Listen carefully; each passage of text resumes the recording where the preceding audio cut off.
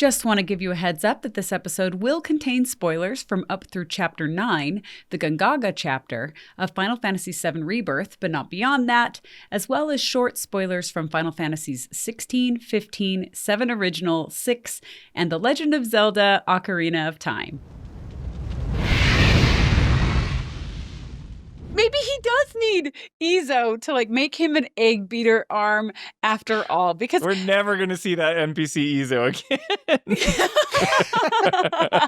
They did not waste all of that character animation and all that just for that one scene. You're concocting the weirdest. No, we've already seen those 3 fashion models, multiple chapters. Yeah, but you're concocting the weirdest, I don't think it's going to be long. Okay, are you done with your point? Because I No, want to I am not. Okay. I am not done with my point. Finish your point because I'm going to tear it down.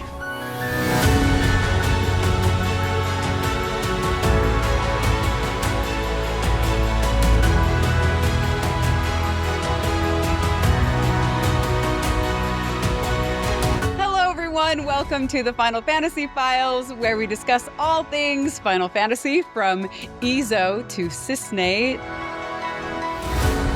to Gongaga mushrooms. My name is Jolie Hales. And I'm Ernest de Leon. And I'm Spencer Price. And for today's discussion, we're continuing to analyze the ever-lengthy Chapter 9. Because remember, Chapter 9 alone took me 25 hours to complete, which again is 16% of my overall gameplay. So it's definitely the longest amount of time for any single chapter, at least thus far. And in our last discussion, we pretty much only got to go through the remaining Corel region side quests. Yeah. We didn't even make it to Gongaga, but we will today. We will arrive. Right away, in fact. The best map in the game. Oh, very good, Ernest. Whatever, Ernest. I sense the sarcasm coming out of Ernest. But he does it with that deadpan stare, so you're not really sure. Yeah, the people who know me know better. They're like, wait a minute. Yeah. Yes, our favorite map. Mm-hmm. But also, we will be incorporating some comments from our YouTube community like we did last time along the way. So if you're listening to this and you want to be a part of future discussions, please just subscribe to our YouTube channel, and then you keep an eye out on our community posts where we'll be asking for Chapter 10 comments in upcoming weeks. So if you want to be a part of it, you can leave a comment when you see that post pop up. And just a reminder for context that Spencer and I beat the game a year ago. And we both beat it on normal mode, but I did all the side quests and Spencer just streamlined the story. And now Spencer is playing it again on hard mode along with us, right? Where he's now doing all of the side quests. How about you, Ernest? Do you remember where you are in the game? I'm still chugging along in 12. I try to get 30 minutes to an hour every morning while everyone's still asleep, because I usually get up at around 5 or 6 a.m. So I come into my office, play an hour, then I actually have to do some work. And then everybody wakes up and kind of... Who works? I need to find some time to just sit down and do nothing but play the game, but unfortunately with 2 small toddlers, that's almost impossible. You need an excuse. You need a newborn like us. Don't injure yourself on purpose, but if you need a break. Yeah, I think I have a fever, and the only solution is more Final Fantasy. Yes. I think that's a very good cure for whatever ails you, for sure. And if anybody knows where that came from, that's the... Wait, what are you talking about? Like that quote you said? Yeah, I've got a fever, and the only cure is more cowbell. It's Christopher Walken. There you go, Christopher Walken. Oh. I got a fever, and the only prescription is more cowbell. I don't remember. Has nothing to do with Final Fantasy. No. But, this shirt does. Ernest, do you get it? Do you get my shirt? I know what it is. Do you see it? I see it, but I can't tell what it is. It's Nobuo Uematsu. Oh, I thought about it for a second, but I was like, why would he be on a t-shirt? But yeah, it because does look... it's awesome. Because he's one of the best composers ever to be created by God. Definitely. And I have quite a few CDs autographed by him. You met him, didn't you? A couple of times, yeah, when he came out here to the Bay Area to do meet and greets after the concerts. I saw him in a concert, but I I, alas, did not meet him, but I am sporting his shirt. I should do, like, Redbubble, you guys should pay me, because every week I wear a new, She buys so many shirts from Redbubble, you guys. You have no idea. They have so many Final Fantasy shirts, Hey, and I'm like, it's I great. just don't even tell Spencer. I just kind of, like, make the purchase, and it shows up. I'm like, I've got a new shirt now. I justify it by wearing these old shirts that my brother gave me that are like 20 years old, and I just wear them because I don't care. And then Jolie just buys I spend new shirts. all the clothing budget on my Final Fantasy t-shirts. So back when I used to travel and go to conventions a lot for tech, they're always giving away t-shirts, whatever. But back in the day, they almost never had my size. So whenever I would go and they would be like, do you want one? I would ask for one in my wife's size. She has so many of these shirts. Yeah. Yep. Half of them are from defunct startups at this point, right? Because it's now 15 years ago. She still wears them. And I'm like, I remember that company. I think my Nobuo Uematsu shirt is way cooler than those tech shirts, just for the record. Oh, for sure. Way All right, cooler. but anyway. Beautiful shirt. Your shirt's cool, Jolie. We all like it. Thanks, guys. Thank you. Comment down below if you like Jolie's shirt. Comment down below. Like, link in the description. Okay, back to Final Fantasy VII Rebirth. Yep. We should also state right up front that while we will be spoiling Final Fantasy VII Rebirth, we'll only be spoiling it up through Chapter 9, up through the end of Chapter 9, just in case there are like PC players or latecomers who have started listening along as they play, or even Switch 2 players who may be following along in 2026. Rebirth has not been announced, but this series has been announced. So yes, it will eventually I come. thought that the rumor was 2025 for remake, 2026 for Rebirth. Is that not right? Maybe. I guess we don't know. We'll find out. We might know by the time this episode comes out, so who knows? Yeah.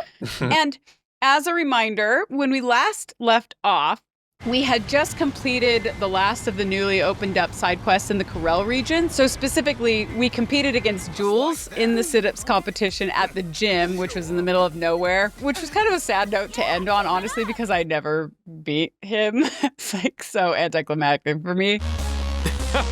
Woo! And we also did the first 2 proto-relic quests where we met Kid G, the ridiculous goblin, and we helped some fashion designers come up with their next outfits by doing nothing to actually help them come up with their next outfits. So We inspired them. no, we did not. Whatever. Yeah, you did. We also helped some children with middle-aged women's voices find a bird who had worried everyone by flying somewhere that birds fly. And we helped Johnny open up his renovated inn and new treasure trove for displaying collectibles that we give him throughout the game if we want to be a completionist and try to platinum this thing. And then once all of those boxes have been checked, we can officially move on to a completely different landscape than what we've been navigating, and we can go to the Gongaga region. And this also means that we can start diving more into main story stuff, which we really didn't get to for the entire last episode because there were just so many side quests to do in Chapter 9 before you proceed. And I love the main story stuff in this chapter. I find it very, very interesting, so I'm really looking forward to this. So, let's get there, shall we? When we go all the way down to the south end of Corel Desert, Cait Sith actually speaks up. Gongaga's just past these shallows. So you see some water, it's just on the other side. To which Aerith says, Gongaga. And the way she says it, do you remember this? It's not just like a matter-of-fact repeat or like a clarification or pronunciation or whatever. Gongaga. Her word carries weight behind it. Gongaga. That makes us feel like she knows something about Gongaga, or that it carries some kind of significance to her. And those of us who have played other games, we know what that significance is. Gongaga was Zack's hometown, which means people we may encounter will probably know him. So just that one word is very interesting because it kind of opens that whole thing up for us. And when the buggy drives across the water to the beach on the outskirts of this like lush jungle, Yuffie runs out of the buggy. She's sick again because she's always sick. And Cait Sith says, Bit overgrown for the poor old buggy. We'll need to carry on foot. Oh, I meant to say, there's a village up this way. Fancy popping in? The reactor's not going anywhere, and I bet we could all do with a wee catnap, eh? Because remember, our objective has switched from following the robed guys to investigating another Shinra reactor, where apparently we hope to catch a glimpse of another weapon whale thing, which I mean, let's just say we get our wish. And then there's this like short yet another easy to miss moment with the characters. It happens as the group is about to proceed into the green jungle, and Aerith notices that something is off about Cloud, who seems to be like stepping slowly, like he's mystified by something. Cloud? You okay? I feel like I've been here before.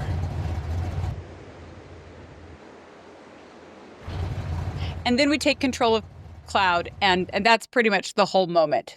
Is the idea that he is remembering being there because some Zack shenanigans or whatever? I mean, I'm not spoiling too much, but that's like, okay, that doesn't make a ton of sense. Right. You're wondering, like, has he been there before, or is he remembering because of being influenced by maybe other people's memories? I'm trying to, I know why he says it, but I'm trying not to. No, but I'm saying I know why he says it too, but that still doesn't make any sense to me because it's not. Anyway, this is a whole question that we can't talk about because of Ernest and stuff, which is okay. Because of Ernest. No, but he hasn't finished. And for the players that hasn't finished. For the players who haven't finished. I keep feeling like this goes back to the whole like multiverse theory and or just like they're plugged into the Matrix, right? So their consciousness is tied into the consciousness of other versions of themselves in the other parallel universes. And so that memory may not be his, but it's his, if that kind of makes sense. Yeah. It would, except that we know the reason that like, oh, yeah. I think that what you're saying, Ernest, is interesting, especially if you haven't actually played any of the other games. So, well, let me just say this. Okay, so I have played original Final Fantasy VII a few times, so I know that game pretty well.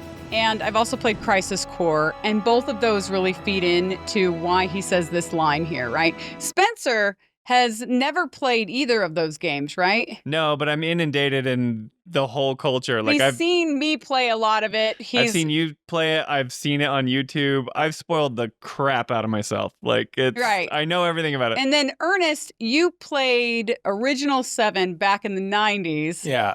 But haven't played it since and have pretty much forgotten everything about that game except that Cloud was in it, right? Yeah, Cloud and the rest of his little merry bunch of characters. But that's it. Like the first couple of chapters of original 7, I remember, right? But beyond that, not too much. Here's my point. I'm not going to spoil anything, but even with the knowledge that I have, that I know what happens, it doesn't really make sense to me why Cloud would feel like he knows this place. Yeah. I get why he does, but it's still strange. The other point about Aerith being like, oh, Gongaga. Gongaga? I know, because like she was in a relationship with Zack, right? Yeah. But has she ever been to Gongaga, or is this just something that she's heard Zack talk about? Because Aerith, as far as I know, she was always experimented on in Midgar, and the whole relationship that happens in the Crisis Core game is solely based in Midgar, right? She's not going off. I mean, she's running around Coast del Sol, or maybe not, or maybe that's Zack. Where is Aerith and Zack's relationship taking place? So Aerith and Zack started dating. Yeah. And this isn't spoiler stuff because we know that they dated. And so I'll just give some of the basics. Right? And then Zack had to go off on a mission. And so he left Midgar to do some stuff, and a whole bunch of stuff went down that we won't talk about. Right, but so Aerith never left. No, she's never left Midgar. This is like the first time. In fact, the first time she'd ever left Midgar was when they stepped outside the veil, or whatever you want to call it. She has that moment in Chapter 2, The Grasslands, where she's like, the planet. Just look at it all. It's so green. Which is funny, because she's this ancient, and she's really getting to see what the planet really is. Right, and she had never actually seen it. Which makes that moment cool. Okay, that makes sense. So she had heard about Gongaga, I think. Gotcha. I think that's the implication, is that Zack had mentioned that he was from Gongaga. And Gotcha, okay. Cool. Yeah. So then once we leave the beach and then we enter the green landscape, the contrast with the desert that we've been traversing for hours is truly palpable. Yes. I mean, instead of like these wide open sands and like barren cliffs with like the occasional old rusted crane or structure or something like that, we're immediately immersed in green foliage, blue streams. I thought the streams are really cool, especially. There's like rivers, there's like jagged mossy cliffs and caves. And one of the most notable elements of the Gongaga region, to me, was the environment's musical soundtrack.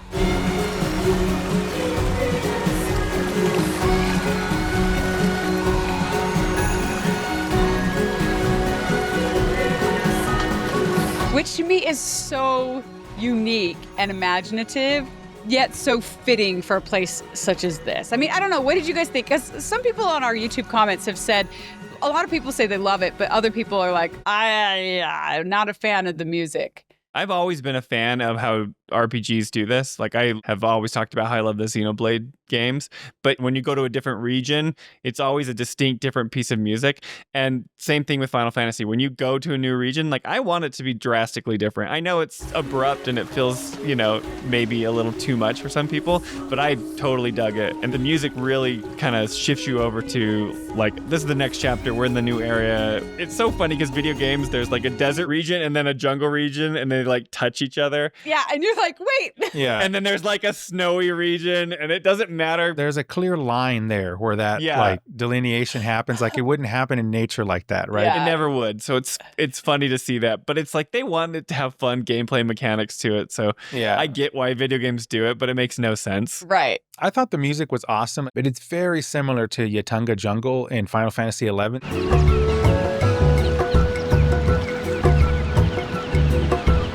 So you get the same vibe, the same type of music, and then the same frustration with like these multi-level maps that you don't know. So that's annoying. But the music was great. I mean, short of bringing a little bit of Guns N' Roses and Welcome to the Jungle as you went in there, then No, bad. the rest of it was great. No, Ernest, no. Final Fantasy. Fantasy, Ernest. My life is clearly a soundtrack, right? Like, this is how I'm Yeah, looking at that's how this true. works. Just because the title is Welcome to the Jungle doesn't mean that the music would fit with the Final Fantasy But theme. it has the word jungle in Yeah, the it has title. the word jungle. And actually, at a certain point, when you get frustrated enough with that jungle, that's when they should play it, because yeah, you're like, that would work. I'm tired of running in circles in this place. I'm lost. Yes.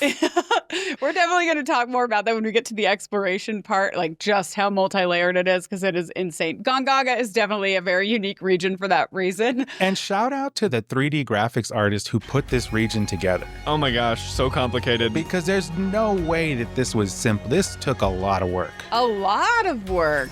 I gotta hand it to him. I think it looks beautiful. But this music soundtrack, I think it goes really well with this area. So the track itself is called Jungles of Gongaga, appropriately named. A little on the nose, but okay. But it feels very cheerful. It feels very like exploratory. And it also feels kind of tribal. Like it has chants. It's a driving beat. Yeah. I was going to attempt to sing it, but I didn't want to be insensitive and botch it. You don't want to culturally appropriate the people of the jungles of Gongaga. The Gongaga region. Right. So I will refrain from doing so. You'll hear from their attorney. But these chants are really cool. Like they sound like they could be like children who are native to the land. And there's like staccato singing from this small chorus that also feels very native to the land. Yeah. And there's also really unique instrumentation and melodies that I feel like belong to like a land of their own, if that makes sense. I don't know. I don't know how to really describe it. I think we all just kind of hear it, feel it, jive with it. I'm a fan of the track. I just think it's really unique and really fitting. So I do want to give props to its composer, Mitsudo Suzuki. Very good music name, by the way. Very good. Yeah, props to Mitsudo Suzuki for the creative masterpiece here. And if I'm being honest, it's probably a good thing that the region music here is so good, because we hear this music on a loop more than any other region's music. And so, I mean, there haven't really been any bad tracks. There was that one like 80s Lord of the Dance track from Climbing Mount Corel that was a little bit like out of place, but still a good track.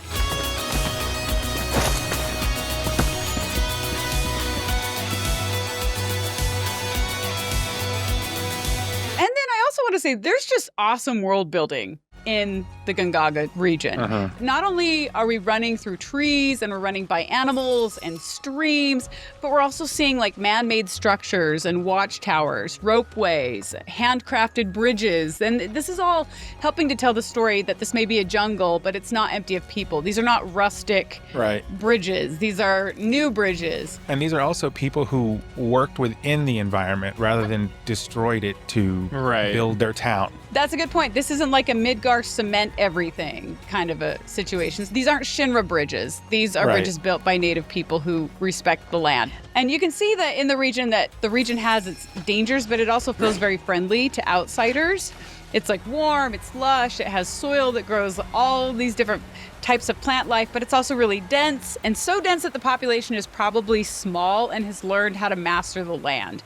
And you can explore like the small, did you guys explore the little beachside port?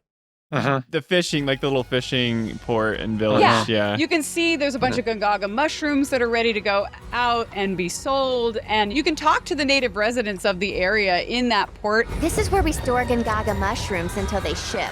Take a whiff. Don't they smell amazing? And they also, you can see that they're not threatened by seeing outsiders. So it makes this jungle feel welcoming and interesting. I don't know. You can gather all of that just by a few minutes of walking around in Gongaga region, which I think is really good world building. Got nothing but the best here. Before you cross the river, they call it the shallows, I guess. The shallows, yeah. But if you turn right, there's like this big hangar thing. You think there's going to be like a ton of... There's nothing there, right? Yeah, there's nothing there. Okay. I just like, we're going to come back here for a quest. That's like at the edge of Corel Desert going into Gongaga. But the port is cute. This quaint little docks and fishing village with mushrooms everywhere drying. It's really cool. The world building that they set up just through the visual storytelling is awesome.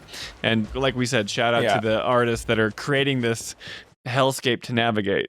Yeah. This hellscape. There's both aspects there, right? You can see like what I think was the structures that Shinra was originally using for either staging stuff while that reactor was... Oh, yeah. And then there's the people living there and their things. Right, that's totally true. And you come across those as you're exploring. Yeah. Yeah, and then right when we enter Gongaga, we can also start working on Chadley's intel for the region, although much of it won't be accessible until later in the chapter, so we'll save most of that for later.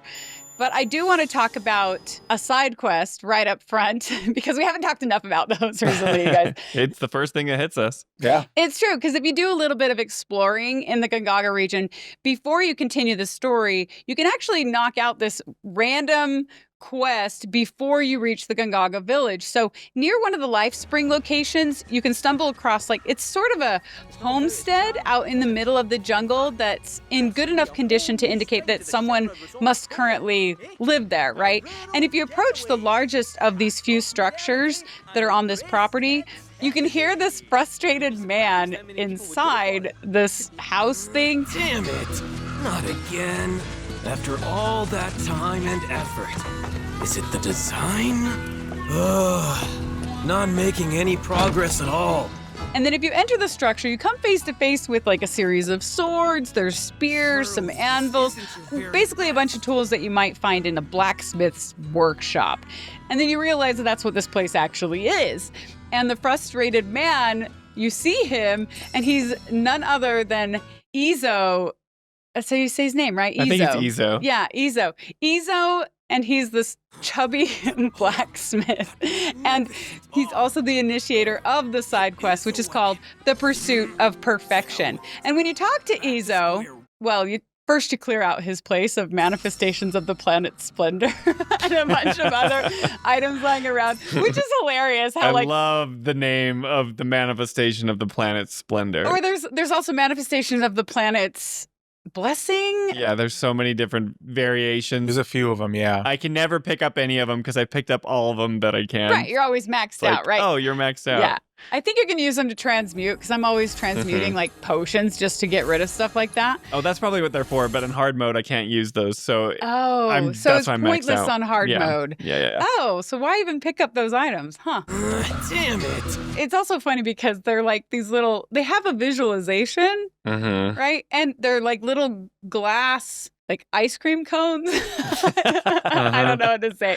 Next time we go get something from the ice cream store, we'll just call it the manifestation of the planet Splendor. Yeah. So delicious. Apparently these manifestations are all over Izo's blacksmith shop for some reason. But then also, I never cease to laugh. And it's probably old news to every other gamer, but I find it so funny how you can just go into people's homes and just rob them of their belongings in every game. Oh, yeah. As a matter of fact, it's a trope in this series, right? If you go back to even the old ones on 16-bit, you would go into strangers' houses and like find potions inside of little chests at the feet of their bed and stuff. So you were robbing people. Yeah, but they don't care. But they don't care. Yeah, they don't care. They weren't home. No, but so, they'll be walking around and you'll take it right under their nose and they're just like, go for it. Well, later on in this episode, Cissnei lets us into her home and there's a chest that you could take and you're just and we like, steal her weapon. yeah, this is ours now. They don't seem to mind. Yeah, it's hilarious. So anyway, all that makes me laugh because you walk into the blacksmith shop and you rob him of all of his stuff just like you do in every other place. Yep. And then when you go kind of down these little steps and you talk to Izo, he seems more annoyed than surprised to see this group of people just like standing in the middle of his smithery. Huh? Who are you? Whatever, I don't have time to... Despite him like living isolated in the middle of a jungle. He's like, oh. Instead of like, there's people here. I should probably find out why. Jolie, he's in the pursuit of perfection. He has no time for this merry band of adventurers, okay? Matter of fact, he probably picked that location to get away from the other people. That's true. Well, he talks about that, actually. I'm originally from Junon, but I could hardly breathe there. So I decided to leave it all behind. I wandered in search of somewhere I could build my weapons in peace. And eventually, I wound up here. He sees us, and then he's like immediately distracted by the sight of Barret's gun arm. That arm! That magnificent arm! It is a weapon, but how does it work? A universal adapter, allowing you to switch out weapons at will. And then it's kind of funny because Izo notices scratches on Barret's gun arm. But look at all these scratches. Wait, have you been going around punching things with your attachments? You should not be doing this. But Barret's response is great because he says, occasionally. So good. Doing so ought to have given you multiple bone fractures.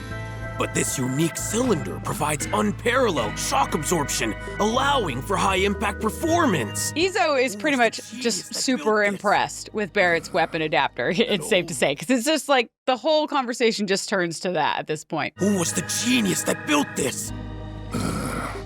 An old friend, I guess. Don't know where he's at now, though. Wait, was it not Dr. Sheeran? No, it wasn't Dr. Sheeran who made the adapter. Okay, I thought he gave him the gun arm. I was thinking that. Okay. I think he helped a lot with that, but he didn't actually craft. Yeah, because I wondered about that too, the way that Rebirth was telling the story. He probably just saved him from like bleeding out when his arm was he got, taken off. Okay. Yeah. He probably amputated his arm. Yeah, and then he probably went and got the attachment somewhere else. He's not like the secret Smith, like weaponsmith in the back of his. He's a doctor by day, Smith by night. The type of like precision machinery needed to make that thing, that's not really a doctor's area. Yeah. Okay. I was a little confused, but that makes more sense. I don't know. I like Dr. Sheeran a lot. He should have all the skills. Well, one of these days I'll win you over. So Barret says it was an old friend, and that's pretty much all he says here. But this is kind of interesting because here in the game, we don't know much about this like gun arm creator guy, but he does appear in extended lore materials, quite a bit actually. Oh, really? Okay, so we know who this person is. Yeah, people who are following like in depth, reading all of the lore stories and everything, they know who this person is. And I think he might even be mentioned in other games briefly. But I bring this up because I wonder if he's going to show up in the third installment of the game somehow, or at least maybe be mentioned more. So you know who it is. I can tell you his name. His name is Old Man Sakaki, and he apparently appears in the novel On the Way to a Smile, which tells the story of what happens to Cloud and these characters between the end of Final Fantasy VII and the beginning of Advent Children, which we don't speak of that movie here. I know. I wish they decanonize it. We don't say that name. Ernest likes Advent Children, so I feel bad that a lot of our audience likes Advent Children. A lot of our audience likes it, and that's okay. You're allowed to like it. You're allowed to be wrong. Yeah, I was like, if you come at this from like, are we going to win an award perspective? Like, no, right? But like for just a little bit more content in the universe, like we appreciate it. No, they No, so here's the problem. They ruined all the characters. Yeah, that's the thing.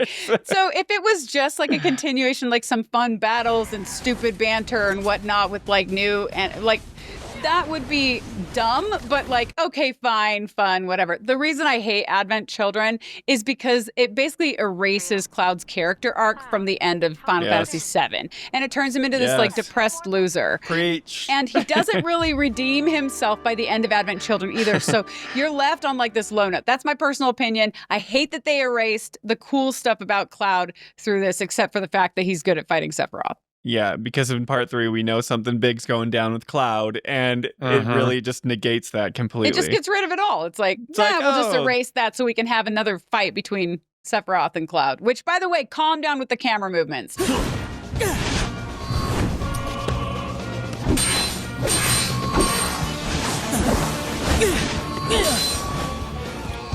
The cinematography in the new remake trilogy is so much better than Advent Children. So much better. They know when to slow it down. They know when to speed it up. They're amazing, actually, in the trilogy, at least thus far. It's almost like they got a film director to plan it all out. Maybe. I think the cinematics director definitely has those kind of skill sets and probably has filmmaking in their background, is my guess. Yeah. But yeah, anyway. Advent Children. So going back to this adapter. Just kidding. It's great. It's not great. Don't say that. Your nose is going to grow. Whatever. Everything is awesome. That song is good. Okay. Barret's gun arm adapter, you guys. So this guy is Old Man Sakaki. So apparently after Barret lost his arm, Sakaki originally designed several different types of prosthetics for Barret. So apparently some of those are like a big hammer, a shovel, even a big hook, which I think... Is that the thing he's wearing when he's... I think that's the thing he's wearing with his... it might be paying homage to the big hook. With his Stay Puft. Yeah, when he's wearing the Navy uniform in Junon, right? Makes me wonder. I just thought he found some anchor somewhere, like some hook. He just stuck it on his arm. In the shipyard, and then he wrapped it with and he just like ties mummy it up. wrap. It's great, yeah.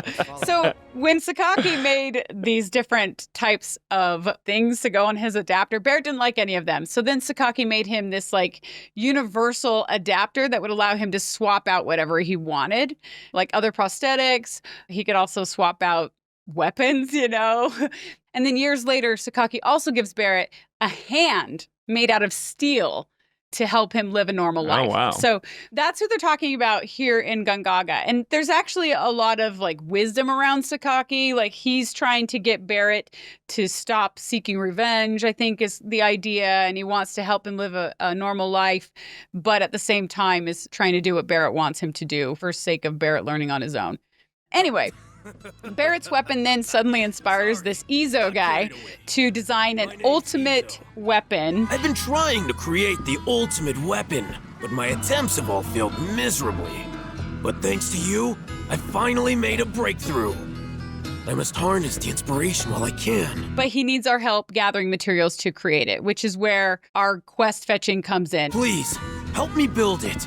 Gather the materials I need. Which is also interesting, the ultimate weapon. That always feels like, usually ultimate weapons are saved for the end of a game, and they're like major. Yes, I had this exact same thought. You know, so when I heard that we were going to be working on Barret's ultimate weapon when I first played this game, I thought, oh, this must be the start of something that we end up getting in like chapter 13. You know what I mean? It's this giant quest that expands over multiple chapters, and then you get this amazing weapon. Yep. But it's kind of just another weapon. Side quest that's just here. It's like another purple box. Right. It's not as ultimate as you might think by the name and what we're used to in the Final Fantasy series, but whatever. So Ezo gives us this key to this storage shed where we can go and then we can find a map of where to go to get these materials. And that's what we do, basically. Only the map is less of a map and more of a series of 5 pictures with arrows on them that tell you where to go. This might be dumb, but I kind of like these. Do you like these? I'm a fan of this quest structure. Okay, what do you like about it? It just does not feel video gamey. They're trying to take you out of like the HUD, because on most video games you just pull up the mini map and they'll put a marker right here and they'll be like literally like dotted lines along the way to like take you there. It's like a path. Some games even auto path there. The reason I like the way this is structured is the mechanics actually help you feel like you're exploring the environment. So you have to like look at the detail. It's like the side of the shed and this tree and this rock formation.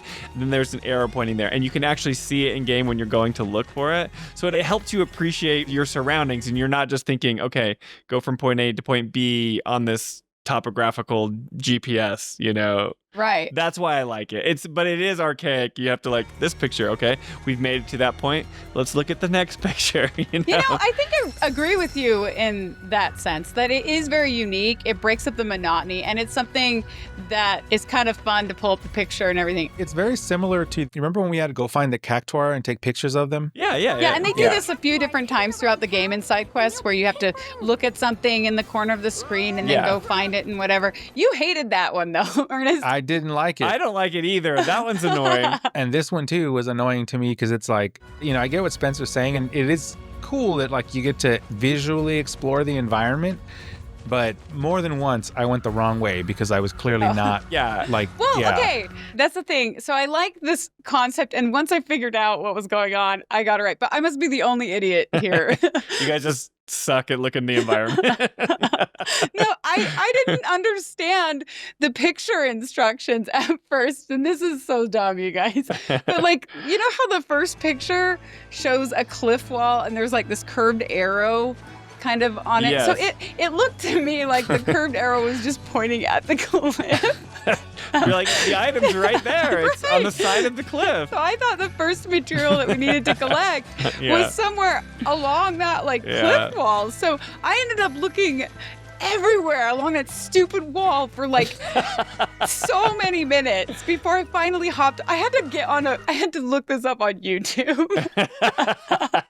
so Man. It didn't work for you. Because I was like, there's nothing here. There's nothing on this cliff wall. This instruction is stupid. They should have just given you a marker on the minimap. Yeah, I know. See, that's for the idiots like me. I was like, the arrow's pointing right at the wall. That is hilarious. Anyway, I finally realized it meant go around the wall. Yeah, and then pull up the next one. Yeah. So they're trying to un-video gamify, that is not a word, but they're trying to take the video gaminess out of these quests because we have a checklist of quests, and a lot of times these open worlds just say go here, go here, go here. Right. You have markers on a map. This is like a quest where you're and it is a fetch quest. Yeah, it is, but in practice, technically. But this has always been an issue when you have these beautiful worlds that are designed and created, and you don't care because you just know you can run here. Sometimes you can fast travel and just avoid it entirely.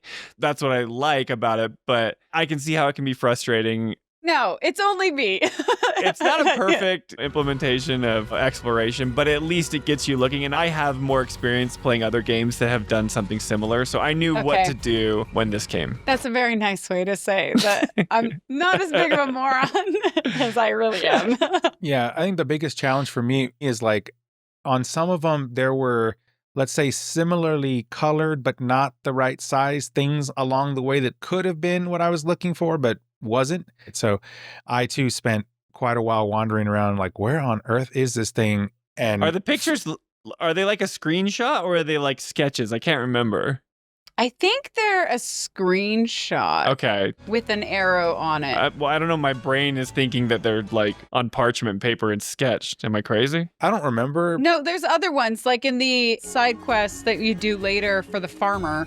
Those are sketches. Okay, I'm getting them mixed up. Yeah. This one was screenshot, but I feel like they were like either down-resed or simplified or something was like, it wasn't obvious, at least to me, where these things were.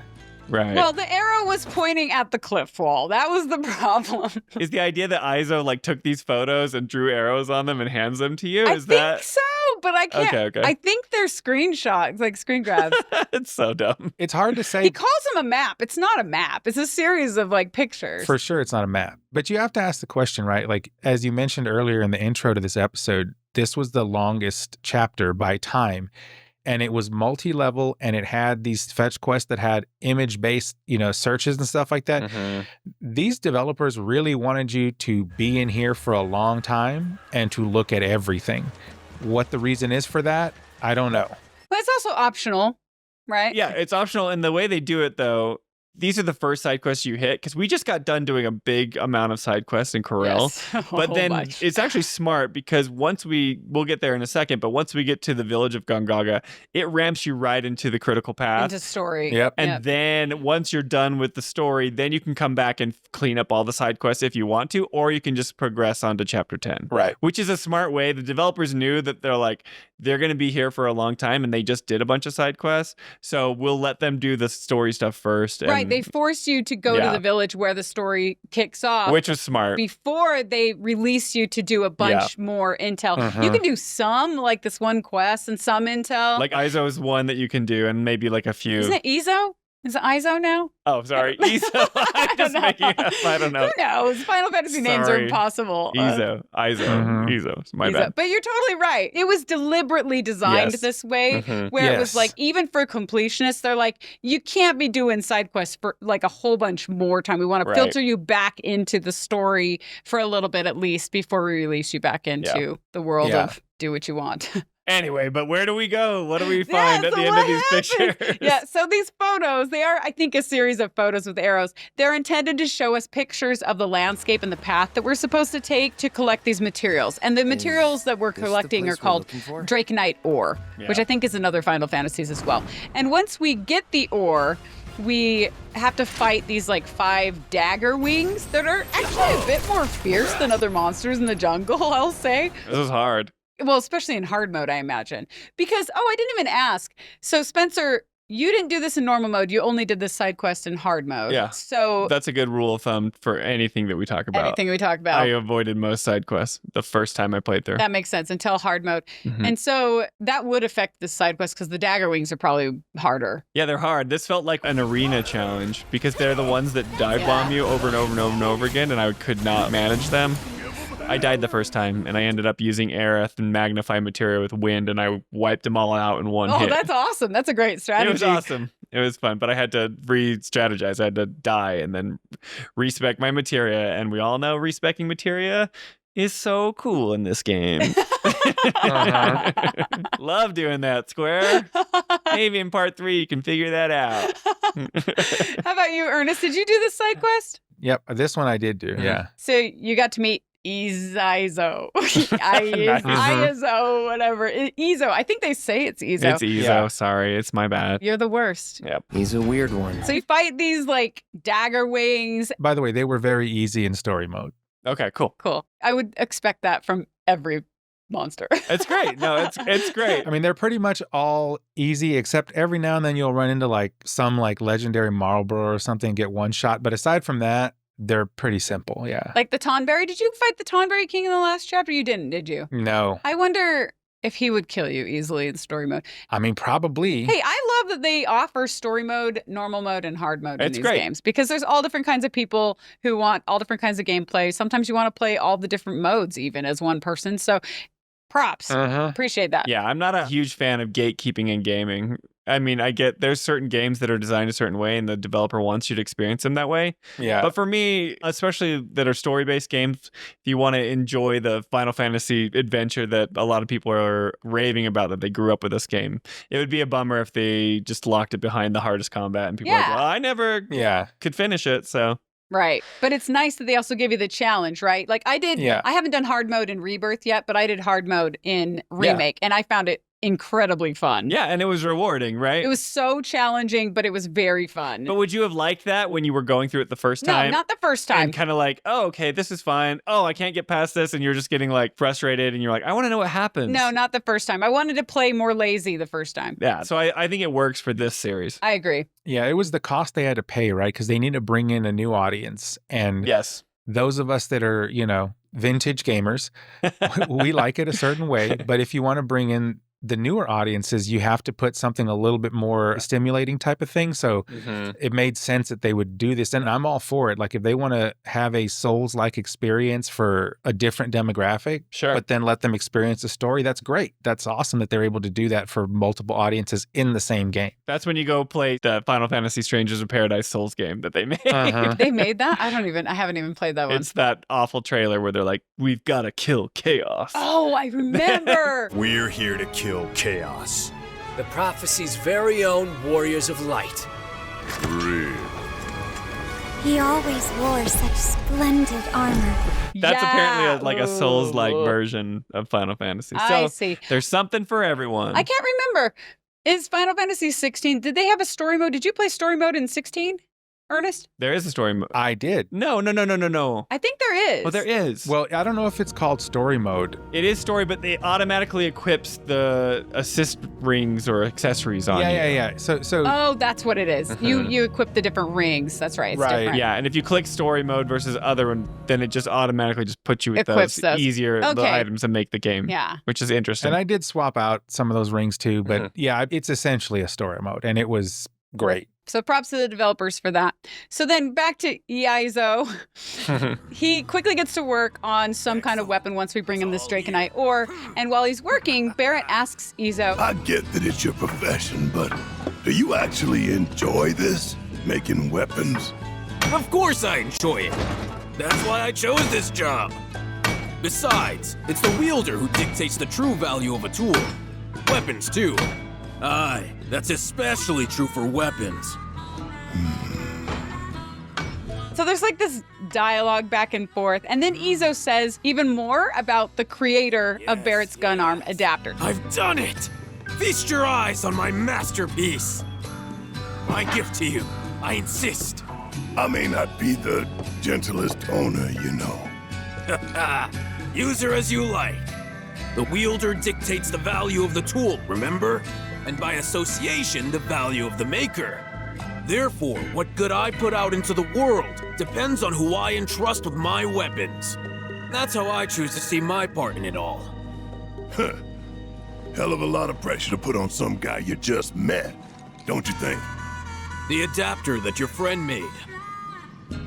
It's a gift in more ways than you know. So this is why I think that either they're just paying homage or they're going to bring him into the third installment or they're going to talk about him more because he's clearly somebody who's had a lot of influence on Barret and they want us to know that through this side quest. But it is a side quest. So right, and maybe it's like throwing a bone to those people that read the book. Maybe it is. It could be that. And they know more about him and they're like, that's cool. Like they're referencing this person and maybe we won't see him. But I get what you're saying, yeah. Right. I even saw, it was funny because I had forgotten about this gun arm creator or adapter creator guy. And somebody on YouTube left a comment on one of our videos and his name was Old Man Sakaki. And I was like, I actually remember who that is now, you know? Yeah. Sorry, I'm just laughing at you calling him the adapter, gun arm, adapter guy.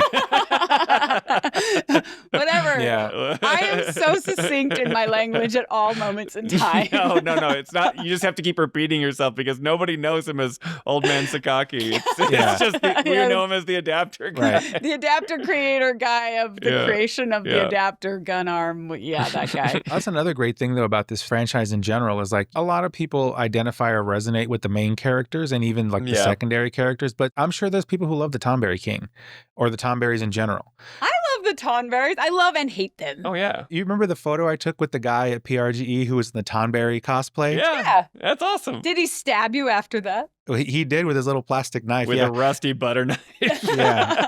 It was great. When I saw him, I was like, oh, look, somebody who actually loves the Tonberry. I got to get a photo with this guy. But you're totally right, Ernest. Like, it's giving those people that are like the lore nerds that want to get really into it, you know, something to bite on. I used to be like that a lot with Magic the Gathering, like a kind of a lore nerd. They're called Vorthos in that thing. But yes, I'm glad that they have these little things that kind of give to all those people who love these little things throughout the franchise. Absolutely. Yeah, it's awesome. And so Izo talks about the gun arm creator, adapter creator.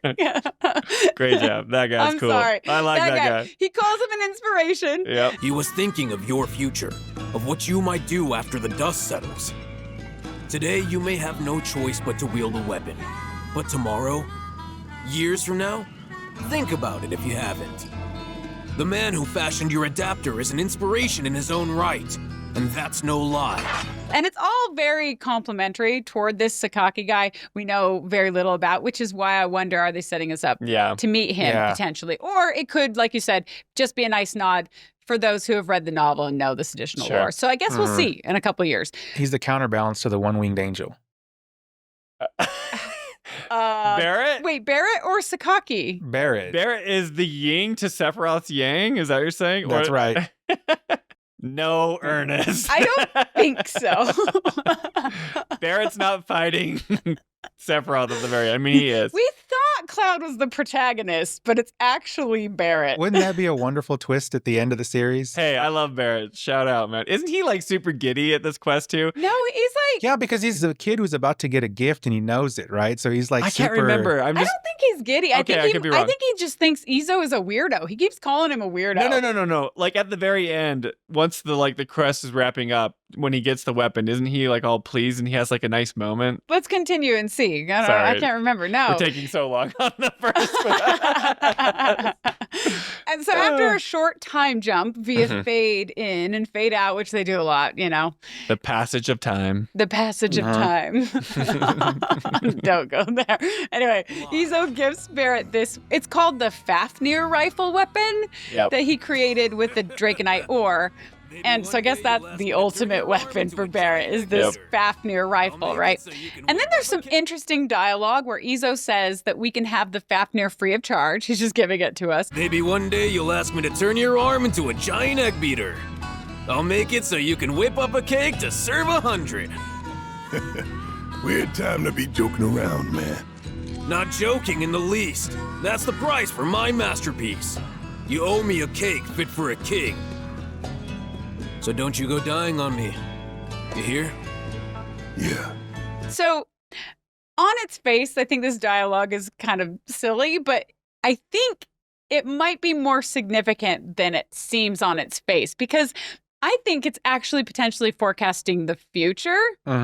I agree with that. Which sounds kind of funny, but hear me out. So whether or not that future will actually involve literally Barret actually baking a giant cake using an egg beater arm or not, I don't know. But I do think it's pointing to a future time where Barret won't feel the need to fight anymore and that he'll want to settle down in peace somewhere with Marlene. Cool. And maybe he actually will pay Izo another visit for a prosthetic that isn't a weapon. This is my prediction. And by Izo telling him not to die. So don't you go dying on me. You hear? Yeah. It's like a reminder to Barret of how much worth he has, and maybe I'm diving too deep into this, but this is what it felt like to me. You think we're actually going to see this? No, but there actually is a line. Well, they're implying that his life could have something more other than fighting. Yeah. Okay. Yeah. That there's going to be a time when the dust settles. Eventually. In the future, when they win the fight. Right. But and decanonize Advent children. But I just want to set your expectation. You're not seeing any of that, Joe. You're not going to see Barret baking cakes. So I have an entire rant to go on about this exact topic in a little bit, and you're going to hear about it in this episode. I won't bring it up now, but absolutely, we better dang see something like this, or You're not going to see Barret baking a cake. He's going to bake a cake. Dang it. He's not. Even if that's what is implied, that's never going to happen at the end of these stories. You never know. You never know. No. You always want the Final Fantasy games to be like this ending where everyone's happy. They never do it. It's but like they put him in a sailor suit. They could put him in a chef's hat. Yeah, that would be great. Yeah. I agree. If that would be great. There's a line. I want to say it's in this chapter. I can't remember. It's somebody saying like, "Oh, it would be nice to come back and live here when it's all said and done," or something like that. Yeah, we get to that. It's actually Barret who says that. If you talk to him in the Gongaga village, that's when I'm going to bring up this thing. I have it in my outline. I'm going to talk about it then. So he already knows that at some point this will all end, and he's thinking about what am I going to do next? Yeah, exactly. So my argument is, if you look past the eccentricity of this chubby jungle hermit with like this, oh, by the way, unique voice acting choice, I think, unique casting, but whatever, I won't go there. It just feels to me like the subtext of the dialogue is alluding to this. And that's my thought and kind of my hope, to be honest with you. But I'm saying that's all we're getting. That's okay. Okay, we'll talk about it later. You very well could be right. Like if they follow the pattern of other Final Fantasies, you're right. But if they do it correctly, you're wrong. And they're going to give me what I want. 5 years after the events of Sephiroth. No. Barret and Marlene are hanging out. Everything's great. They already guaranteed a perfect ending in a third installment. Well, they guaranteed a perfect game, right? You're right. The egg beater's coming. We're going to get it. There it is. He's going to be wearing a chef's hat, you guys. I cannot wait to see that egg beater on Barret's attachment arm.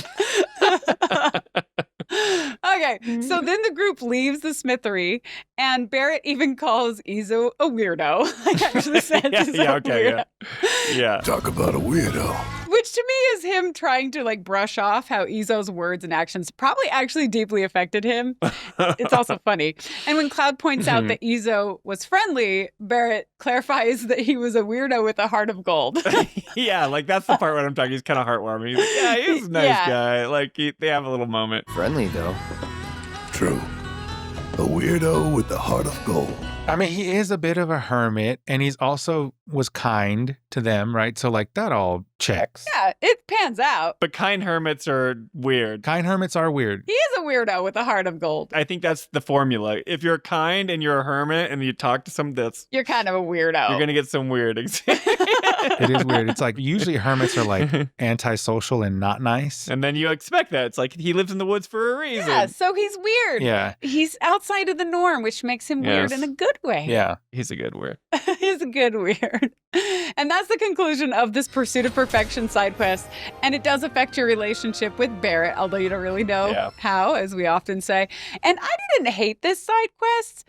I'll also say that Izo lives in the most beautiful place ever. I know. I would live there. He's next to this like beautiful river and like green tree. I would much rather live where Izo lives than like in Midgar or in Junon. It's not like he's from Gongaga, like down the street. Right. Gongaga is really beautiful too, but like Izo's from somewhere else. Yeah, but his homestead rocks. I definitely got the vibe from him that like he found this beautiful area that was away from everybody else, but still close enough that if he needed to, you know, get into town or whatever he could, and he just settled down there and stayed. Yeah, the only thing that would be hard is like he's a blacksmith who makes weapons. Who's he making weapons for? Don't think about it too much. Stop. Don't think about it. Yeah. It's not real. Don't start, because then we're going to have to start talking about Star Wars and the Canto Bite scene with Benicio del Toro. So let's not do that. I don't think I'm going to start talking about that. We'll move away from that one. Do you realize you bring that reference up in every episode that we record? You know, because to me, it's like that was the most earth-shattering moment in that entire franchise, and nobody like recognizes it. Oh man. If you want Spencer to start cursing, talk about that movie. I'm not going to talk about The Last Jedi. But anyway, back to Final Fantasy VII Rebirth. So now it's time to finally dive into some main story stuff. So remember, since our party pretty much had run out of robe guys to follow, to push the plot forward, Cait Sith had suggested that they go check out this Gongaga reactor and see if we could see any of these like weapon whales there. It might interest you to know that just a wee drive from here, there's another rundown reactor. Like the party had back in Corel, at the Corel reactor. Right, because the planet's reacting to the, you know, the weapons are revealing themselves. So. Exactly. So like maybe we'll see another one. Why not go? Right. So our objective totally changes for the first time in chapter 9. Right? Because they're no longer following those rogue guys. But before they go to the reactor, they plan to find Gongaga Village and rest up. There's a village up this way. Fancy popping in? The reactor's not going anywhere. And then as we're running through the jungle, we start seeing more man-made structures. Like there's this cool suspension bridge. There's like hanging lanterns, which tells us that we're probably getting close to an established village, which is again, good world building. And we come upon this village entrance. And as we do, Tifa sees like a whole bunch of Gongaga mushrooms that she's really excited about. Are these? They are! Gongaga mushrooms! They may be hard to come by in Midgar, but here you can't move for the blasted things. Which makes the fortune from earlier make sense. Remember this? Yeah. How they decide to go to Gongaga after hearing a fortune about how mushrooms is our favorite food. Right. Yeah. Here's the tie. Your lucky food is mushrooms. Mushrooms, eh? Mushrooms. Wait! Barret, you mentioned something earlier about the Corel reactor, did you not? I don't know that a lot of people will make that connection back to that because it's been a while if you've done the other quests. If you do all the side quests and stuff. But I think, I realized it once we went there because I'd never played the original before. And I'm like, oh, they're obsessed with mushrooms here. And I do love mushrooms. So I was like, this is interesting. So let's go check this out. You wanted to go to this place, Ernest. You like that place, Ernest. Get yourself some Gongaga mushrooms. I like mushrooms. What about Mananga mushrooms? The better kind of The better kind. Yeah, exactly. I don't like mushrooms. Anyway, Delicious. So then before we proceed into the actual village entrance, we actually hear footsteps, and suddenly we find ourselves surrounded by people with rods that are pointed at us, and a redheaded woman cautiously asks us, "Passing through?" And then something interesting happens. The woman sees Cloud, and she's immediately taken aback. What? And when Cloud grabs his sword, so you can, he's grabbing his sword, ready to fight, and he notices this woman's reaction, he asks, What? Nothing. For a second, I thought you were someone else. There are a lot of things I want to say about this moment, but I can't say all of them because it will give away part of what I think is coming in the third installment. Not to mention, Ernest doesn't remember anything that happens in the original game.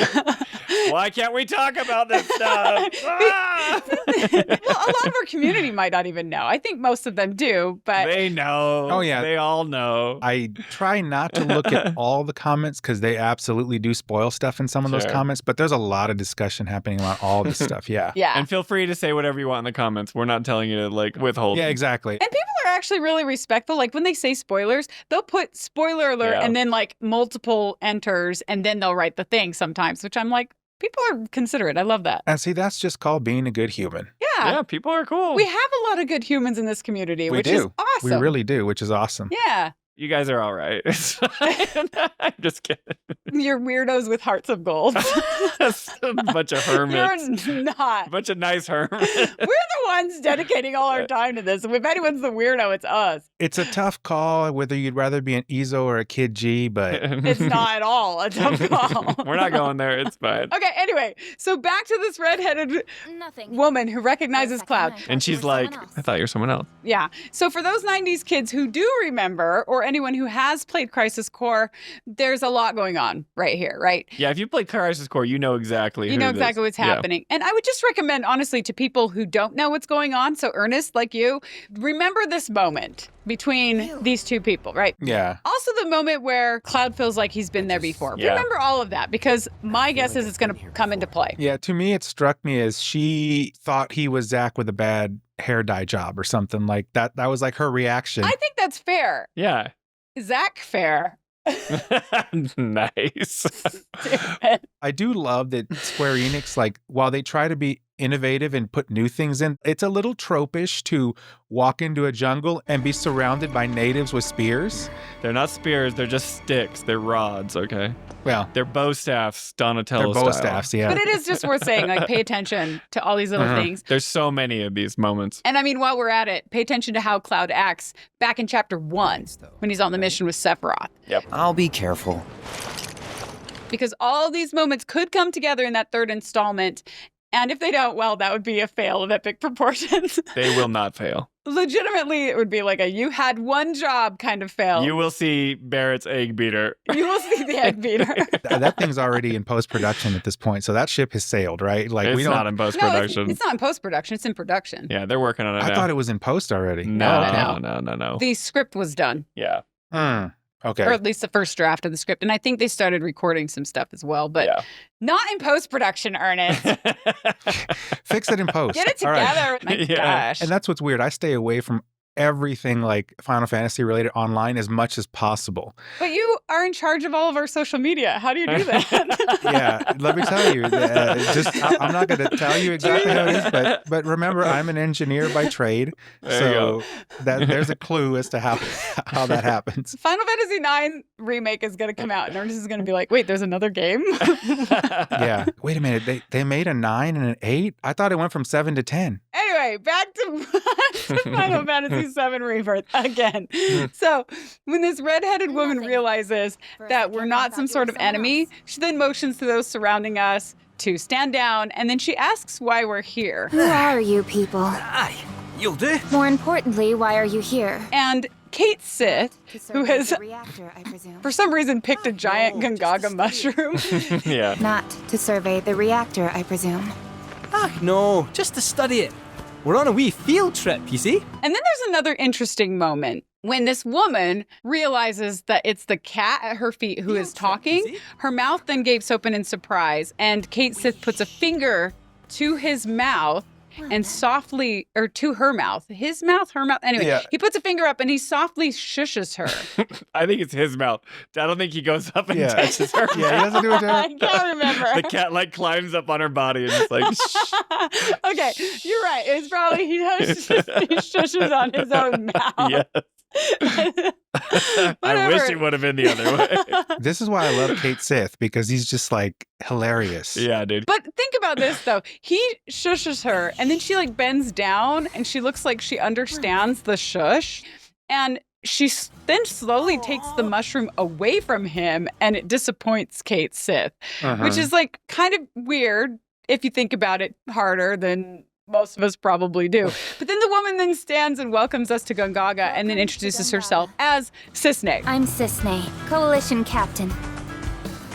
And sorry, didn't mean to startle you before. Just doing our jobs. So we know this is Cissnei, captain of the Gongaga Youth Coalition. Right. Now, I do want to go back to this moment really quick because this moment was like her being surprised at seeing Cait Sith talk and then like taking the mushroom and him like shushing her. There's something going on there that Cloud is not privy to. It seems to be implying understandings between these characters in the game. And again, without giving any spoilers away, I can tell you that the Cissnei character doesn't appear in Final Fantasy VII, but she does appear in Crisis Core. I'm Cissnei. So Crisis Core players will know who she is, right? We even hear Crisis Core music playing in the background when we meet her. I'm Cissnei, Coalition Captain. And sorry, didn't mean to startle you before.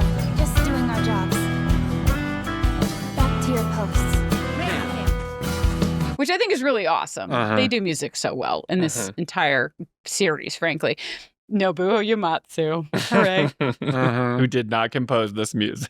who did not compose this music. But, well, actually he did. He did the original. They just... I'm teasing. I'm talking about the new stuff. Yeah, but the new stuff was original. They're even in the same key. I'm sorry. That was wrong to go against Nobuo. My goodness, how are we going to make it through this episode, let alone this marriage? I will stop. I will stop. Wow. I'm just kidding. Remember, I have to threaten divorce in every episode. That's just customary. You can go be with Harrison. It's fine. Yeah, me and Harrison Ford, because Harrison Ford would totally take me. He probably would. No, he would Is not. He married? I don't know. I assume. I'd take you if I was Harrison Ford. Yeah, but you're my husband now. I was like, that's so nice. Yes, I am the sweetest husband. I do have the sweetest husband. You guys, Spencer is authentically like one of the nicest people I know. The other day, he came into the house and he's like, thank you so much for allowing me to have the time I needed to pull weeds. Hey. He was 100% thanking me for like just watching the kids so that he could go pull weeds in the yard. And like, I was like, this is my kind-hearted husband. Well, I'm like, you're welcome. Thank you. Sometimes you just need to go outside and pulling weeds just happen to be the thing they need to get done. Oh. You'll learn this if you guys don't have kids already. When you have a lot of little kids. When you have little kids and you get a break from them to go do the things that you need to get done, it is a wonderful thing. I love it though, because we're always talking about how kids are such a blessing, but people who don't have kids are probably like, wait a minute, you're excited about pulling weeds when you have children because you don't have any time. It's very rewarding, trust me. Yeah. It's worth it. It actually is awesome. You now have 3, right? I have 2 small ones. And the minute you walk outside the door, it's like you immediately notice the silence. Oh, yeah. Because, or at least in our home, it is never quiet unless people are asleep. And then if you're at the grocery store or something and then you hear a kid cry and you think it's your kid, I never paid attention to that until I was a parent. I'm like, oh. Yeah. Exactly. But this is not a podcast about parenting or about gardening or pulling weeds. We're talking about Final Fantasy Chapter 9. That's right. The Gongaga region, and we're going to stop talking about all this stuff. So, okay, Cissnei. So we learn more about her later on in this very chapter if you do the side quest. So we'll talk about her more there. But this brief moment with Cait Sith is more mysterious to me than her moment with Cloud just before. Because the Cloud moment is explained in Crisis Core, but the Cait Sith moment isn't really explained. It's kind of alluded to, hinted at, but not fully explained. Because I will tell you that Cissnei and Cait Sith have never met before in any game that I'm aware of, right? And on the face of that moment, it may seem like Cissnei is simply reacting to seeing a talking cat, but I think it's actually more than that. I think she realizes that Cait Sith is Shinra's talking cat from the Gold Saucer, or that she may even know more about him. Do you think she knows who Cait Sith is? You mean he's not just Cait Sith? Well, I'm just saying, like, I think she might. Yeah. Okay. It's like some Shinra shenanigans are going on. Yeah, there's Shinra shenanigans going on for sure. But like, she even takes the mushroom away. Like, is that a sign of distrust, or is that more of like a tease? Like, she approves of him. Anyway. Yeah, I don't know. Little moments, but remember, because this isn't just like a live action movie where actors get to make decisions. It's not an impromptu. Yeah, every single movement, every single word was deliberately put in there. Every frame is choreographed. Right. So she takes the mushroom. Why does she take the mushroom? Oh, I don't know why she takes the mushroom. To me, it was one of those tongue-in-cheek things where, like, he took it and this was her way of saying, like, this does not belong to you. Well, yeah, that's right? the obvious on the face part. But is there more to it is what I'm asking. But yeah. Oh, maybe, yeah. Who knows? And maybe there isn't. Maybe it is just that. And I'm just being a psycho. Okay, whatever. Yeah, we don't need your kind coming in here and stealing our things type of thing. Like we did at Izo's house. Uh-huh. But it is also, I do want to mention here, since, I mean, those who follow us know that I'm a filmmaker who is constantly mindful of acting performances, whether I want to be or not. And the Cissnei voice actor is actually one of my favorites out of the mainline female characters in this game. I think she does a pretty good job. Based on the fact that she feels really natural throughout. Like, she's authentically in the scenes. Didn't mean to startle you before. Speaking like a real person would speak, as opposed to thinking about how she should fluctuate her voice to make it sound in a certain way, which is nails on a chalkboard for me. And honestly, the quickest way to inauthentic voice acting. But the only time that the actress felt forced to me was when she was supposed to sound awkward or flustered with surprise. Yeah, of course. Why? That just tells me that this actress is either not used to feeling that way in real life, or it's just hard to make herself feel that way in a studio, because I was pretty happy with like the rest of her performance. She's really, really good, consistent, natural, authentic throughout, except when she's awkward. What is important is the soup. But she's only awkward like 1 or 2 times throughout the whole game. So it just kind of stands out to me. I'm like, oh. Maybe she's awkward. Well, the character is one that's a leader, right? So they're supposed to be projecting confidence and... But acting isn't about projecting. Acting is about being. Well, no. I'm saying the character itself. Like, because they're a leader, they're supposed to be projecting confidence. So maybe her interpretation of the awkwardness was like a break of the character. Because usually a character like that won't have that kind of reaction. But it doesn't feel like she's authentically being awkward. It feels like she's awkwardly trying to be awkward. Does that make sense? Yeah. It's a small thing. If you're not like a voice acting coach or something, like kind of like I am as a director, like you're probably not going to notice these things. This is just my expert take, if you will, on the Cissnei voice actor. But her name is Kaylee Mills, and it's spelled, I think it's Kaylee, Kayli. She's rocking some pretty colorful hairstyles on her IMDb page. Not that I want to talk, I have some of that myself. But similar to a lot of other supporting character actors in this game, her resume is pretty much filled with video games, animated TV series that originated in Japan and then were dubbed in English, which I gotta say, like, it takes an additional set of skills to be able to do that than to just record in English first and to make it sound authentic. Like, anybody can read lines and try to do them within a time frame. I mean, not anybody, but like that's a challenge on its own. But to do that authentically, that's got to be way harder. And not just because they have to speak sentences and like phrases within a certain amount of time in order to match the footage previously recorded for someone else or by someone else. Doing that is a challenge, but it's a particular challenge to remain authentic while doing that. Because remember, good actors are authentically putting themselves emotionally into a scene and then speaking naturally from the heart, if that makes sense. Like, if you can, does that make sense? Can you differentiate between that, the way I describe it? It's Heath Ledger's Joker. You say that in every episode. To me, that and Val Kilmer's Doc Holliday are like the pinnacle. You say that too. Yeah. Ernest! There it is. I'm married to you, so I get it. Like, I didn't get it before, and maybe there's people out there that are like, Tifa's great. There's nothing wrong with her. And I didn't have like a huge problem with her. And then I listened to the kind of your critiques, and I'm like, oh yeah, it does kind of seem like she's breathy, kind of sing-songy, like she's trying to have a certain timbre rather than just talking and being in the moment.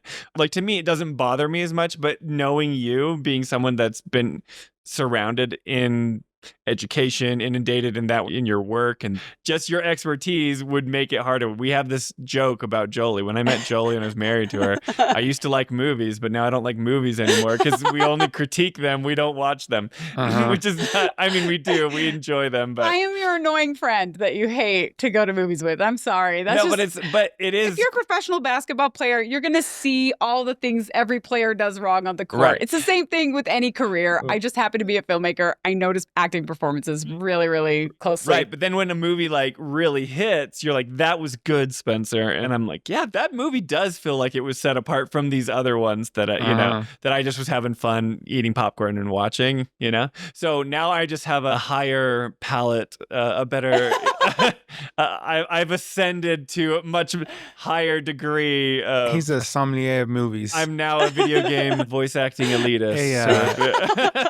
A connoisseur of the craft. She's really not that. I mean, you're not like this elitist, but you can call balls and strikes when you see them at voice acting. Not in voice acting, I feel like I can. Right, but I think a lot of people don't realize it, and no matter how many times we talk about it, they'll just be like, "You're wrong." They're just gonna be like, "You're wrong." Tifa's I like great. the voice. She's like, good. They're awesome. You don't know.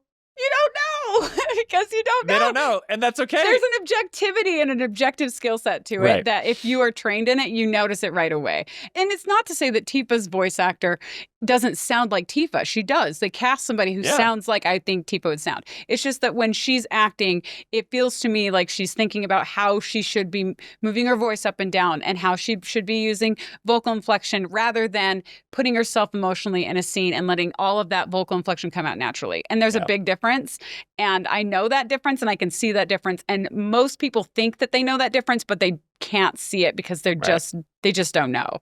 And that's probably 85% of our audience. So 85% of you probably think I'm crazy and stupid and annoying, and that's fine because this is an opinion show. And you can totally think that. And if you like the way Tifa sounds, has no problem. I keep bringing up Tifa because that's the sticking point because she's the main character. Well, she sounds good. She just doesn't perform well. Or any of the other characters. If you like them, that's awesome, you know? Yeah. But we're just going to give you our opinions and... Because it's an opinion show. I haven't heard anybody complain about Barret yet, or I haven't seen it at least. No. So Barret's like probably the best. Barret's amazing. Or one of the best. Him and Cloud are like amazing. He and Cloud are so good. And I know you don't love Cloud necessarily, Ernest, but it's like Cloud works because that's what he's supposed to be. He's this loner, you know, it's like, Cloud is just one note. It's like, because that's what he is right now. Yeah, pretty much. Yeah. And he's breaking out. He has these moments when he actually is, you know, that moment in chapter 8 when he's just like, hey, we're here for you, man. Well, we're here for you. Whereas Barret just plays a range, right? From like... He does. He plays a range, but he's also just so authentically in it. Even in like the Missing Mr. Birdie side quest where he has to say stupid crap, he's there. Like he's the actor, John Eric Bentley is just so good. But I do want to say, okay, since we're on the tangent, I'm going to go into this really quick. So as a director of actors, there's a thing called result directions that are so detrimental to an actor's performance. And I think sometimes actors are forced to deal with this when they're recording for video games. Like if you're working with a director who's not super experienced. So let me tell you a little bit about what that is. Yeah, I'm interested. Yeah. So a result direction is when a director, or someone who thinks they're a director, more like, gives an actor a result to accomplish while they're recording something. So like, for instance, if the director tells the actor to cry during a scene, that's considered a result direction because it's just communicating the result that the director is looking to capture on film or an audio recording,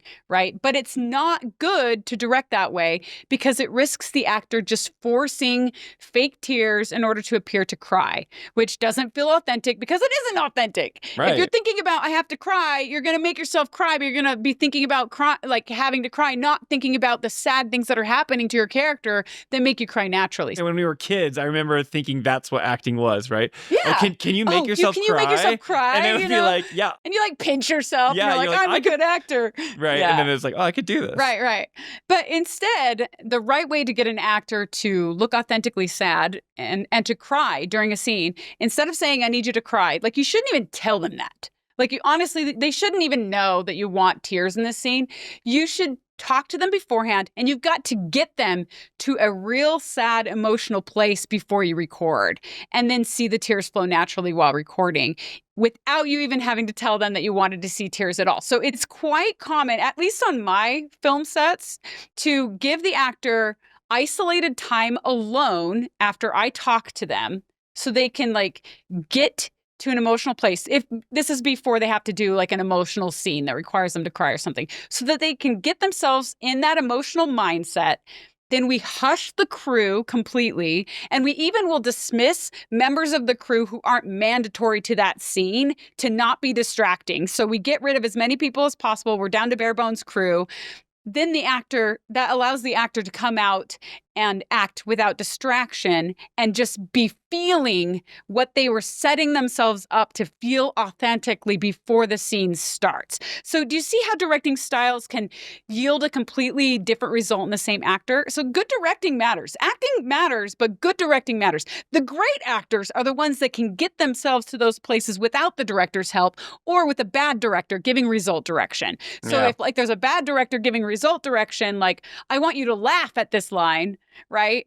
It's a really, really good actor who can laugh at that line authentically and still put themselves in the mindset they need to be in emotionally before doing the scene. You're right. They know they have to get themselves there naturally rather than just, okay, they're like, they want me to do this, but I'm going to take it and direct myself, basically. Yeah, you're basically directing yourselves. You're interpreting what the director wants and then, you know, interpreting that into how to really get there. That's a great actor, but most actors are trying to please the director and will do what the director asks them to do, like kind of literally. So if you're a bad director saying, I want you to jump here, I want you to, well, jumping is a little bit different because it's a physical action that might have to happen, but like an emotional result direction, if they give you that, a good actor might not be able to do that well, you know? So good directing matters. It matters. It matters. All of this is why the newer Transformers and Ninja Turtles just did not come out good.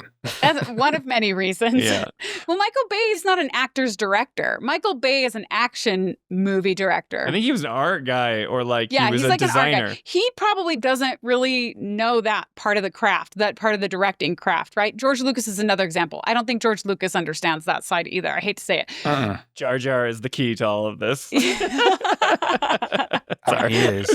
Yeah, but it does make a huge difference. And for those who are actors, who are good actors out there who are listening to me, they agree with me. Like they know what I'm talking about because they want so bad for like a good director to give them the tools they need to give their best performance. And if they really understand their craft, then they agree with me. I know. Yeah.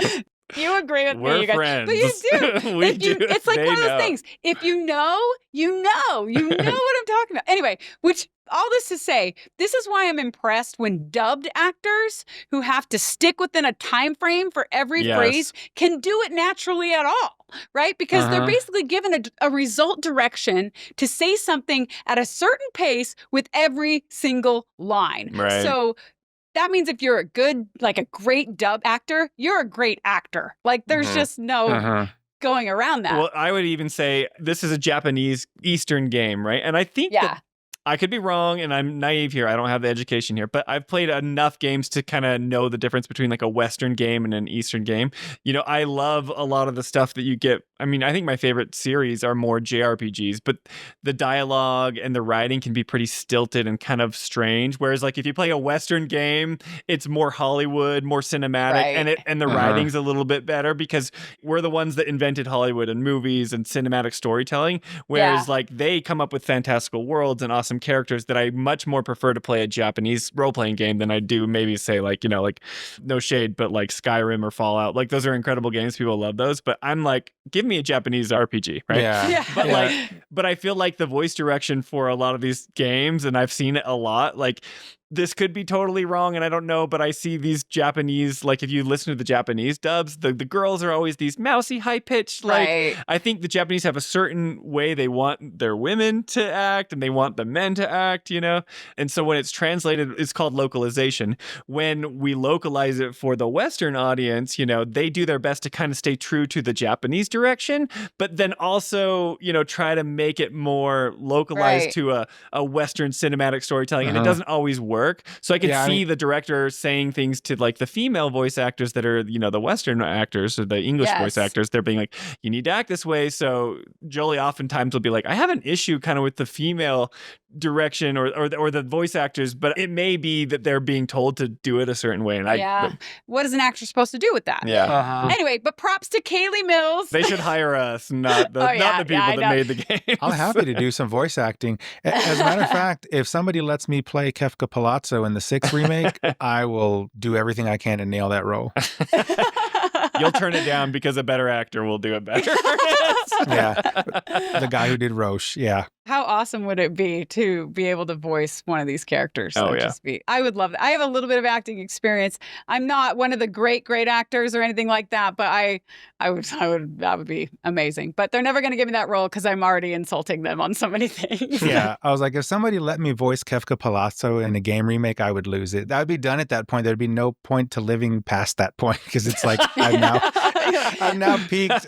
Bye, family. I'm out. See you later, young toddlers, children. That's right. Since I've loved this villain since I was a kid, all of a sudden I get to, that'd be so great. Yeah, you have a poster on your wall of Kefka. On my wall, yeah. That poster rules, dude. It's a good poster. Yeah. But anyway, all this to say, props to Kaylee Mills. Yep. I thought she managed to pull off this voice acting in the game really well. I think she did a really good job, which I was pleased about. Yeah. So anyway, so Cissnei, here in the game, apologizes for startling us with the Coalition, she then dismisses them back to their posts. And then she turns to our party and she points further away, saying, You'll get a clear view of the reactor from that hill. And then she looks at Cait Sith again and says, Make sure to pay your respects, though. To which Cait Sith almost nervously agrees. Of course.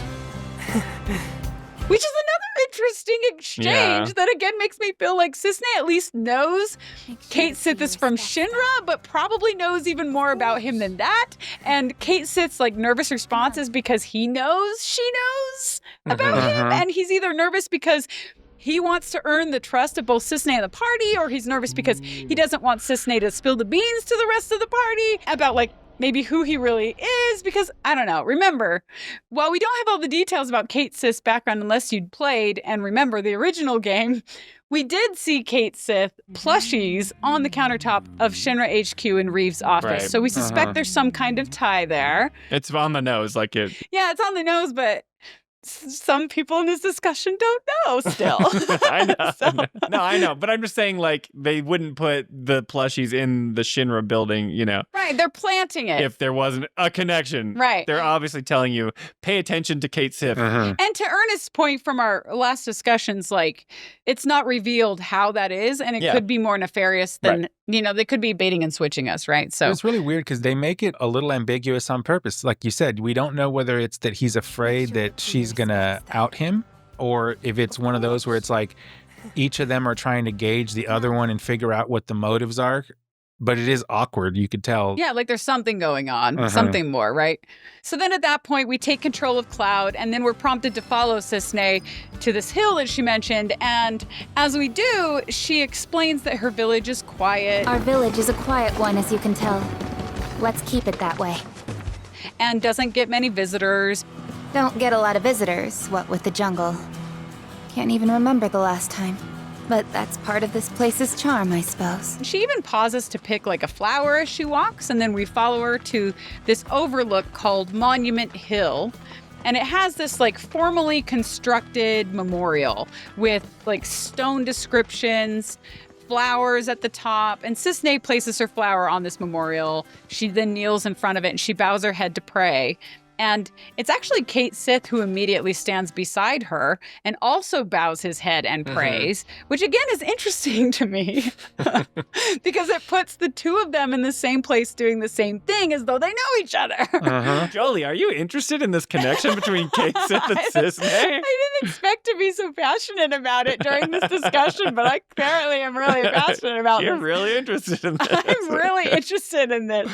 So then, once Cait Sith and Cissnei start praying, Aerith, Tifa, Cloud, and Barret, and Red, they're all seen like bowing their heads in solidarity as well, which is a nice moment for those of us who appreciate prayer, right?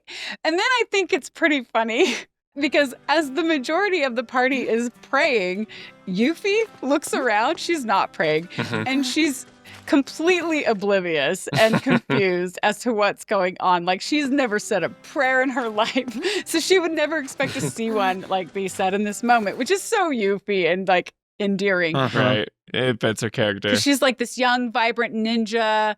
Yeah, she's like grown up relying on herself to get herself through binds. And the developers could also be hinting at like a cultural difference here. Like maybe they don't pray in Wutai, or maybe they pray differently or something. But either way, Yuffie like kind of frantically looks around and realizes that she's the only one without a bowed head. And she doesn't just decide to join the others in prayer. She basically has to observe how the others look when they're praying. And so she like copies their body language by like clasping her hands and like bowing her head. Yeah, that's good. I just find it cute and endearing that she doesn't know what's going on in that moment, but she doesn't want to be the odd woman out either. Right. It's great character moments.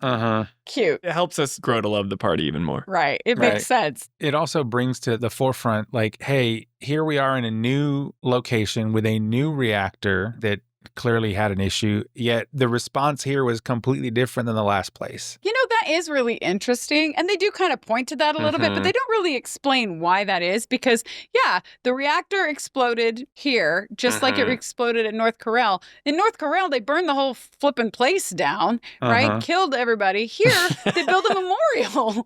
Like, why? Why is it so different? It's not really explained, at least not yet. You know, we do learn a little bit more about who was involved in creating the memorial later, but that's it. We don't really know the details on why. So, interesting point. So then after a moment of silence, Cissnei thanks us. Thank you. While she's looking specifically at Cait Sith, I might add. Very good. And then Yuffie asks Cait Sith, So what is this? 3 years ago, the reactor here suffered a catastrophic failure. It was old and couldn't handle the stress. It needed maintenance, which Shinra never provided. And then one day... indicating it must have exploded and then killed people. And then Cissnei explains, this was the company's way of trying to make amends. I'm surprised they even made the effort. It's kind of surprising for us as well. And then we have our first YouTube comment. All right. Yeah. So I'll Chat Noir 17 says, it seems odd to me that this big area has not one, but 2 Mako reactors that exploded. Weirder still that for one reactor, Shinra decided to eliminate the surviving village in order to keep the story quiet, while they took responsibility for the second and even made a monument for the dead. I wish the game would explain this large discrepancy. I'll Chat Noir. Sorry we got ahead of you. We agree. It makes sense because, I don't know, I mean, all we can do is speculate, right? We don't really know. Maybe they think like, oh, North Corel's already done, right? It's like sapped of all energy, but then they have this beautiful lush jungle place that maybe they want to say like, look, Shinra doesn't cause any problems. I mean, this is me totally spitballing because it's, you know. It could be, I'm just making stuff up too. It could be that like the Corel reactor exploded first, which we know it did, and they burned the town down, tried to cover it up, and that's how Avalanche was basically created. Yeah, that's and true. has been a thorn in their side for all this time. And they're like the consequences. So this time, yeah, maybe we try to appease the villagers so we don't have more Avalanche kind of people, you know, sprouting from that. It could be that. It could be the fact like maybe Scarlet was in charge of North Corel. Maybe Heidegger was in charge of this one or something. And that doesn't really make sense though, because she's the weapons person. Yeah, maybe Reeve. Community development Actually, or whatever. Yeah. Maybe Reeve did take over for this and we have suspicions about him being a good guy. And Cait Sith and Cissnei are buds. And Cait Sith are friends. Yeah, there's also that aspect that Cissnei's there, right? So like why is she there in this village? And it almost hints at the fact that like there's something else Shinra wants. Yeah, that's true. With that area versus the other one that they've just written off at this point. It could be, yeah. Like there's nothing of use to the company anymore. I mean, they're a corporation, right? So all they care about is profit. So there's something there. How do you feel about corporations? Hey, look, I'm a dyed-in-the-wool capitalist, but I know what they're after, right? So like, well, in Shinra especially. Yeah, in this case, it's like there's something there that they probably still want, and they know that if they didn't have the favor of the local people, they couldn't do whatever it is. No, that's a good point too. I think that's a smart call. And I'm also going to go out on a limb here and wonder out loud if Cait Sith had something to do with having that memorial constructed. right? So, and maybe may Cissnei have. knows that and feels gratitude for what he did. But not enough gratitude to let him keep that mushroom. Can't keep the mushroom. The mushroom was a bridge too far. Aww. It's then Cait Sith that goes on to explain. And thanks to the hard work of our people, Gongaga rose from the ashes, right? Which also indicates, like, Cait Sith's humanity in a way. Yeah. Cat-manity? I don't know. We all know that the cat's not alive, right? It's not real. I don't know if people know that. Okay, I thought we knew. Ernest, do you think it's a live cat? Yeah, I was like, you have a talking cat. Is it a live cat or something different? Who knows? I would assume Okay. it's a talking cat. But then again, so is Red 13 as a talking cat dog. So That's true. Like, Yeah. That's true. who knows? My first thought was like, this is another one of Hojo's random stupid things. All right. Oh, like a creation from his lab. Okay. Yeah. And like not just a creation, but like an unintended consequence. And so he just scrapped it because he's like, this is not what I wanted. And then now Cait Sith has like an agenda of some kind. So Now he's a mascot at a theme park. Yeah. yeah, who knows? But he also rebuilt Gongaga. From the ashes. But that's also weird. They said they rebuilt it. So that kind of assumes that it was destroyed, right? You mean like the village? Yeah. Yeah, so apparently the village was kind of destroyed. Like a bunch of metal pieces like exploded out of the reactor and traveled as far as the village and apparently landed on the village itself. And some of that is more clear in the original game because you actually see damaged rooftops and things, right? Yeah. So it was kind of destroyed at least. I know a lot of people died according to this. But anyway, Yeah. so Cait Sith like explains this and Barret still isn't convinced of Shinra's kindness. That's nice and all, but one memorial doesn't buy absolution. I mean, Barret is definitely one of the least trusting of Shinra out of the whole group, understandably, right? After what he went through. I was going to say he should be, yeah. And he's also the one who is constantly skeptical of Cait Sith throughout the game. And he's always hinting that Cait is like a Shinra spy or something like that. Another Shinra lapdog. Lap cat. If you're serious about wanting to be our new best friend, how about giving us some insider info? Who are you kidding? You were literally built by the company. Probably stuffed you full of teeny tiny listening devices. Then Cissnei, whom we just met for the first time, offers us her home to rest in. I've got an open door policy. Open door Yeah, policy, what she that's said. right. You guys must be tired. I know you've got things to do, but if you wanted to rest up. Wouldn't they say no? My house is just down there. Got an open door policy, so feel free. Which is really kind of her, I will say. Especially since we're a bunch of like random strangers. And now she's like, hey, come into my house and sleep in my bed when I'm not there. You know? Feel free to open any chest that may contain weapons and things that will help you on your adventure and take them. Which is funny because I think it's a Yuffie weapon that's inside that chest in her house. Because in Crisis Core, Cissnei fights with the same weapon as Yuffie. They use shurikens. So, I mean, it is really random, but she's very kind-hearted. But maybe it isn't random. Maybe she knows Cait Sith. Maybe there's this connection. Maybe she knows Cait Sith. Maybe. I don't know, maybe. But then the group disperses to have a few minutes to themselves, with Aerith seeming a little more to herself. I'm, gonna take a look around. Which we'll learn why later, right? And Cissnei continues to like kneel at this memorial at this point. And if you talk to her a couple times, she discloses that she actually arrived in Gongaga after the reactor blew. Didn't settle down here until after the reactor incident. Place may not seem like much compared to Midgar, but it's more than enough for me. So that gives us some of the hints of her background, but we learn more about her again in the Proto-Relic quests later in this chapter, which we'll talk about. Then Cloud can walk around and talk to various party members or NPCs in the area for a bit. And if you talk to Cait Sith, who is sitting on like a cement post up at the memorial, he says, If Shinra had wanted to, they could have done something about the reactor. But instead, they looked the other way. Willful negligence killed those people. And everyone thinks Avalanche are the bad guys. Sad. And he also says that Aerith hasn't been herself. Aerith hasn't been herself since we got here, has she? Wonder why.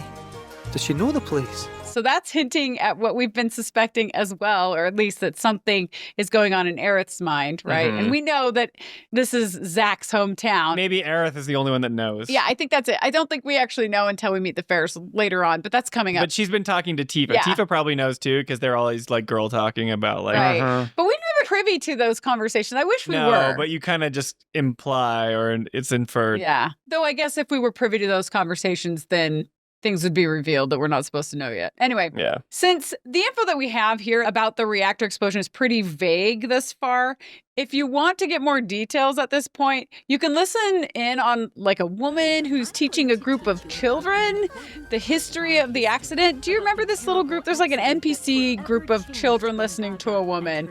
And the woman explains that when the reactor exploded, metal basically rained down on the city like rain. One day 3 years ago, without any warning, the reactor exploded. The air was thick with Mako as metal fell from the sky like rain. Our crops were ruined, our homes destroyed, and our loved ones taken from us. The memory of it still pains me dearly. And you can see gravestones around in that area as well. So that was kind of where you learn more about the deaths of people and how they died, is this metal falling on the village. But be forewarned, if you do listen to that group, you'll also be subjected to more of that incredibly cringy, like children NPC being voiced by middle-aged women, which frankly was like almost more than I could tolerate. I'm like, I don't really care about Gongaga this much. I don't need to know. I did need to know. So I listened, but it was definitely difficult for me to do so. Okay. And then at that point, if you talk to Red, you're asked to play like a little game. Do you remember this? Red asks you to identify Gongaga mushrooms. Oh, yes. I remember this one. Out of 3 groups of mushrooms. Yes. Oh, that's right. It's up by the memorial, right? Yeah. A little bit up further by the down. memorial. Yeah. And I didn't really pay super close attention to what the mushrooms look like, but I remember them being pink, which I liked. Right, because they foreshadow a little bit leading up to that point, because, you know... I mean, Cait has the big one, Cait's right? holding one, and then they have the big ones or whatever, but there's one that looks... One was obviously no, but then 2 were like, but then there were like 2 pink ones with like maybe some dots on it or something. I'm like, something similar. Yeah, I had a little bit of a moment where I'm like, I'm not sure. I got it right the first time. I also got it right. But I will not pretend that like I knew exactly which one it was. Yes. It was one of those where like I was like, you guessed? I know this one's not it. So it's between these 2. This one looks kind of sketch, so I'm going to pick the other one, and it ended up working out. And you got the right one. Yeah. And you picked the right one too, Spencer. Yeah, I did. I did as well. So if you pick the right mushroom, well... I was like, can you pick the wrong one? Yeah, I'm sure you can. You can pick the wrong one. It actually, this is a kind of a relationship minigame. And it affects your relationship with Red.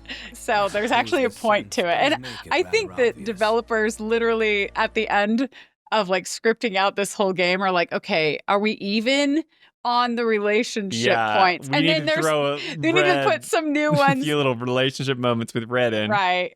But then when you talk to other members of your party in Gongaga, like Barret and Tifa, it also affects your relationships with them too. So that's true. They're at this moment. You know, but it feels added at the last minute to me, this one. Whereas like Barrett's moment is really cool, but then Red's like, thanks for picking the right mushroom, Cloud. We're closer now because you paid attention to the color of the mushrooms. Is this the one where Red says something like, to a human, these might all be the same, but some of these are incredibly deadly and like... I think, Yes. Yeah, he can smell which ones are the poisonous versus the non-poisonous. And he was like asking... What looks like a Gongaga mushroom may in fact be poisonous. For me and my nose, the difference is obvious. But for someone like you, well, let's find out. I'm wondering what happens if you pick it wrong. If he's like, no, stop, or he just lets you eat it, just see what happens. I'm sure he would warn you, Yeah, I bet he warns us, but it probably gives us less relationship points with Red because we got the wrong mushroom. So, you've a death wish. I must say that's troubling to learn. I want to say he did say something after I picked the right one, like, well, apparently, like something sarcastic. I suppose this scent does make it rather obvious. And I was like, thanks a lot, dog. Yeah, that's right. He is a dog. Well done, Ernest. No, lion. He's a lion. No, he's a dog. Whatever. He's a cat dog. He's a just dog. Nothing's ever simple. You can also listen to other various NPCs around the area who give hints about the area or foreshadow what might even be coming in the game. You know Old Man Torgan, don't you? Man's got some of the best produce this side of Mount Corel, but good luck getting your hands on it. Sells out faster than it takes his dog to drop off a fresh batch. And that's a cool thing about NPCs. Some of the dialogue is entertaining. Some of it is meant to just be entertaining. Some is meant just to be, random. But then a lot of the dialogue will actually foreshadow or give you hints about that particular location, right? What we lack in luxuries, we make up for in rustic charm. Like there are two women who are talking about some sort of airplane that does stunts and leaves vapor trails, but they're afraid that it will come crashing down in the town someday. So we know who that is. Yeah, right? We know who that is. We come to meet that particular pilot later. Hey, do you ever see that old rattle trap of a plane in action? Can't believe it's actually capable of performing stunts. The vapor trails it leaves behind are pretty enough, but I'm dreading the day it comes crashing down in the middle of town. And then you go into Cissnei's house. And if you go into Cissnei's house, you can find Yuffie on the couch. And she's singing a song about being bored. Which is awesome. And she's singing it to a familiar tune. Do you recognize the tune she's singing? She's like, I am so bored out of my brain. If I something, I'll go insane. But I got materia. I don't recognize the tune, but I remember her singing it exactly like that. Yeah. I am so bored right out of my brain. If I don't die first, bet y'all go insane. 'Cause I've got nothing else to do. I'm stuck here wasting time.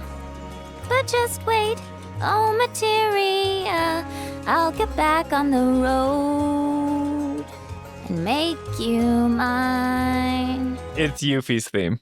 Oh. Yeah. It's her theme music. Yeah. She's singing it along to the tune of her leitmotif, which is fun. It's very well done. Yeah. Love moments like that. This is where the game just knows its audience. It's like, yes. I found it funny. When I saw her laying on the couch and singing that song, I was like, oh, look how sad someone didn't get their iPhone or their iPad. Yeah, it kind of feels like that. They're over here disintegrating on the couch because they can't swipe or something. Well, which is funny too, because when Cissnei offers her house, Yuffie gets so excited to go rest. Woohoo! Don't mind if I do. And she goes down there and she's like, I'm so bored. It is like, wait, weren't you excited to rest? Yeah. Yeah, it's funny. But you can approach Yuffie and then you get a dialogue wheel that pops up and you can choose to say something nice or tell her to be quiet. I told her to be quiet. I did. I'm not even gonna lie. Do you remember what she said? I don't remember what she said because I didn't care at that point. I was like, you're annoying, be quiet. Go to bed. Quiet down, will ya? You're a guest here. Here comes the singing police. Sorry, officer, but I'll stop when you give me your materia. Spencer, what did you do? I was nice to her. Yeah, I was nice to her too. I actually asked for an encore because I was hoping for a second verse or something like that. I'd love an encore, if that's cool. An encore? Normally I charge an orb per song, but I'll make a special exception this time. But that little moment alone also affects relationship points, this time with Yuffie, right? And then you can steal the weapon of Cissnei's out of the purple chest as well at that moment, which is interesting because, again, Yuffie and Cissnei pretty much fight with the same kind of weapon. So it's Yuffie basically kifing Cissnei's own personal weapon. It's not like a random thing. It's like, no, I'm stealing your weapon. You will no longer be safe in the jungles. Right. Because I took your means of protection. Yeah. And then if you explore the rest of the village, you can find Snaps, the photographer, who again asks to take our picture. Mind if I snap a pic of a fun guy with some fungi? And the pose that Cloud does here is even better than it was back in Costa del Sol. Remember Costa del Sol, he strikes some like dramatic hand on his forehead pose. Here he strikes some like ballerina pose. Oh, that's so awesome. And there's no other reason to have Cloud do that other than the purpose of getting a chuckle out of the gamer, which I appreciate. Like the game doesn't take itself too seriously. I've been skipping a lot of those photography ones. Like if I organically run into it, I'll do it, right? But if it's like otherwise, I just kind of skip it. And I'm kind of wondering like if I'm going to regret it later at the end where it's like, where in 15, all those pictures, all those things you took. Yeah. They compile, they use the photos. Yeah, when you get to the end and it's like the weight of that scene and you're seeing all the, it's like, oh. Prompto, can I see your photos? Yeah. I just need one to take with me. 15 did the photo thing so well, though, because it's like everybody's in poses, their action shots. It was one of the best parts of the game. Yeah, it was awesome. Like, Promptus photography rocked. You can take like a picture of like a fiend's butt, and that's the one you can choose for Noctis and Luna Freya at the end, and they get to like remember their party. That like says you can use the one of the party like to remember like the road trip boys along the way, but there's these funny moments online of people being like, oh, that's like a really inappropriate picture. It's so, and they put it in. It's so good.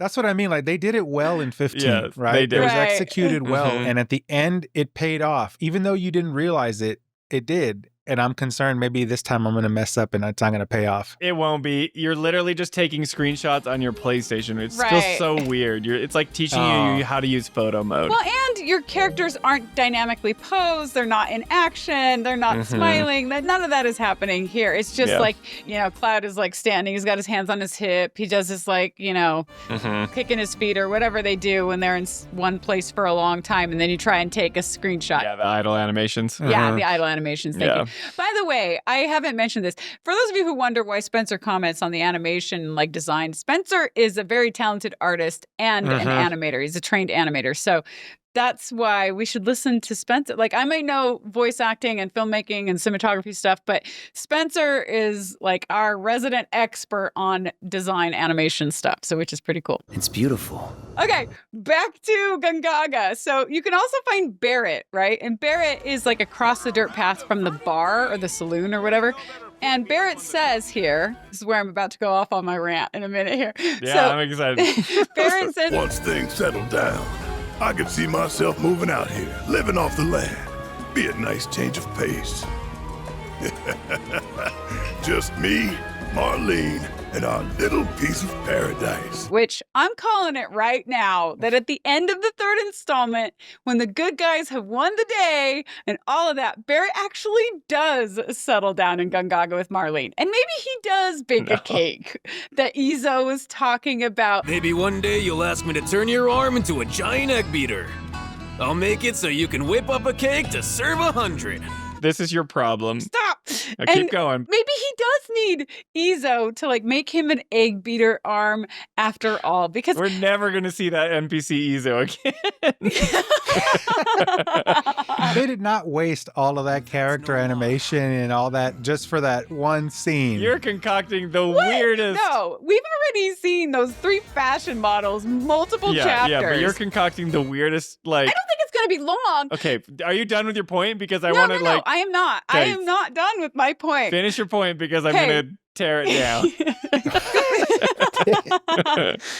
Oh, man. Okay. I'm just saying they're hinting at resolution a little bit throughout this game and the last game. Okay, that's fair. And if the third installment actually comes with a resolution, which other Final Fantasy games have totally neglected, this would be something good to put in there because it would pay off all the talk about Izo and like him telling Barret not to die. Shut up. Okay, We're not done. I'm not done. I'm not done. Just stop saying Izo. We're never seeing Izo again. Why? That's hilarious. Fine, it's okay. We don't know. I feel Okay. like they made him more anyway. Okay. All right.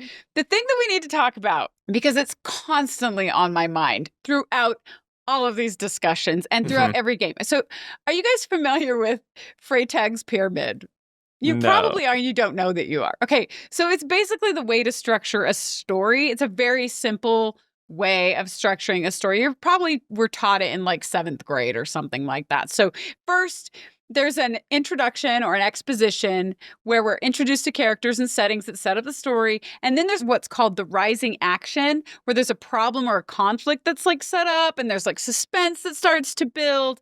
And then it hits a climax, which is like the peak moment of the action. Yeah, you remember this? It's called Freitag's Pyramid, right? Okay.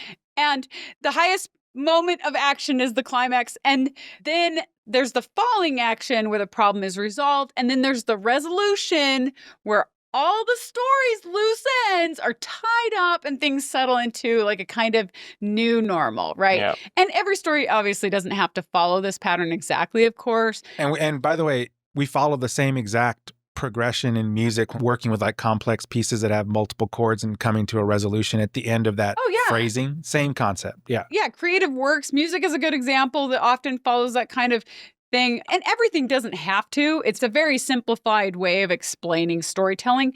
And some stories spend a lot of time in one area and a short amount of time in another and so forth. But generally, it's been time tested that it's good to at least keep this structure in mind during a story, right? Yeah. And the problem I have with some story-based games, especially Final Fantasy, is that too often they just throw the resolution chunk of the story out the window. They like completely discard it, and it makes me a crazy person. Okay, an example of this. My Star.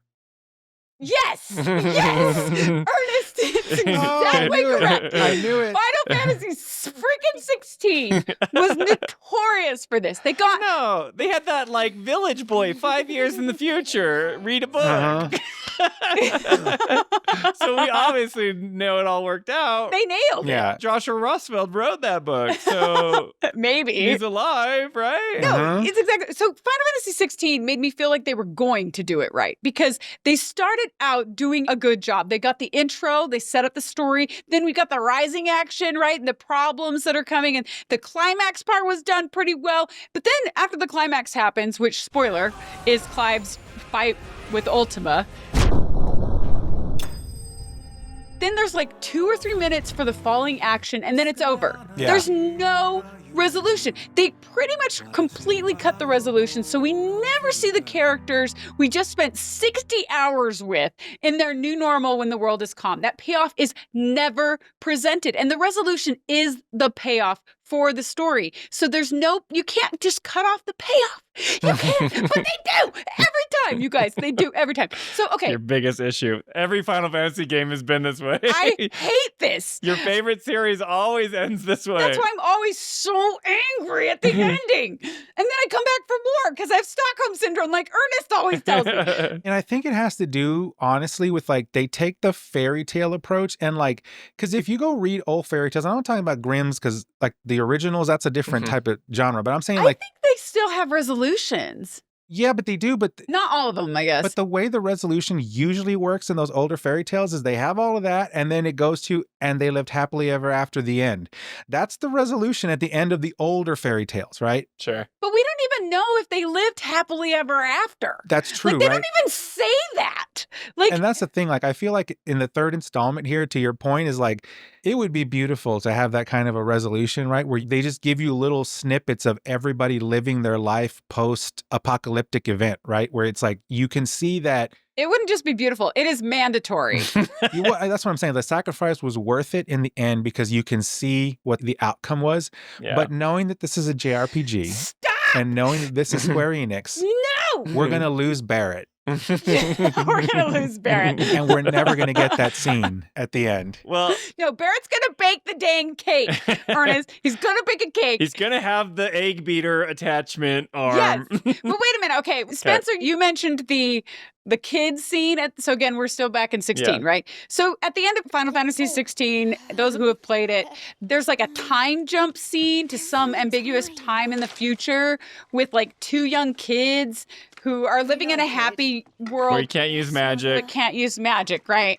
Yeah. Yeah, there's no magic. They're like getting the kettle with fire that they have to make themselves. Yeah. We've never seen these children. We don't know how far in the future this is. This is not any of the characters we just spent 16 hours with, right? So, like, you might argue, oh, well, that's still a good resolution. Okay, if you can consider that a resolution, even if that could be argued the case. It is totally lopsided to spend 2 minutes on a resolution after 60 hours of exposition rising action climax. You cannot just like 2 minutes. And well, I really loved 16. I agree with you. I'm not like saying you're wrong. So let me ask a question then. What do you think is the cause behind that? Do you think it's an issue of storytelling? They run out of budget? No. And so they can't get that in? No. Or is it like they just... It's the writers. It's the writers that... Newsflash. Sorry to Final Fantasy fans. I didn't play the old games, but from what I can tell of all the stories, did we like how Final Fantasy VII ended? Did you guys like how Final Fantasy X ended? I liked how 10 ended. A lot of people like 10, but I'm saying Jolie has this same reoccurring problem. And I go back and I watch these things that Jolie's talking about. And it's like, yeah, you're never going to be satisfied because this is the way that they tell stories. No, I'm here to try to teach them. That's why I made this channel. So I could get in contact with Katase and Hamaguchi. I don't know. Maybe Freytag's Pyramid is just a Western thing.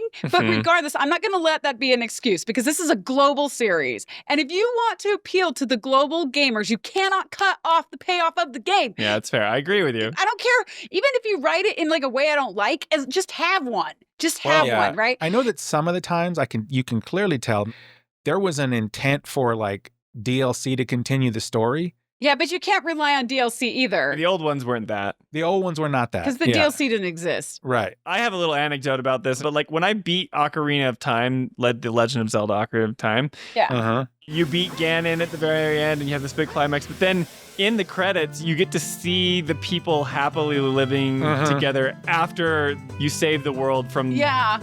I still think credits is not enough. I know. But I remember as a kid... But at least it's something. Yeah, but here's my point. Like, I remember as a kid, I would beat Ganon. I'd save it right to the last thing, and I would beat him over and over again. So you could watch just so I could watch them hanging out at Lon Lon Ranch and have, like, the big Gorons and, like, all the people... Because you want the payoff! Yes, because it's like they're all hanging out. Because you want the payoff! And my last point, I was tragically just bummed out because then...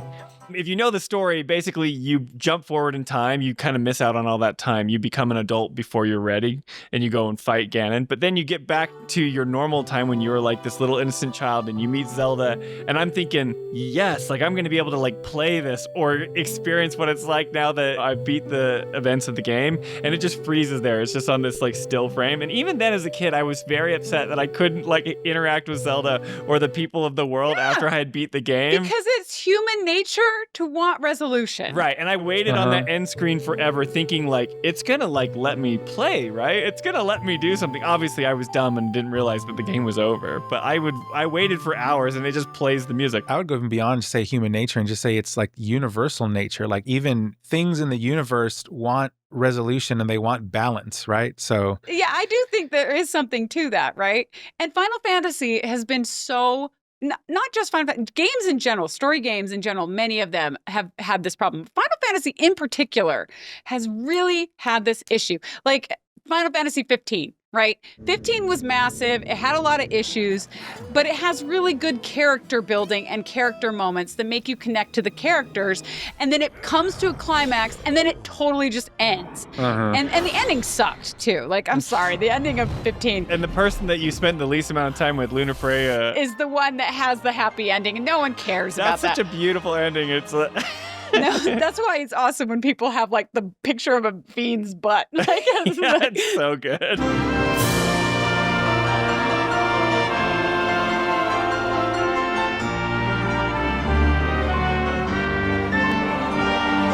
And Noct just hands it to Luna Freya. He's like, here you go. But they just skip over one of the most important parts of concluding the story, which is the payoff of the resolution of like the brotherhood and all. Anyway, I wasn't the only one who was mad about that, by the way, to the point that the developers ended up adding a short little scene with the brotherhood around a campfire to the end of the game when it was released on PC. Well, the game famously was not finished. So this is something like the royal ending, and they added all that stuff in, but they still didn't fix it. But yeah, it was much better. So it wasn't nearly enough. But if you go back to even like original Final Fantasy VII, and I know this is a sacred game, we're not supposed to rip on it, I have issues still.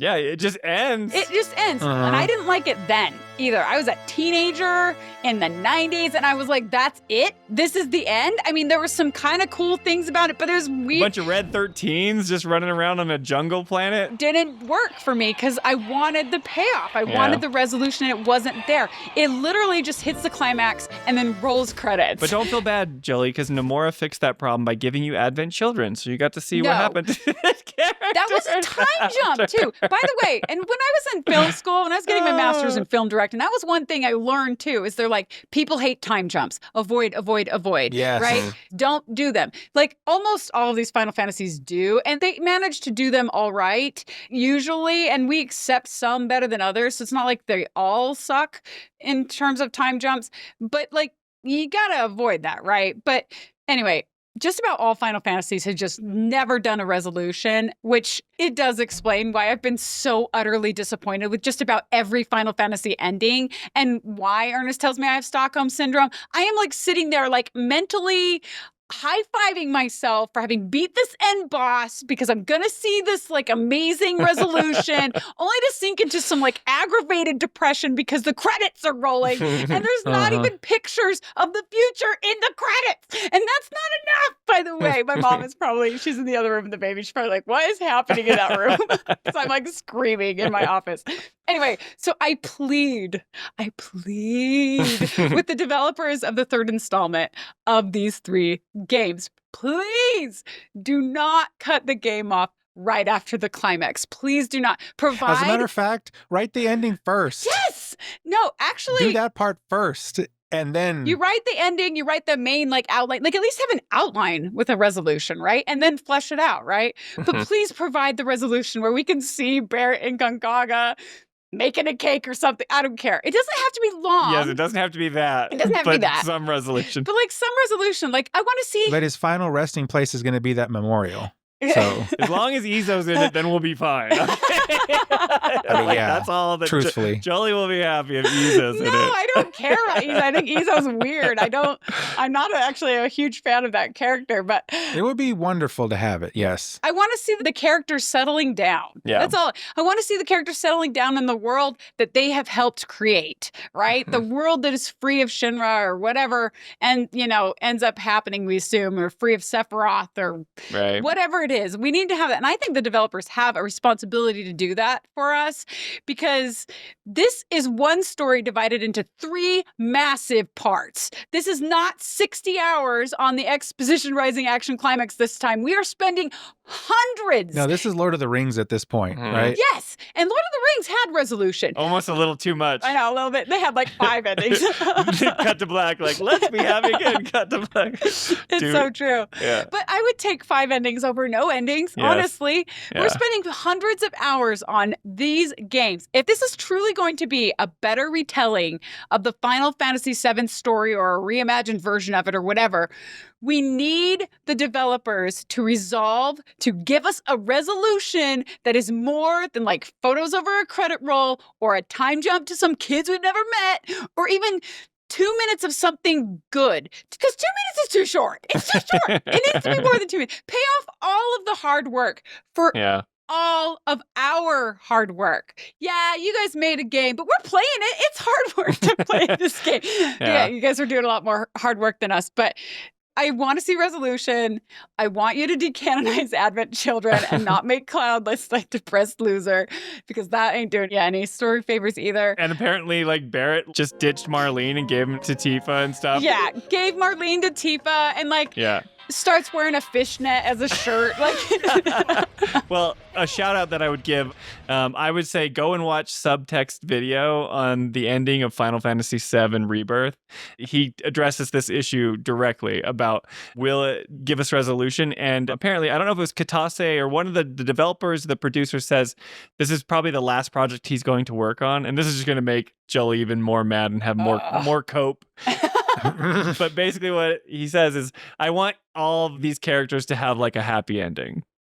He said that like But that's not bad. Yeah, but that's not going to happen. But no. He's like, that can't happen in a JRPG. He's saying this, so it's like good thing for you, Jolie. Anyway, that's good. Go watch Subtext video. It's a great video. Yes, I keep hearing really good things about your video, Subtext. I'm going to watch it. I'm just trying to avoid it until I've written out all my opinions on the ending first, so I'm not influenced. Right, you don't want to be influenced by what he says. Because I think I'll agree with him, Yeah, right? you I want to will. see how far I can go. You'll really like it. Yeah, from what I've heard about it, it's going to be great. But yeah, I agree with Joe. I hope that they do too, but I doubt. You have no faith. Ugh, yeah. I totally doubt that they will. They can also take the dark route, which is like, we finally off Sephiroth. They do that every time, though. The world is saved, but that now removes the one critical blocker in the way of Shinra's global domination.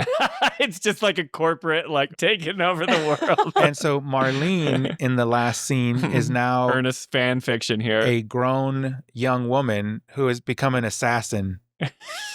Well, if Barret takes that 4-year-old girl to North Corel and tells her about her father, she's going to have PTSD that's going to turn her into some kind of like warrior for revenge and like destroy everybody. So that's what I mean. Long past time, my little girl knew the truth. That would be a pretty awesome ending. And then like a spin-off where she gets her own thing. That would be cool, but I don't know that I want a spin-off of Marlene. I think I'd pick other characters before her, but hey, you know. I don't know. She could grow up to be a formidable boss type opponent. Maybe. Anyway, that was a big tangent based off a few words from Barret, but it needed to be said.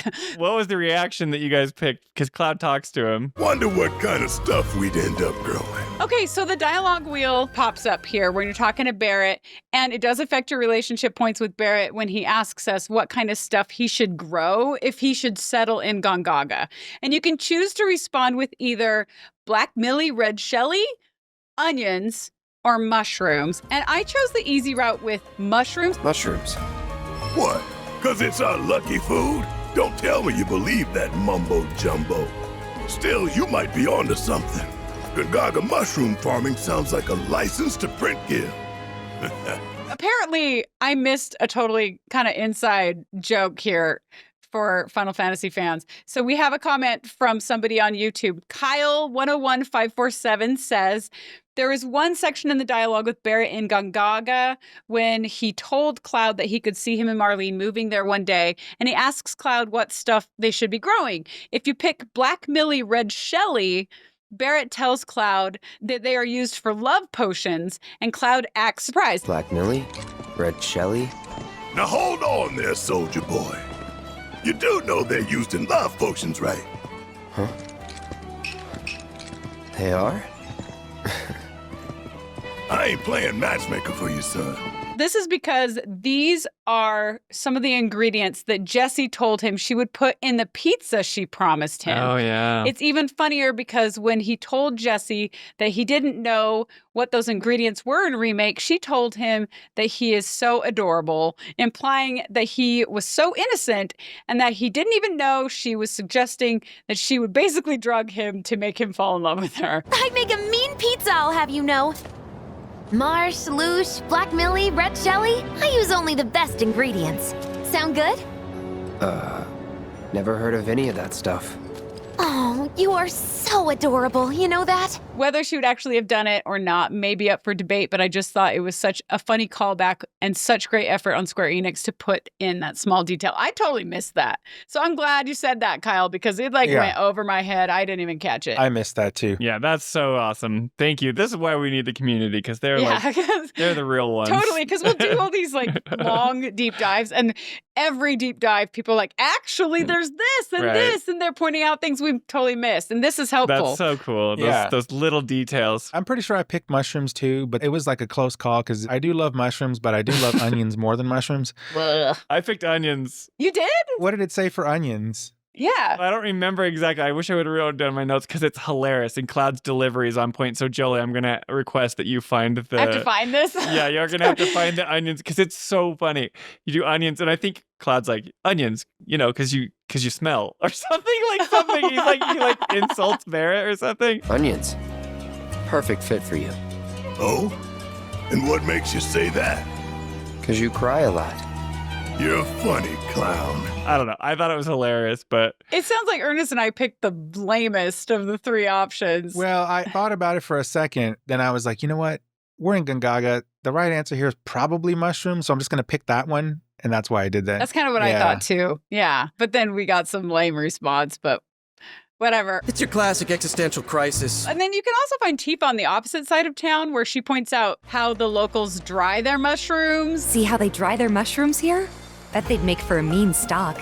Doubt there's much it wouldn't improve. Soups, pilafs, maybe even a pot roast. Which I gotta say, for like a person as skinny and fit as Tifa, she sure talks about food a lot in these little side conversations. She needs a lot of... You got to eat a lot to fuel that strong body. It's true. You got to fuel. To fuel that level of activity. And she did used to run a bar, which had like a restaurant, you know, so Yeah. I get it. But anyway, she asks Cloud, what sort of thing would you go for? Which brings up another dialogue wheel. And the options you can pick are either pot roast, a pilaf. Is that how you say it? Pilaf? Pilaf, yeah. Or soup. And I just chose the pot roast. Gonna go with the pot roast. Ah, why does that not surprise me? I remember Mom saying how Claudio's was the best she'd ever had.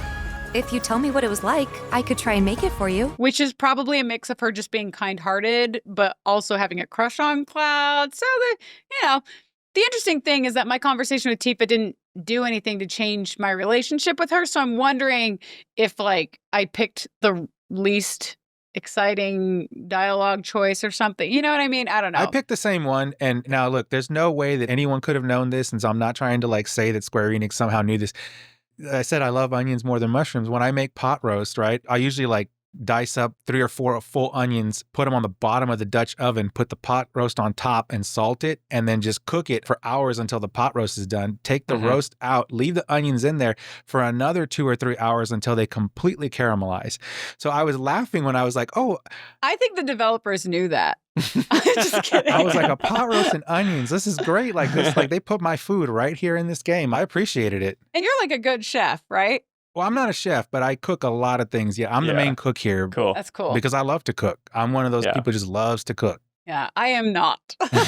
Spencer makes our food here, and I'm so grateful because I'm one of those food is fuel kind of people that, anyway, we don't have to go into it because we'll never get through this. But I was going to say, I don't remember what I picked. I obviously care so much about my dialogue with Tifa. Oh, no, you didn't. No, it's fine. It's fine. Oh, clip that.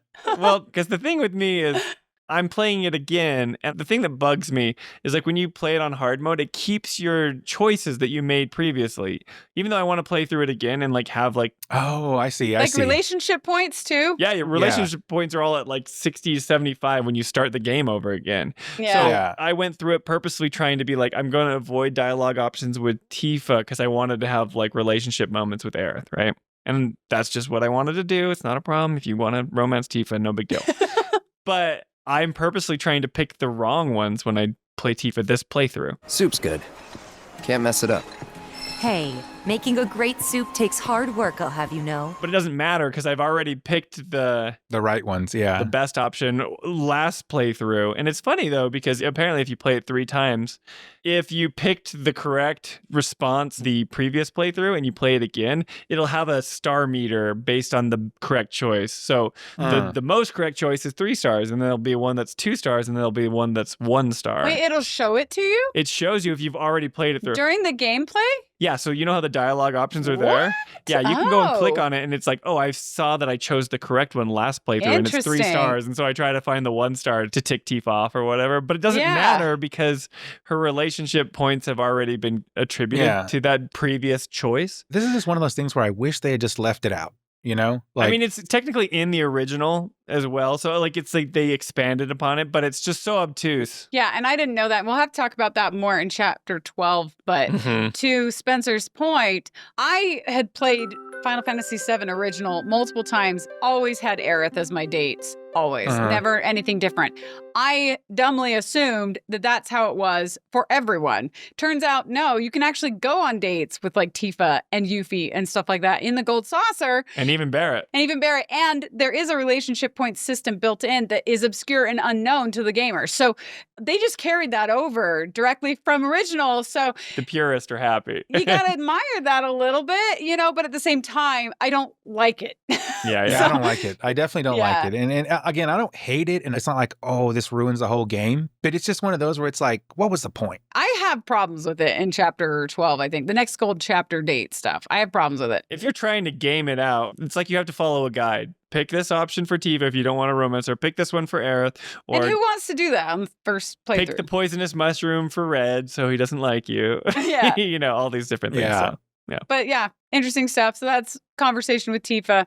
And then we see more examples of awesome world building if you explore the village itself. So it's clearly a farming town with like friendly people who live this simple but worthwhile style of life.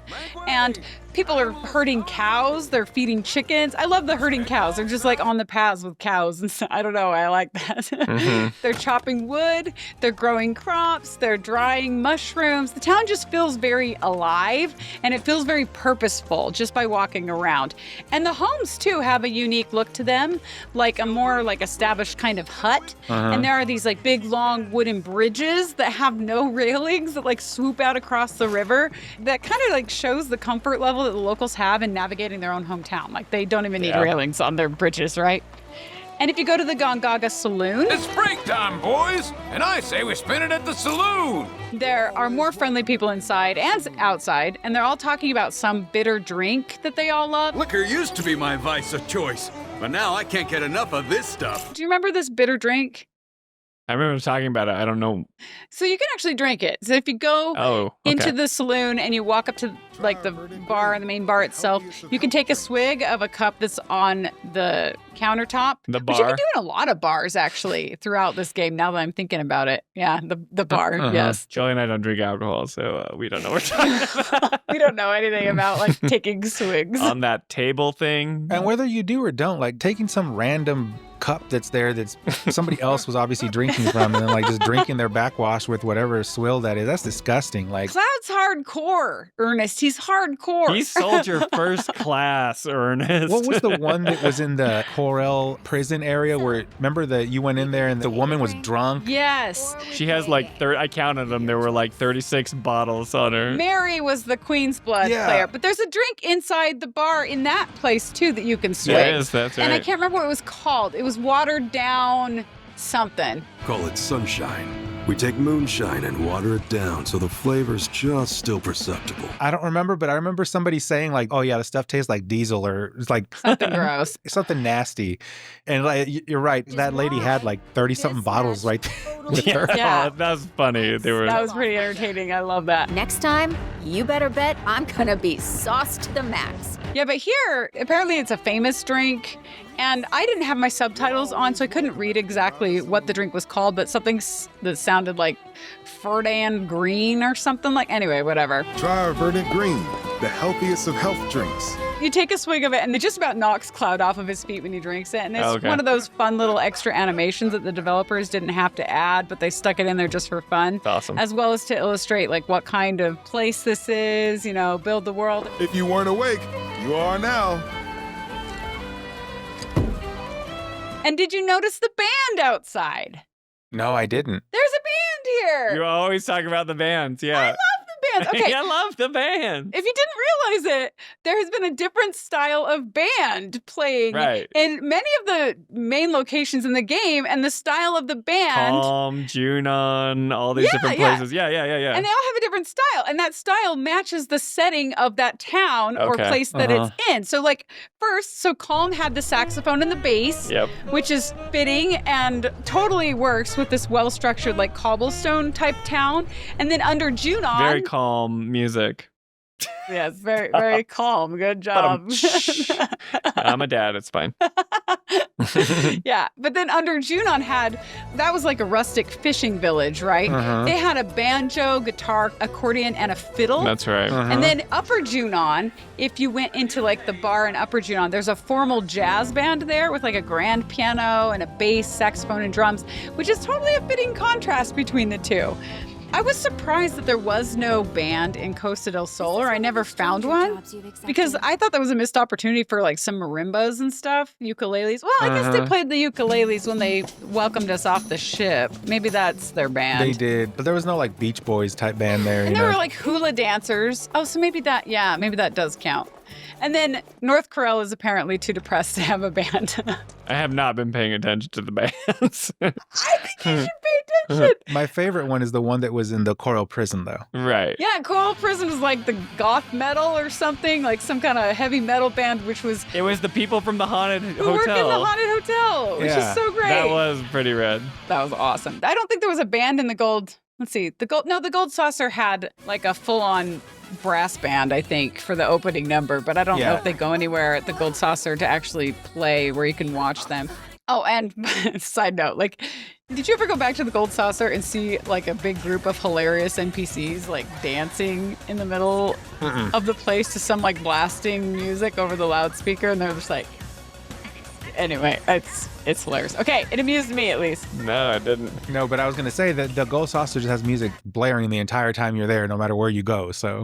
Let's get this party started! So then here, you have this band here in Gongaga, and it's like violins, a guitar, a flute, and accordion, which is playing like Celtic-style music, which is totally awesome. It's like... That's cool. That's so fitting for like a location that's tucked away in greenery where people like work the land for a living, you know. Although I did struggle to actually pick out the sound of the accordion in the track. Like they show an accordion playing and I was like, is that the accordion? Anyway, whatever, it doesn't matter.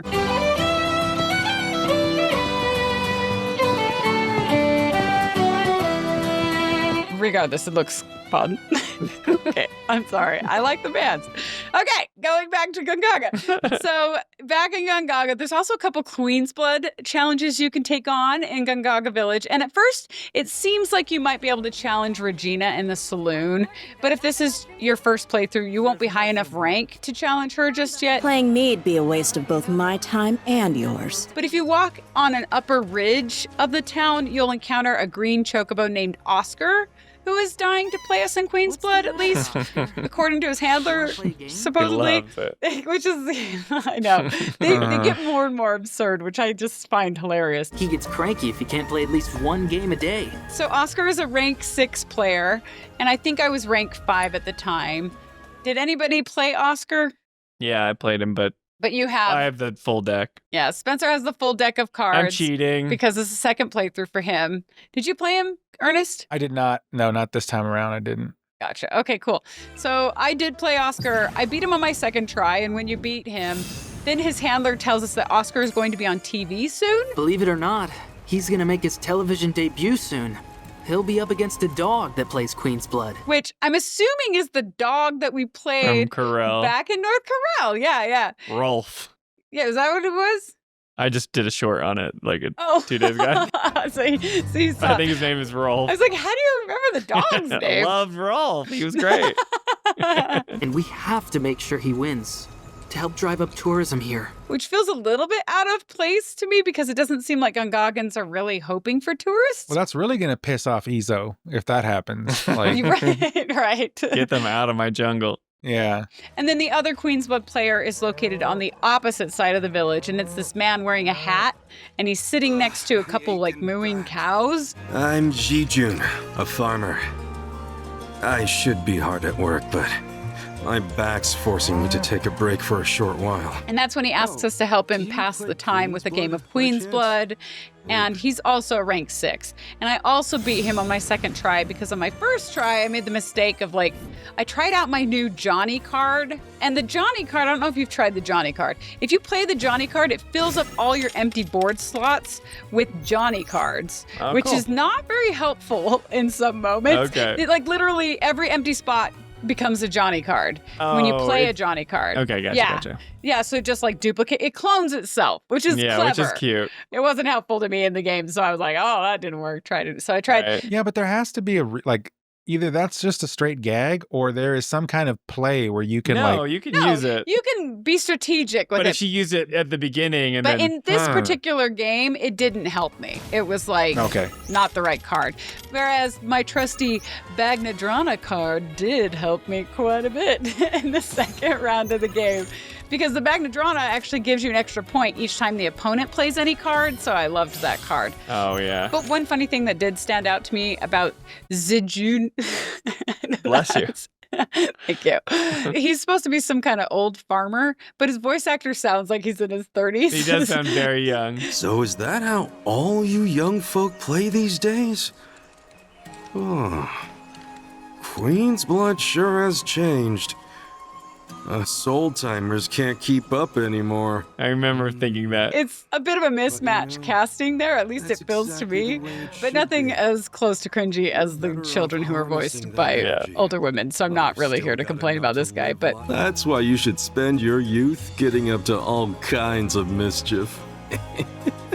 And then you can also enter a few shops and houses around the village. And in one house, which looks like it might be like a sort of headquarters for the coalition or something, you can overhear, and this is kind of significant, you can overhear NPCs in there talking about the unfamiliar creepy ghost things that they saw around the reactor. Those creepy ghost things aren't in any bestiary I've ever read. Which is foreshadowing what will happen next in the main story. But it's also interesting because remember, I mean, okay, let me ask, what do you guys think the creepy ghost things are? It's either the flying dark-robed guys or the flying light-robed guys. Remember? Because You mean the whispers? Yeah, the whispers. Because the rogue guys don't fly. Yeah. No, they're whispers, yeah. But they can't see the whispers, can they? That's the thing, is apparently maybe they can. You're right, but then... see them in Rebirth. These people are much more tied into the land and the nature, so it's possible that because those things are coming as a result of this attack on the planet, these people can see it. We don't know why. There's an actual moment where, like, Red asks somebody, I don't know if it's in this chapter. They actually talk about this. They talk about it and they're like, wait, you can see those? He says it to Cissnei. Yeah, that's coming up. We'll talk about that in more depth. But what I wanted to point out is here, if you go inside this coalition place. So they can see them too? They can see them too. Whoa, they talk about that's them. Cool. Which is like interesting, right? Mm-hmm. And then there's another house with musical instruments on display all around. And it also has a piano. Dun, dun, dun. With sheet music you can play. Ernest, did you play the piano in Gongaga? I don't recall playing it. Okay. But I might have. I don't. You wouldn't have forgotten it. But Spencer, you did. I thought Barret's thing was bad. Barret's theme was trickier. They get harder with each one, right? This song is called Cinco de Chocobo, which means 5 chocobos, I guess, or 5 of chocobo. I don't know. I'm speaking Spanish in Gongaga. But it's a jazzy version of the chocobo theme, and it's definitely the most difficult sheet music we've seen up until this point. Oh, yeah. It was hard. Like, okay, I'm a musician, you could say. Like, I minored in music in college, if that means anything. I'm not a professional at it usually.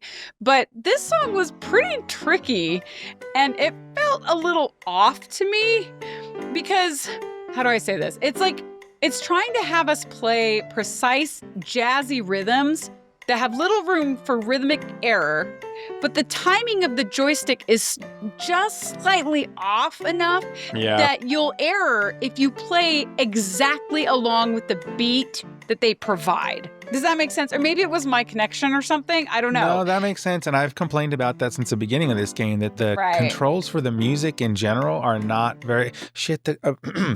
The controls for the Chocobos walking around are terrible in this game. But yes, the controls are not precise for this thing. Yeah, it's like you almost have to move the joystick a fraction of a second behind what feels right, which is especially tricky in a jazz piece where the chords already hit on the offbeat.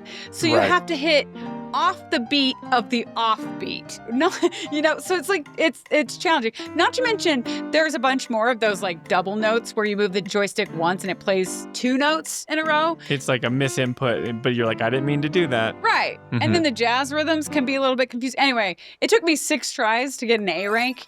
I didn't even attempt an S rank at this point in the game. I've never got an S rank on any of them. Oh, I have on a couple of the easier ones. Oh, that's good. Yeah. But I think you can't miss a single note to get an S You rank. can't. You have to do it perfectly, which is really hard. I wish they'd let you miss like 5 or something. But to get the platinum trophy, you do not need to S rank any of them. You need to A rank all of them. Really? So yeah, you're good. I wonder if that was intended from the beginning. I mean, it would drive people insane. I bet they intended it to be S and they changed it to A. Because platinum's already bonkers. It's already so hard. Yeah, so. Okay, well, if you do get an A, you can speak to Dorian. Yeah. And he gives you like some steadfast block material or something.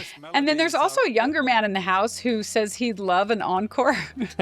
No. I'd sure love an encore. And I'm guessing this is his house. I will not play that again. That's what I think. I was like, if this is the young guy's house and all these musical instruments belong to him, there is no way he really wants an encore of the monstrosity that I just played before him. But it was that was wonderful. It was hard. That'd be cool if, like, depending on what rank you got, his dialogue changed. I don't know if that's might. true. Because, yeah, we just plug away until we get the A, and then we exit, go you know? talk to him. But if you got, like, a D rank, he's like, don't come back. Yeah. I've noticed that throughout the game. Anytime I have to do something that has precise time movements, they're not that precise on the controller. So it feels bad. It's like they're just a fraction of a second off, right? Like just a little bit. And I'm like, well. Yeah, it definitely feels that way on the piano. Yeah, for me, I like to call this Cinco de Chocobo. I don't get it. Cinco de Chocobo? Yeah, but Sync no? Yeah, I know. I hate this song. Okay, it wasn't good. No, but no, it was bad. But to your points, it doesn't feel accurate to what you're doing. And I know it's on the offbeat. So if you haven't done music, then you're obviously going to be like, why isn't it on the downbeat, you know? Yeah. Not the upbeat. But I've played piano and I'm somewhat musically inclined. So I'm like, I know what they're wanting me to do, but I swear I'm doing the correct inputs and it's not working. So I kind of had to memorize how it wanted me to input the joystick movements rather than using my musical ability to hit it when I was like looking at the directions they were giving me. Right, which is so counterintuitive for somebody who is musical. It didn't feel good when it's syncing up. You know, when you're playing a rhythm game and it's working to the music, you're like, yeah. Yeah, you get in the groove and you're like, yeah, I'm doing this. This is exactly right. Totally. It never felt that way for Sync No to Chocobo. Say no to Chocobo. And it's crazy because like if you ever played any of the Theat rhythm games, like those are pretty precise. And those are actually Final Fantasy based. Yes. And so it was shocking to me that like you've got this like legacy of very good rhythm-based games, and then you get this and it's like, what happened? Right. Yeah. So anyway, we got through the piano. There's no finer sound in all the world than the voice of a humble piano. And at this point, we've had a chance to speak with every member of our party in Gongaga, except for one, Aerith, right? And the game actually won't let us physically leave the village until we've found her. Yeah, this is important. Because it really wants us to be part of the critical path. And Aerith is hanging out inside a house on the far side of the village. And when we enter, because you can go inside these houses, right, like the piano house and all that. If you enter this house, Aerith is there. She's surprised to see us. And we notice that she's speaking to an older couple who are clearly the owners of this home. And the couple immediately invites us into the house with kindness. And the man notices by Cloud's eyes that he must be from Souljoy. Souljoy. Souljoy. Souljoy. I like it. Wow. Speaking is hard. He must be from Soldier. Your eyes. You're a soldier, aren't you? Was. You wouldn't happen to know our son, would you? Zack. And when she says his last name, Cloud is struck by brain static again, just as he was back in Midgar in the park in Remake. Do you remember this? Aerith and Cloud were sitting in the park on top of that, like, I don't know what kind of animal creature that round thing was. But that weird slide. Yeah, like the slide. And Aerith says Zack's name, and when she says it, he has brain static. So we don't actually hear Zack's name. We just see her mouth move, and it's like static. What's his name? I probably know him.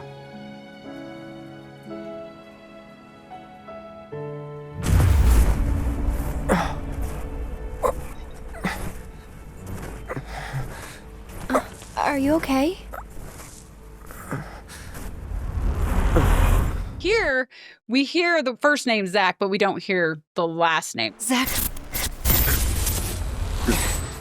Cloud grabs his head and he winces, and the woman asks if he's all right, and when he shakes it off, he asks them to repeat their son's name, and this time he is able to hear the full name clearly. What did you say his name was?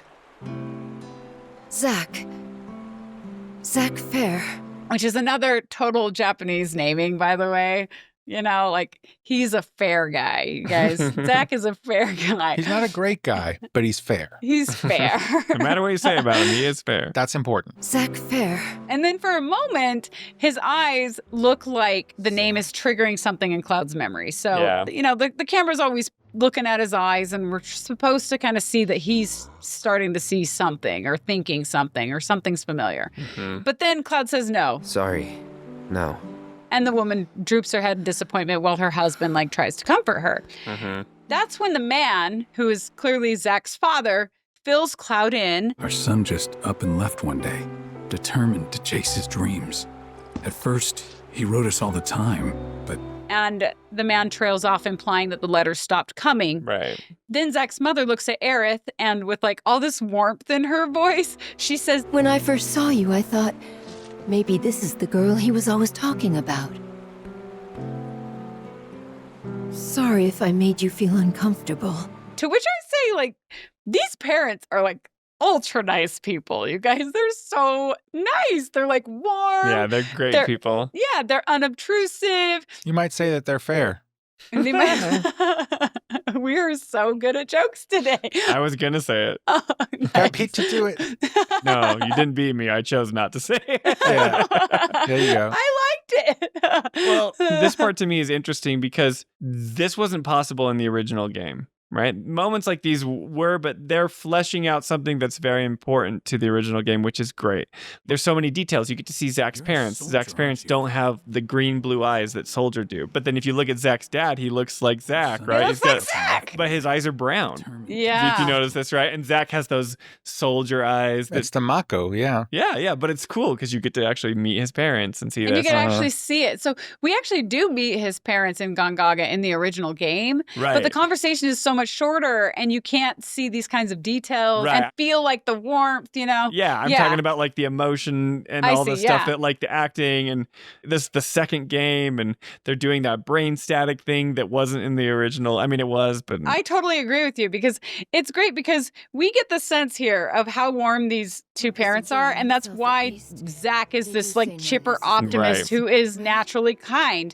We don't really get that in the original game because we don't have all the tools that they're utilizing here, right? There's no performances. We're just reading text. And he even looks like his parents, which is awesome. You know, we can't see that in the polygons. Polygons have their charm, but there are things that we can see and really experience in these kind of graphics and this kind of production that we couldn't before. Sorry if I made you feel uncomfortable. When the woman apologizes to Aerith, Aerith shakes her head, says her comment didn't bother her, and Aerith says, I doubt I was the only woman in his life.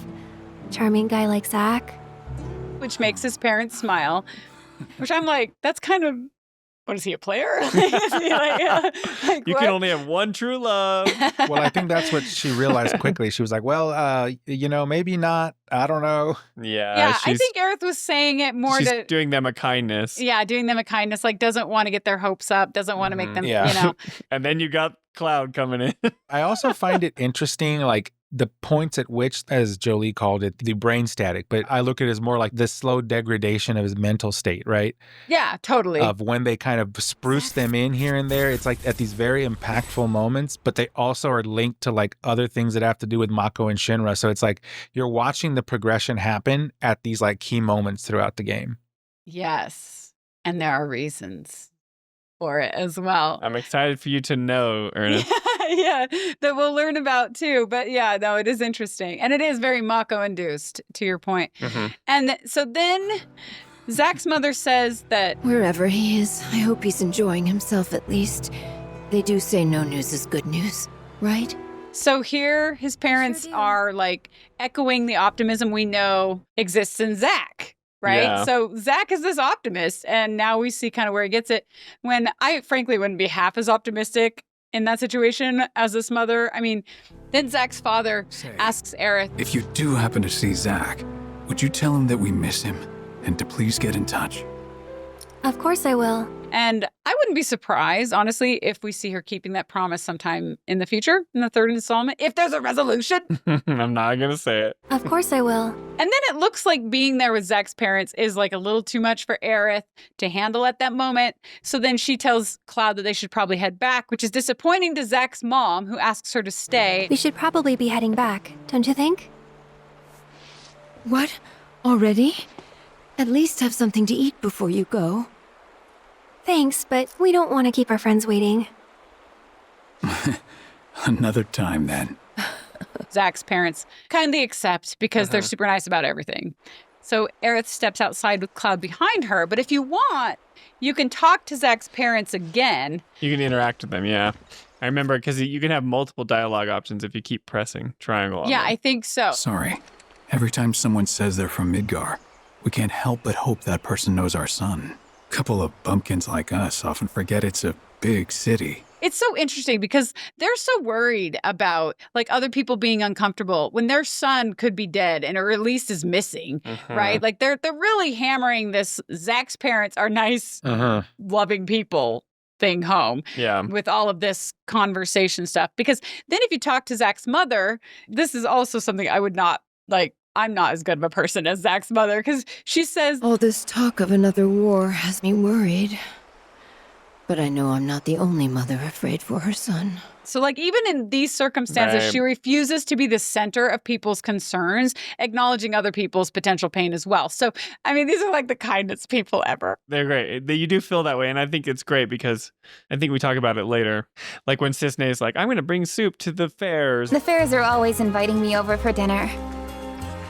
Thought I'd be nice and return the favor by making them poison, apparently. And it's like this great moment where it's like they're just this community and you can see that like the fairies are worthy of soup from Cissnei, so they must be great people. You're right. Yeah, and then at that point in the game, I tried to explore the inside of their house because I wanted to see like the room that Zack grew up in or something. You wanted to see if there were any treasure chests you could steal. Yeah, steal weapons from, right? But the way that these fairs decorate blocks off every route and room so conveniently. I was like, who puts potted plants on the steps? Like that is such a video game thing. Such a video game you thing. Can't walk over these. Can't go this way. So I just gave up. And it's everywhere too, because even in Aerith's house, like when you do that mini game where you can't make the noise. Oh, I'm so mad about that. Oh my gosh. Pick up after yourself. How? You jerk. And I'm like, how am I supposed to not make noise in a damn hoarder house? Like, this is crazy. Yeah. That was annoying. It's weird where they put random stuff in the game. Totally. And then this is a particularly interesting conversation with Aerith. So if you go outside of the house, right? It's also a pretty good acting scene for Brianna White. She's particularly like authentic during these softer, more solemn moments in the game. That's when her like acting chops really show. And this is one of those moments. So Aerith starts out this conversation by saying, that wasn't very nice of me. And then she looks up at Cloud and she asks if he remembers when Aerith first told him about Zack back at the playground. You remember me telling you about Zack, right? At the playground? How he was my first love? Yeah. Oh, side note, by the way, if you pay attention to the soft music playing in the background, you'll notice that it's a variation of Aerith's theme. Oh, cool. Because while the characters are talking about Zack and his parents, this moment is really about Aerith and how all of this is affecting her, which is why we're hearing Aerith's theme. I love things like that. Awesome music. I cannot say enough good things about the music. No boo-oh! No boo-oh! Even though you didn't compose this. But yes, you influenced this music significantly. This is where he grew up. And now that I'm here, it's a lot. So when I saw someone who looked like him, I don't know, I had to say something. Implying she must have seen Zack's dad. She saw somebody who looked like Zack, I guess, is what she's saying. Didn't even occur to me to think how they would feel about it. Pretty selfish, huh? Waltzing in there, stirring up memories.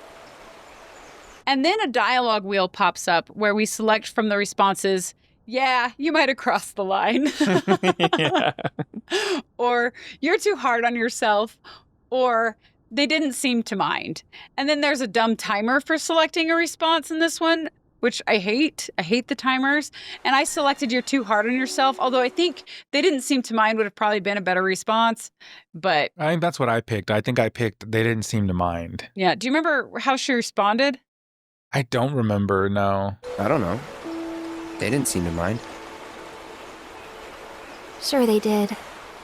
But thanks.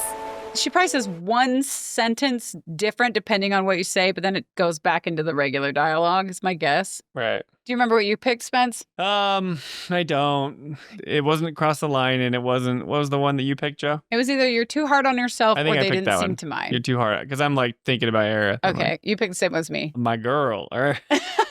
Just too hard on yourself, Aerith. You're too hard on yourself. Bet it was good for them to get it all out. I hope you're right. And then Cloud looks at her for a long moment and then flat out comes out and asks if Aerith still likes Zack. So, this Zack guy, you still like him? Wow. You went there, huh? She's surprised that Cloud would ask such a bold question.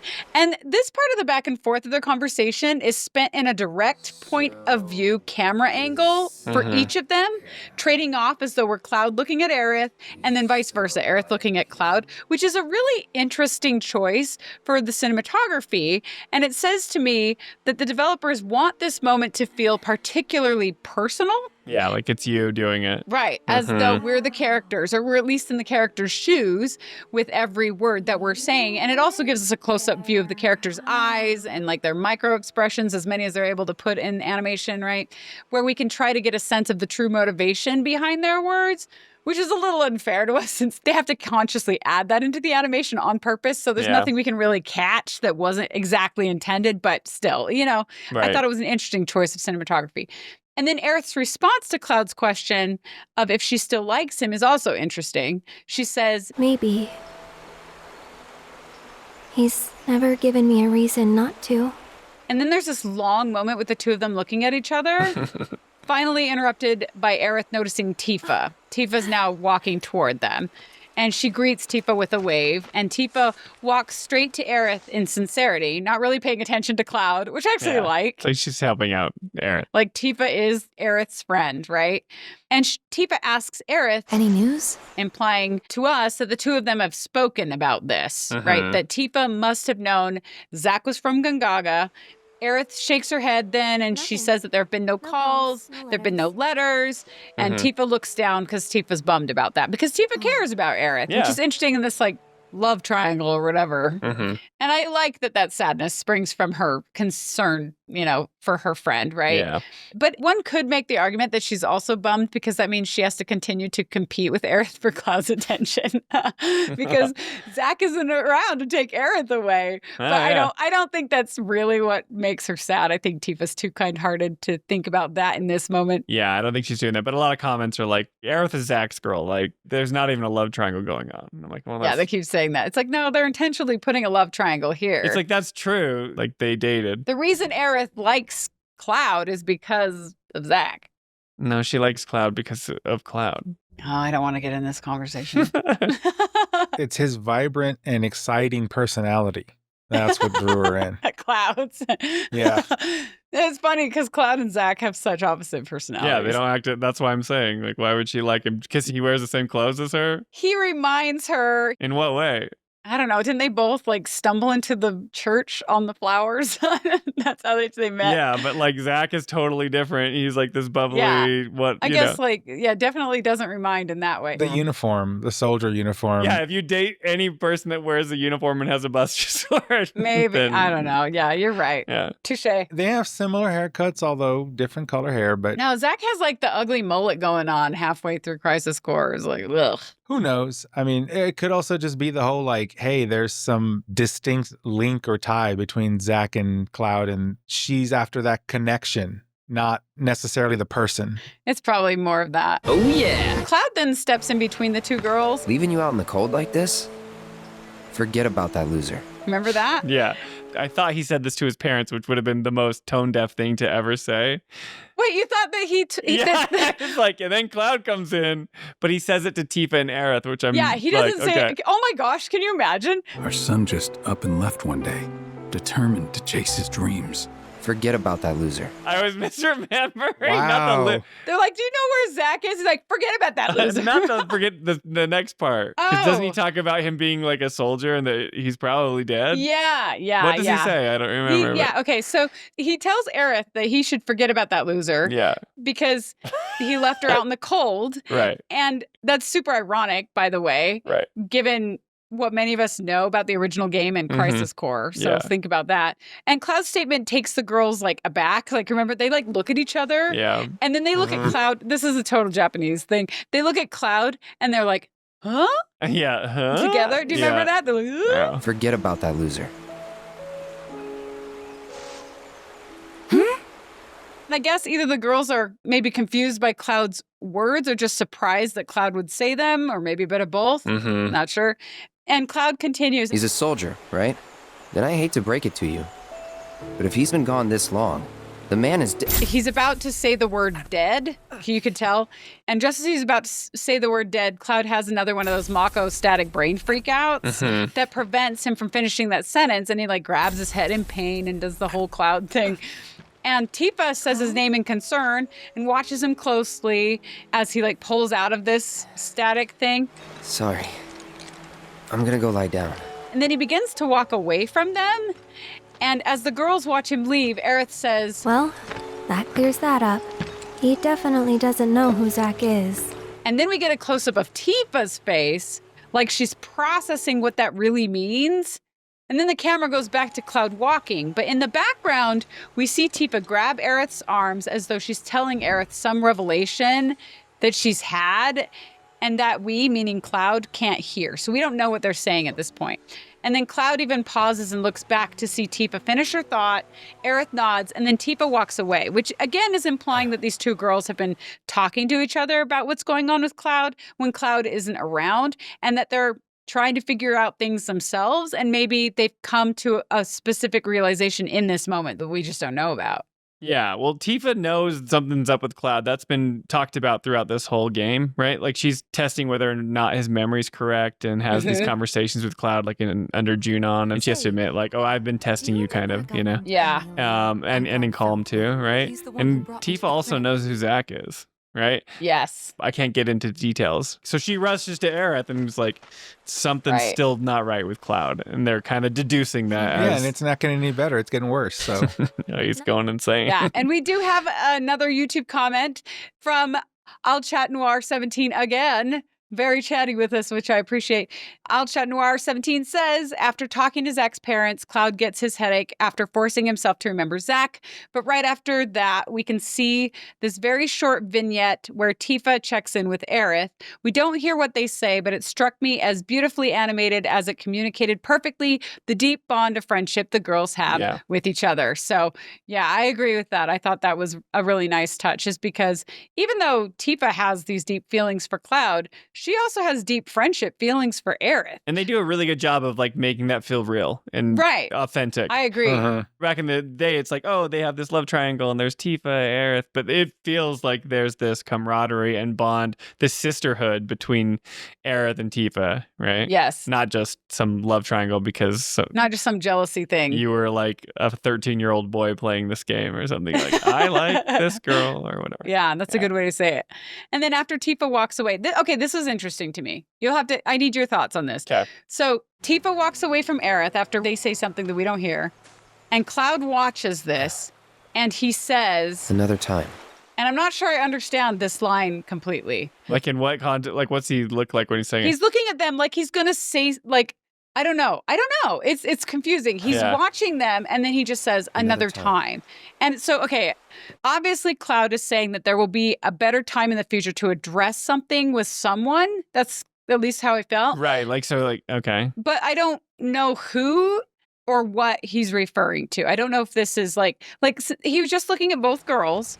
So we don't know if he meant talking to one of them or both of them at the same time, because these are the exact words that Zack's father said to Aerith when she declined to stick around for dinner. Another time, then. Which may be a coincidence. Oh, interesting. I don't know if that has something to do with it. I don't know. I just thought another time, like what? You wanted to talk to Aerith about something? Did you want to confess something to Aerith? Did you want to say something? Like, I don't know. Another time.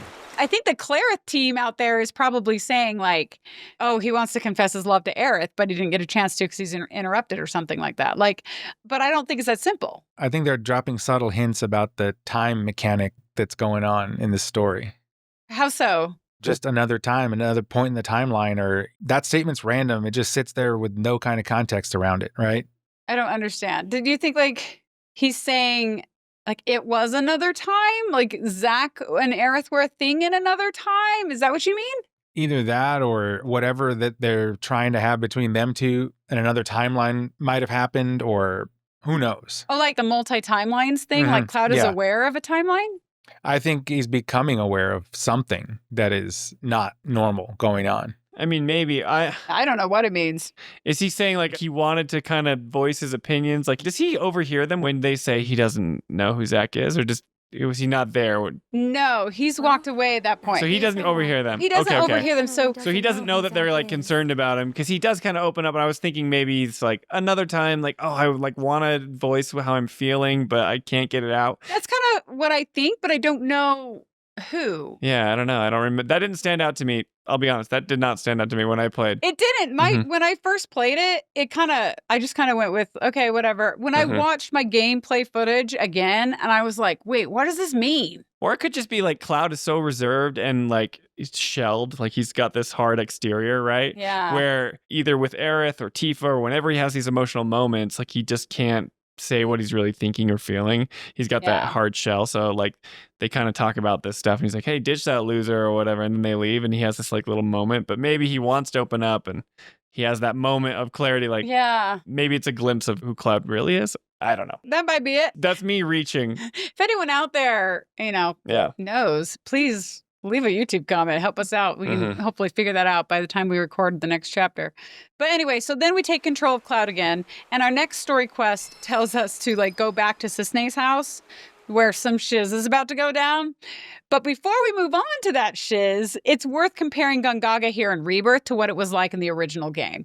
So, ready for this? So in Rebirth, we know that Gongaga is a village of farmers who thrive on growing and trading Gongaga mushrooms, and that 3 years ago, a nearby reactor explosion killed many people in the village. But since then, the village has continued to thrive, right? So people have rebuilt what was broken. They continue to live their lives in a seemingly happy way, even though they lost loved ones years ago. The original game is not that same feeling. It feels much different. So right when you walk in to Gongaga in the original game, there's like this really melancholy music that plays. And the first people you encounter are two people in a little cemetery at the front of the village. And when you talk to one of them, she says that a reactor explosion 3 years ago took her husband. And then she asks if people really need reactors to live. Like, aren't there more important things in life, she says. And if you talk to the other person, he says no amount of praying will bring his grandson back. Wow. So it's actually really sad and really depressing right from the get-go. There's these like sad conversations, the sad music. There's not a very colorful place, so it's just like drab and sad. Right. So, ugh. Whereas in Rebirth, we're introduced to the cemetery and the memorial and the reactor explosion idea like right up front as well, but it's done in like a far less depressing way where people are remembering those who are lost. Right. But they've also continued to live their lives and they even thrive. In a somewhat respectful manner rather than just like this gloomy, dark. This like depressing, like, do we really need electricity? Right. You know, kind of a thing. And then back in the original game, once we visited that cemetery, the town itself is pretty small, as you might expect from the original game.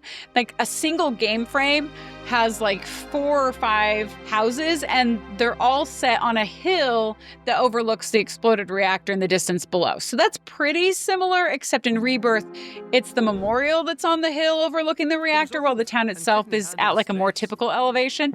Even the design of the houses is similar though in the original game and Rebirth. They're these like cylindrical, like rounded rooftop kind of hut houses. They look similar in both, so Rebirth was paying attention to that when they were designing for the game. And there's even a bridge with no handrails in the original game that was clearly carried over into the town's design of Rebirth. That's cool. But there are no people walking around the village at all. None. No walking NPCs in the original game. And we can see holes in the rooftops that have never been repaired over the 3 years since the explosion.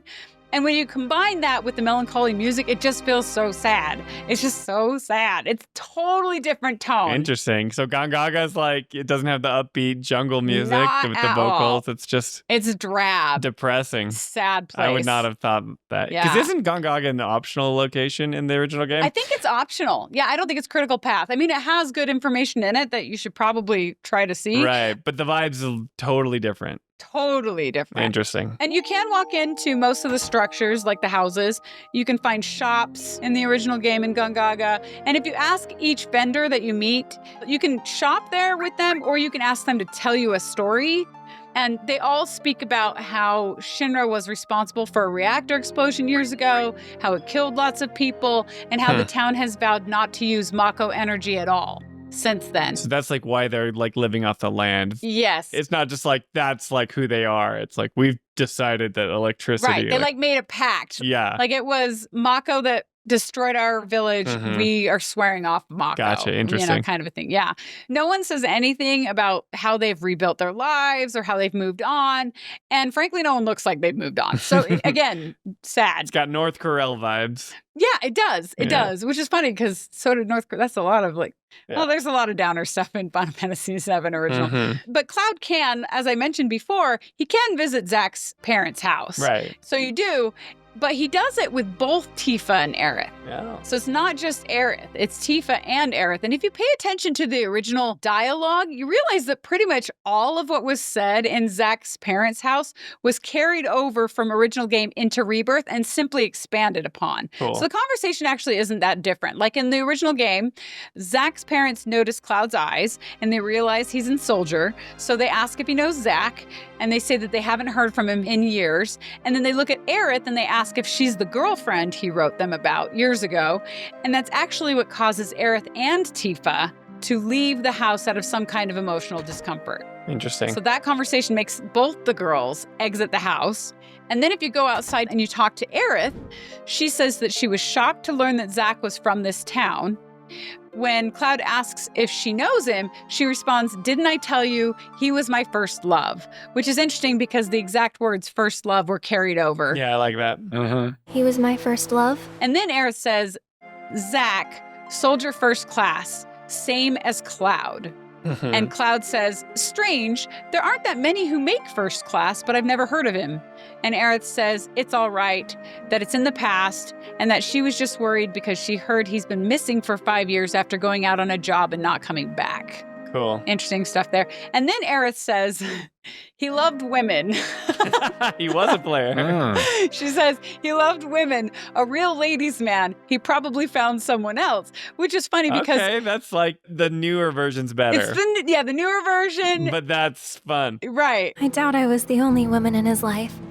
Charming guy like Zack. Because here it kind of makes him sound like a jerk. Yeah. Even though that's not really intended. It's probably more translation, honestly, than anything else. But Loved women. He loved women. There you go. Loved them. And make sure it's women plural. And women loved him. yeah, and then you have the option to either tease Cloud and ask if he's jealous, and then like apologize for teasing him, I guess. So, Interesting. so the writers of the Rebirth scene with Zack's parents weren't really working with a blank slate here. They were trying to paint out a similar scene while staying true to the original game, which meant carrying over a lot of the original dialogue, just kind of finessing it a bit, making it a little bit better, which is interesting. But there are some differences too. So I mentioned that it's not just Cloud and Aerith who visit Zack's parents, but Tifa goes inside the house as well. And she is also clearly emotionally distressed about hearing Zack's name, which is something that is not in Rebirth, right? Okay. And when you go outside the house, you also have the option of talking to Tifa alone as well. And when you do, Cloud asks her if she knows Zack, to which she stammers, no, I don't know him, like exclamation point. Interesting. That's cool. Yeah, isn't this interesting? And Yeah. Cloud responds, "Your face tells me differently." Yep.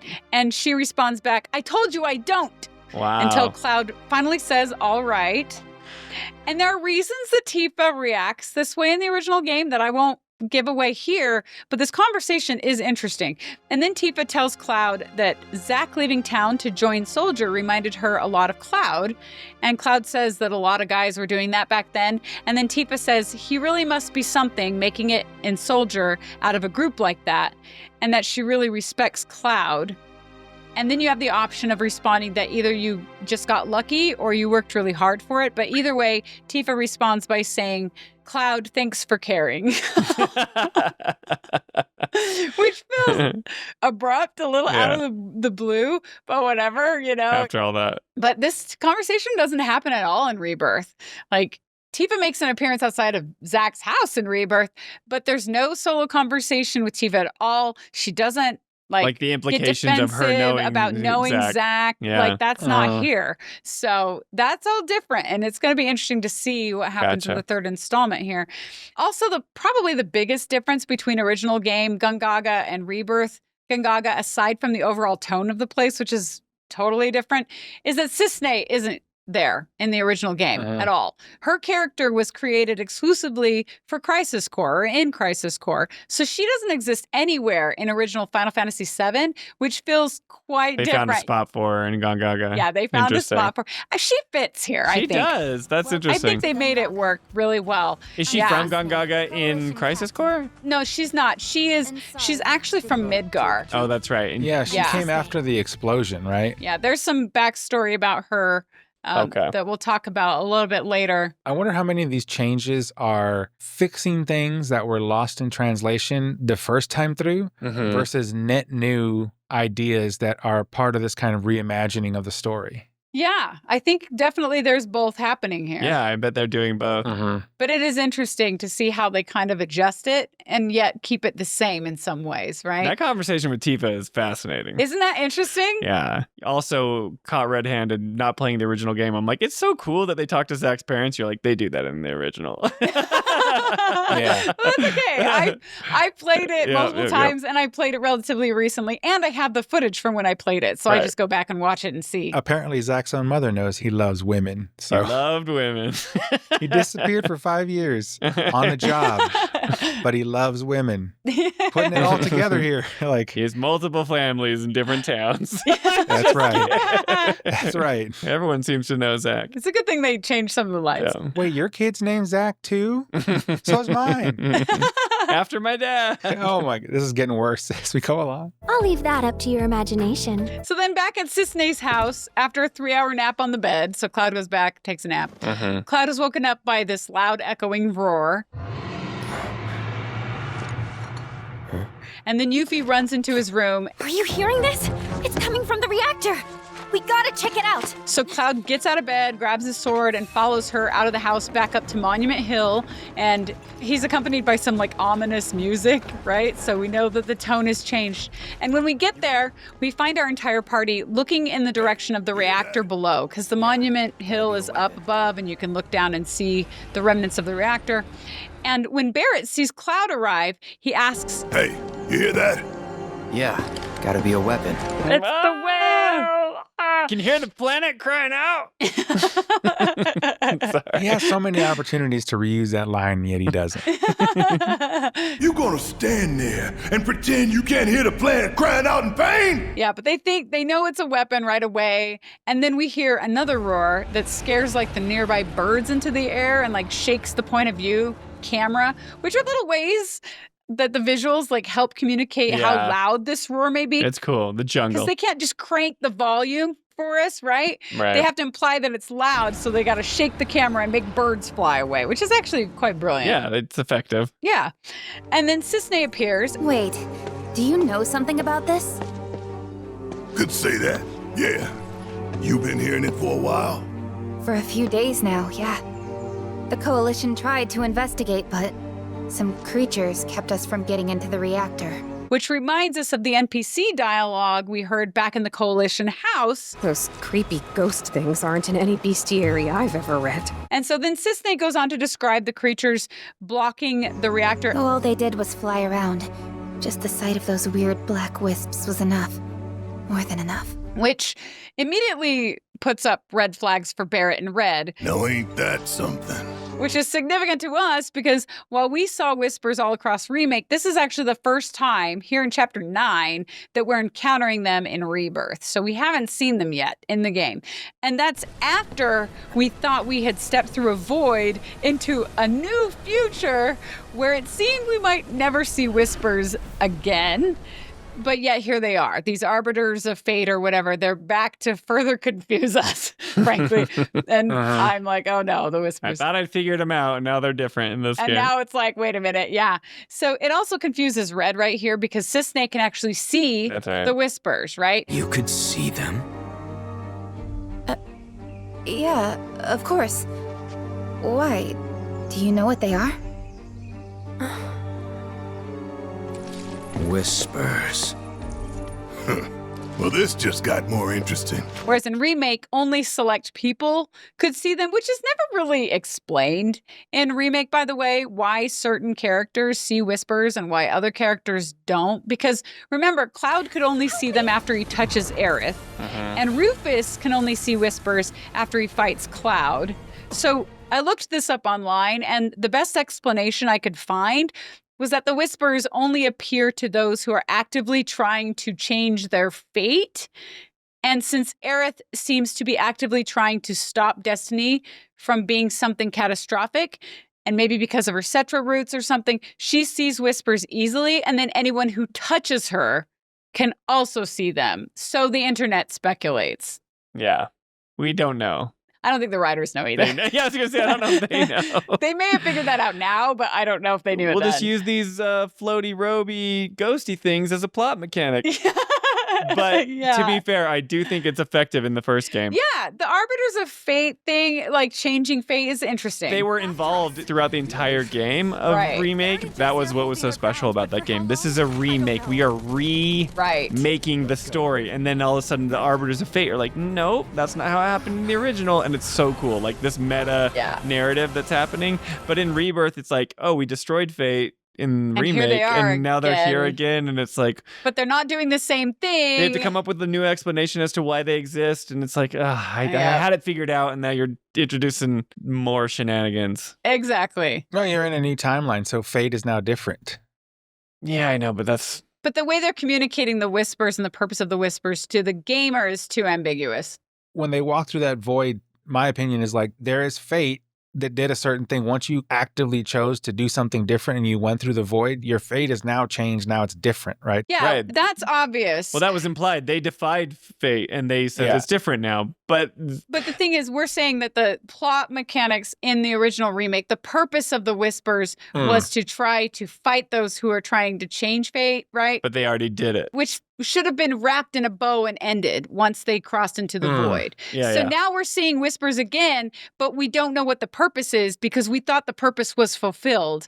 And that's why it's confusing. Yeah, and later on, we'll get into it, but then Sephiroth's we'll get into it, got his own, and then there's some other, there's different colors. There's a lot more, yeah. But anyway, it sounds like not only Cissnei can see the whispers now, but so can her coalition, as she mentions right here, and as we learn from the NPCs and the conversations. And the talk of these whispers is interrupted by a tunnel vision Yuffie, who is all too excited to get a glimpse of this weapons giant materia belly again, right? So, when do we leave? But Barret will have nothing of it. He pulls her away against her will, telling her that she's on guard duty, which I'm assuming is because her materia obsession would put their investigation at risk or something. And Barret throws Yuffie at Cissnei. Keep an eye on her for us. Like she's a child. Right, and she is, she's 16, she's not that much younger than everybody else, but then Barret establishes what the goal is. Let's just get in, take a look, and get out. Nothing more complicated. And then he says something that I find so funny, you guys. I don't remember what he said. He says, figured you, meaning Cloud. Figured you, Figure you, me, Cait, and Red can do that easy. Which he basically cherry picks all the guys. Yeah. And he leaves the girls out right in front of the girls as though they shouldn't come for some reason. You're not But real no, fighters. but like no reason is given at all. And it's a little Other than his inherent sexism. But he's not sexist. That's the funny thing about it. Is like, did the developers not think this through? Like maybe they should give a better reason because it makes anyway. So it's a little weird also that a character like Tifa wouldn't protest if she doesn't see any reason to stay behind. So it makes me laugh. Well, I don't think she protests. When has Tifa ever protested anything? She protested something one time. That's my point. Yeah. Her version of protesting is like, but like that's kind of a protest for Tifa. Yeah, but and then no one would hear her because she's like, I mean, this comes across as like the typical thing we've seen in this game Tifa where hater. they just needed some kind of a plot mechanic to split the party. that's exactly what happened. yes, So okay. it is. Yeah. You're totally right, Ernest. So it makes me laugh because it could almost make Barret look as though he doesn't want any girls to come along, which we know is not true, the case, but... right? Well, if we had Zack in the party, I could understand. If you're like a 10th wave feminist, you're hating on Barret right now. I'm Right. not that, so it's fine. But it seems pretty clear to me that, like Ernest said, the developer's whole point of this moment, as we see later, is to force us to play in the two parties, a guy party and a girl party, which Yeah. also gives the ladies a little girl power moment when they can come to the rescue, which I know some girls really appreciate. And that's all fine and good. I don't really care how they split up the party, even if it's down gender lines. I think Sure. that offering a more justified story reason right here might have been a better play, though. Right. Because we want something that doesn't feel random at best or deliberately sexist at worst. Right. It's a game, so whatever. Yeah. It's like you want to go have this moment. But like if we read into it too much, then we could be like, okay, Barret is kind of like just He hates women. He just wants a boys only club, which isn't true, right? But then also they're trying to do this cheeky girl moment that we have later, right? So it's like it takes us out of the experience every time, right? Right. It's okay. It's a game. They're just having fun. Whatever. Yeah, to be fair, they have split the party many different ways along the way, right? So this is just yet another iteration of how they're going to split the party. But did we ever think about those times when they split the party? Like, no. oh, like it's only really obvious here that it's like that's why I'm saying it's not so great. he cherry picks all the dudes. Right. So, Figure you, me, Cait, and Red can do that easy. which is hilarious. I hadn't even considered it until you brought it up right now. Right. Okay. But yeah, you're right. That's exactly what, but that's what I'm saying. Like I wasn't taken out of it. Okay. I noticed it right away. You weren't taken out of it. Okay. No, but like you're right. The payoff later is worth it from the split. Yeah. Yeah, for some. Yeah. I know what they're doing. But there are easy ways to fix this kind of a thing, right? Like give the girls a reason to stay back, right? Like maybe even make it more obvious that Yuffie is planning to cause trouble or she's going to be trouble at the reactor because she's so obsessed with the materia. And so Tifa and Aerith have to stay behind with her and make sure she doesn't do something stupid. Or like have them recommend the boys go take care of it. Like, right, they could recommend it. Oh, like we're going to go take care of Yuffie. Cissnei, come with us. Go see what's happening or whatever. Rather than Barret being like, you, and you. Go with me. Like, do you know, in The Office, there's the episode of Phyllis's wedding where, like, the photographer is trying to get Michael Scott out of the family pictures because he keeps coming in the pictures. And so he has everybody get out of the picture, and then he cherry picks every single person except Michael Scott. And they all go in. Okay, for this next one, everybody hop out. Just Phyllis and Dad. Actually, let's bring Mom back in and the sisters. And you and you and you. It's like that. Like, you know. I thought you were talking about the part of The Office when they're trying to lose weight and he's like, I'm going to pick them at random. Phyllis, Stanley, Kevin. That's another perfect example. Phyllis, Stanley, Kevin. Because they're the ones that are overweight and they're trying to lose weight. I'm sorry, anyway. I'm going to randomly select 3 names, and these 3 people will get liposuction. Stanley, Phyllis, Kevin. And you will be responsible for your own medical bills. That's another perfect example. It could have gone many different ways, right? But I think this one, I mean, it could have been literally been like, okay, everybody gets a number, we're throwing some dice, right? And it just happens. It just happens to end up that way. Yeah, it just happens to end up that way. Just something else. I might even be cool with like Barret trying to throw some old-fashioned chivalry into the moment and like wanting the girls to be safe or get some rest or something, you know, just out of like kindness for everyone or something. You know, I'm sure some girls would hate that idea too, but I don't know. Again, it's not a big deal at all. I don't think Barret I don't think the developers are sexist. None of them. They were just trying to make it They go. were They're just- like, this is a quick way to move the line. But it was just the moment is so like, wait. Yeah, that's hilarious. And then it made me laugh out Yeah, loud. it was basically like a dodgeball scene. It's like you're picking who's going to be on your team, and you're like, Right. okay, well, I got all the good ones. We're running. Yeah. And we're leaving y'all behind. Joke's on you. Y'all were the team that got whooped. Yeah. So then, once you get past that moment, so then Cloud looks at Aerith and Tifa and he tells them to hold down the fort. You guys hold down the fort. This actually is still funny.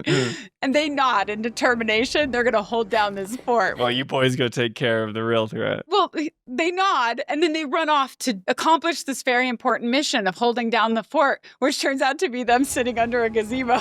Yeah, they hang out in the beautiful jungle setting. The developers are thinking they don't need to provide more context No, than that. and they don't really. And but they don't, but it's... we're the only podcast on the internet that's diving this deep into this Yeah. stuff. So Yeah, I was going to say, we're literally the only ones. Like, Yeah. because I see some of the comments like, you really had to dig to get to that. And it's like, well, that's what we're doing. we go pretty deep. Yeah, in the weeds. that's so. the kind of content you get when you're here. Yeah. Yeah, those people saying that they're the deepest dive on Final Fantasy VII Rebirth. Oh, Yeah. shot fired, Min-Max. They're way cooler than us. Yeah, they're cooler than us. When your podcast episodes that cover the chapters are longer than the chapters themselves in playtime. No, not this one. 25 hours. This one's an exception because of 25 hours. the 20. Yeah, that's a little bit. Yeah, but the other ones we got pretty close. But it is a lot. We're coming up on it. But there's a lot to talk about. We have 4 episodes and it's Oh, I know, for real. like 5 hours each. So we're very close. Yeah. Ugh.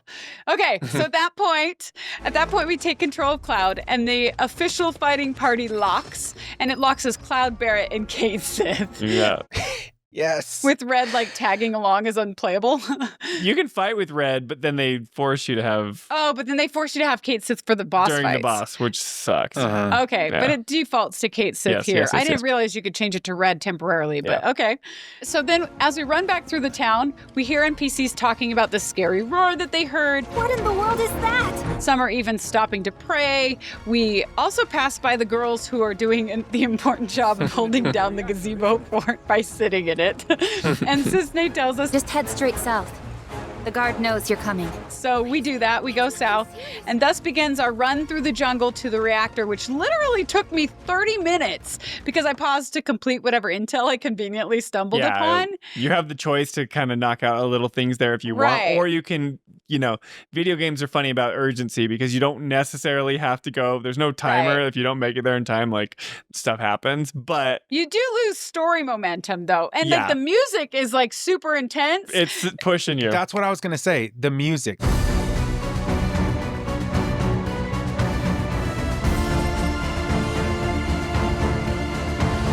Once it kicks you off, you have like that sense of urgency in the music, Yes. but then you're not doing what you're supposed to do, and you're like, I don't know what this is weird. You're doing intel. You're like scanning. Yeah. You're- with the like. It's like, I need to stop. This is going to give me a heart palpitation. I just need to get to the reactor and get it done. They do a good job. I mean, what else can you do when the player has the freedom to, Right. turn the joystick the opposite direction and not go complete the task? The best thing that they can do as developers is like, okay, story moment, you hit these beats, the music is pumping, you gotta go. And we're going to move you in that direction. You don't have to, but we're gonna try and encourage you as much as possible. And I think it's effective. And it takes a long time to get there. Like, it does take a long time to navigate through the jungle until you finally reach the reactor. Well, and this happened to me that happened to no one else, but you know how you run into deer every now and then and they jump out of the way and stuff? So one of the deer that I passed by during this Oh, time yeah. totally glitched and it got stuck next to a river just running in place. And so I stopped to enjoy the hilarity of that deer. I was like standing next to it, like swimming around. I don't Usually they just vanish as you're running Yeah, after but them, it didn't. It was stuck. I haven't seen too many weird, like I have seen a few weird glitches where like an enemy or either somebody who's like up in the air will just kind of like float by. But I've seen it once or twice in the whole game. So there aren't too many glitches, but they're funny when they come out. The hell was that? But like on the way to the reactor, I'll also say that the path wasn't terribly straightforward on how to get to the reactor. Did you guys have to swim through like the Yeah. rivers and stuff to Yes. get there? Mhm. Yeah, and then you have to fight monsters along the way. You can't go right. You have to go under the like debris and tunnel to the Right, left. Yeah. right. So Yeah. it wasn't terribly straightforward. So that also added time. But hey, eventually we got And there. then they got the music freaking you out, and you're like, Yeah. I'm going to run out of time. Yeah. Yeah. So I thought it was hard to get to the reactor. It took me a little while. Took me a while. Which is cool, though, because it's like the passage of time is real because they're like, you gotta traverse this Yeah. jungle and get to the reactor, and then you finally end up getting there, which is cool. But eventually, we do arrive at the loading bay of the Gongaga reactor, where Barret marvels at all the green overgrowth that has covered the facade. Nature came back swinging. That's the Mako-rich land. What's good for life is great for reactors. And as we're looking around, suddenly some dark-colored whispers with purple orbs under their hoods appear. Yeah, the orbs were not in the first game. Yeah, that was new, which is also adding some questions that need to be... More ambiguity. Yes. I mean, but you're in a new place now, though, right? Like, because, I mean, when they went through the void, like, yes, it's the same, but it's not, right? So, like... This is true. Things are different, yeah. Yeah, and Red points out that these are different. Whispers, though not as we know them. And then Cloud looks at one stationary whisper that's just kind of sitting there in the air, and his mind does a Mako glitch thing, causing him to see the whisper change form into Sephiroth, who reaches out a hand to him and says, "Come, it's time." While a short variation of Sephiroth's music theme, One Winged Angel, plays in the background, you'll notice.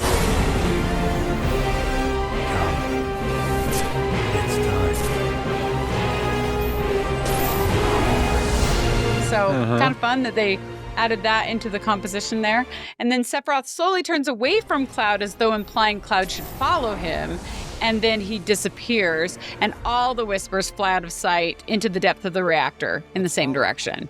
So I don't know. What do you guys think Sephiroth meant by "come, it's time"? I mean, he's literally telling him, like, the whispers are telling him where to go, like, follow them to me kind of thing. Follow him. But what do you think he means by "it's time"? What's it time for? This is like Cloud's weird hallucinating, like, it's time for the reunion, or it's time for, like, you to come back to me, right? And so he kind of, he goes into this trance and starts... Like, it's time for you to become, like, a full-time follower. Like, instead of these, like, static moments. But I can never tell, though, because Cloud sometimes is like, okay. Then he tries to fight Sephiroth, right? It's like he's obeying Sephiroth's commands, but then he when he talks to his party, he's like, we're going to go chop him. Like, we're going to go get him, you know? I'm going to go try and destroy him. But it's like, you're doing what he wants you to do, which is, like, fascinating because it's not just like black and white. This is what's happening to Cloud. It's mysterious. Yeah. But I'm always like, wait, so is he listening to the, like, temptations of Sephiroth, or is he trying to go against that, you know? Or is this like Shutter Island, right? Where this is entirely within his mind and not actually real. Who knows? I don't know. Do you think Sephiroth is maybe not real? It's hard to say, right? Because, like, on the one hand, like, we know Sephiroth is a real individual, real person, right? In the previous area they were at, now they went through the void. So the question is, like, is Sephiroth also a, how do I say the word correctly, corporeal individual in this new world? Or is he only existing, like, in the fabric of the world, and therefore he's able to manipulate memories or mind, but he's not like a physical being? I don't know. It's hard to tell because you're just seeing these random little visions that are happening in Cloud's mind, and it's like, okay, this is either entirely, like, again, his slow degradation of his mental state where he's hallucinating, or it's literally in this place that we are now, Sephiroth is more of an idea than an individual, and he's able to invade, like, the minds of everybody. That's an interesting concept. Huh. I guess we'll have to find out. Maybe. We'll find out. Maybe find out, indeed, yeah. We gotta straighten this out. And then once the whispers disappear, Cloud suggests that they follow them. Let's follow him. Which is interesting because that's exactly what Sephiroth instructed him to do. He's like, right? sure, let's do it. Yeah, so I don't know whether he's consciously aware of that, which I don't think he is or not. He's actually doing what Sephiroth asked.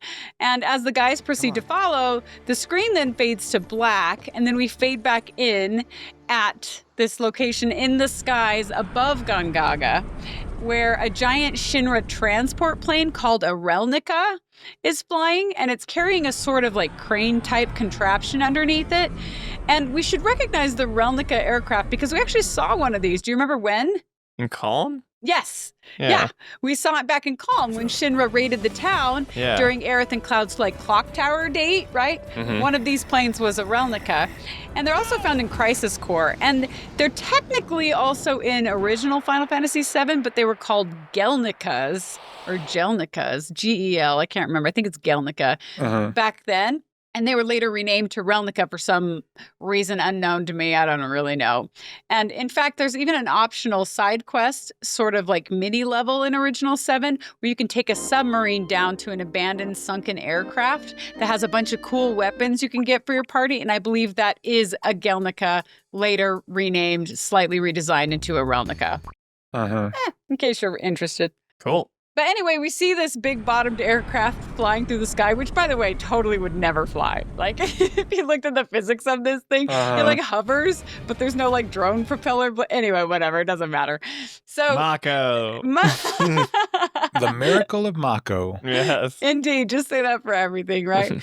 So we see this thing flying through the sky, and then inside of it, our red-dressed psychopathic femme fatale, Scarlet, is anxious to get to wherever they're going. Then I'd better choose a suitable toy. Or in other words, she wants some kind of weapon of some sort to fight with. And we see her looking at some red-looking machine being carried by this aircraft inside. And then a trooper on the aircraft asks her, "Will that be necessary, ma'am?" Of course it will. I'll make sure that it is. Indicating how much fun weaponry and killing are to her, which we knew, of course. She gives a cliche evil villain laugh. It was actually done pretty well by the voice actor, by the way. And then she walks away, and then the camera slowly zooms in on some big container with a glass window that shows some kind of blobby flesh with what looks like Mako sparkles around it, I guess you could say. Then the camera fades out again.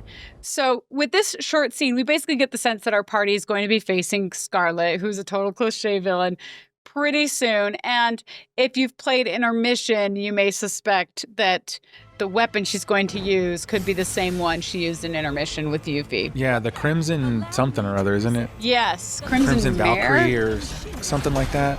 I think it's Mare. So then back on the ground, the camera fades back into our party as we enter this sort of dungeon that takes place in like this old destroyed Shinra reactor. And what did you guys think of the dungeon?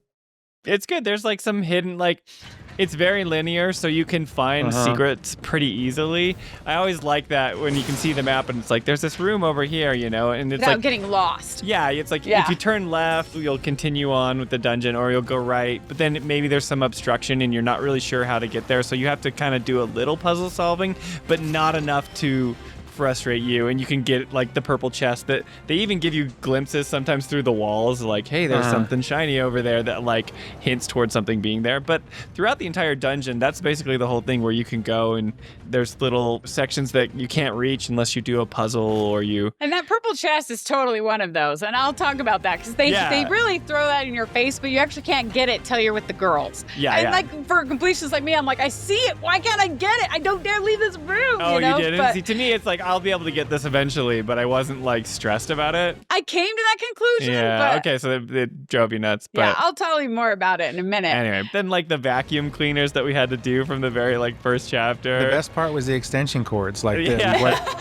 Why even have a rest of a dungeon when you can just plug in extension cords the whole time? But like as you're fighting like these new enemy types or whatever, and you're climbing up, you know, you're raising and lowering the water levels and doing all this stuff. It's a good thing they put that vacuum cleaner at the beginning in the first chapter, so you're like, oh, I'm familiar with this. So you know that it moves. Yeah, they're back, but they're even more difficult this time because sometimes you're trying to yank the rope, but it's not coming down as much. And they don't vacuum. They're totally used for different reasons. No, but it's like they put it in the first chapter so you kind of would know how to use these again. But it is funny that they're like the same exact model, but they're not like... Yeah, they just reuse the assets for it again. Right. But the thing it reminded me a lot of was, I can't remember which chapter it was, but it's the one where you would swing around on different things. The grappling hook? Oh, it's probably Yuffie's dungeon. Yeah, it's in chapter 7. This reminded me of that one a lot. It was very Tomb Raider-ish, the play style in this thing. Kind of pushing, pulling, minecart, pushing, pulling, climbing, swinging, puzzles, and then eventually grappling hooks and all. So he's like very, very Lara Croft. Matter of fact, the second half of this, you know, because we split the party up, is like total Lara Croft moment. Because you're playing as Tifa and she has big boobs. Giant boobs too. Just swinging around. If the shoe fits. If the bra fits. If the bra, hey, there's a new one. If the bra fits. And I'm giving that as a compliment. I enjoyed that part of it. I know. Yeah. It was fun to have like a Tomb Raider type experience inside the dungeon. Yeah. It was fine. It was an easy to navigate, pretty straightforward dungeon. Yeah. Yeah, I didn't mind the dungeon. I actually had some fun in it. I thought it was kind of fun. I thought the visual design of it was awesome in terms of like all the greenery growing over all the metal and cement and the control boxes and whatnot, along with these like flooded rooms and halls. It really felt like we were exploring an abandoned reactor in the middle of the jungle. Right. Like, I love that. I thought that was really cool. Yeah. And this is also where my favorite physics of Chapter 9 would have to be. I mean,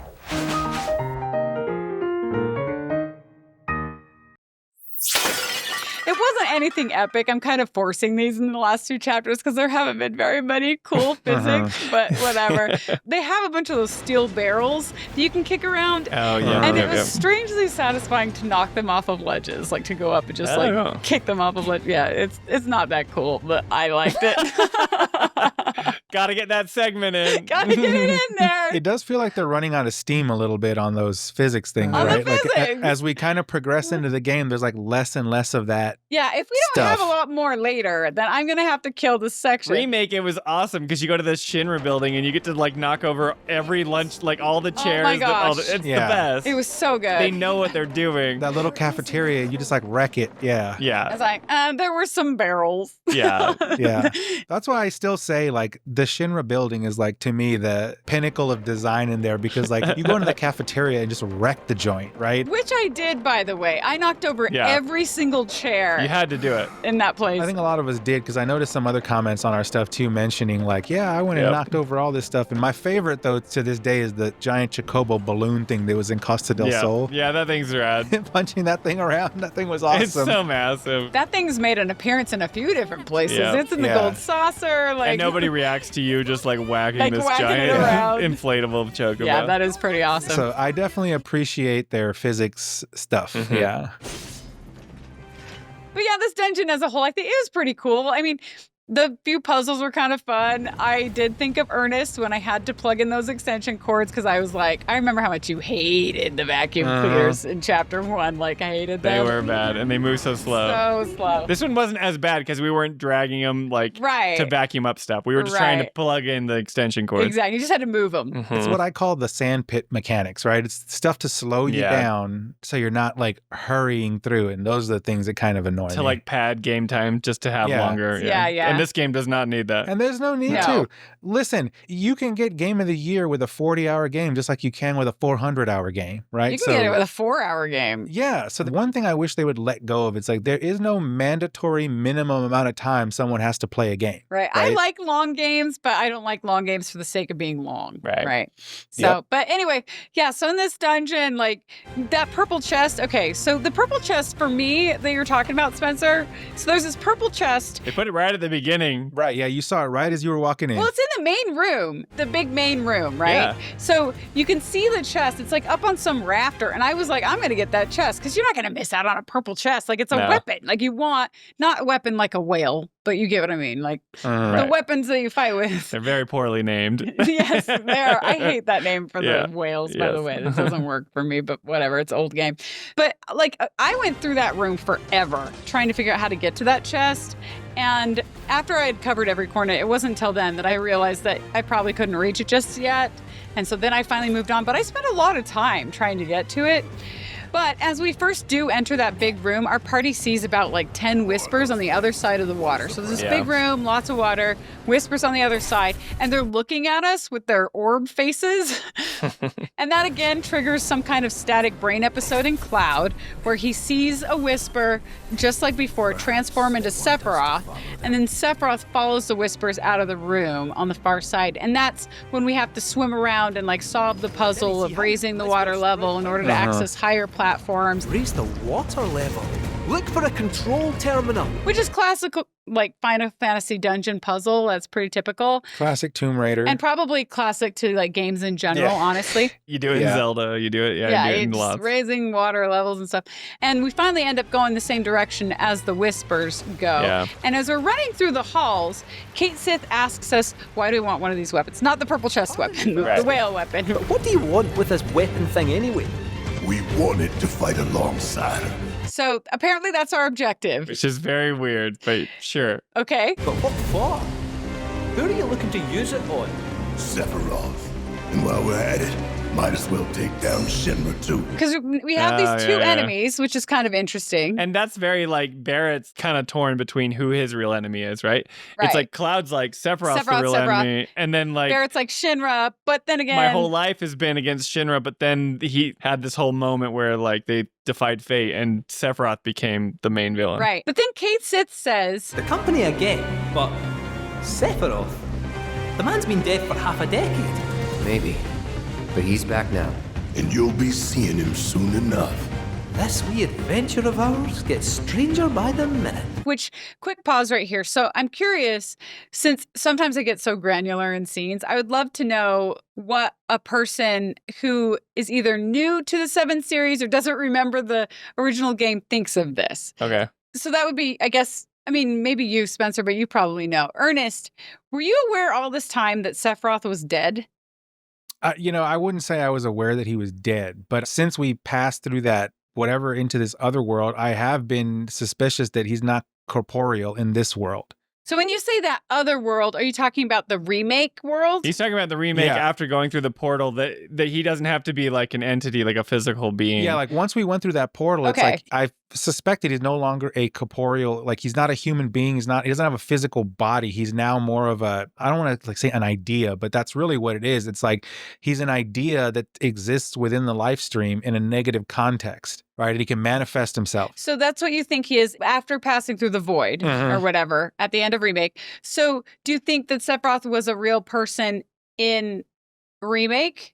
Like in that world? I think he was. Do you think he died? I feel like he did. I mean, I feel like. Do you know how? No. Yeah, he doesn't know. Okay. I was just curious. It's okay. Yeah.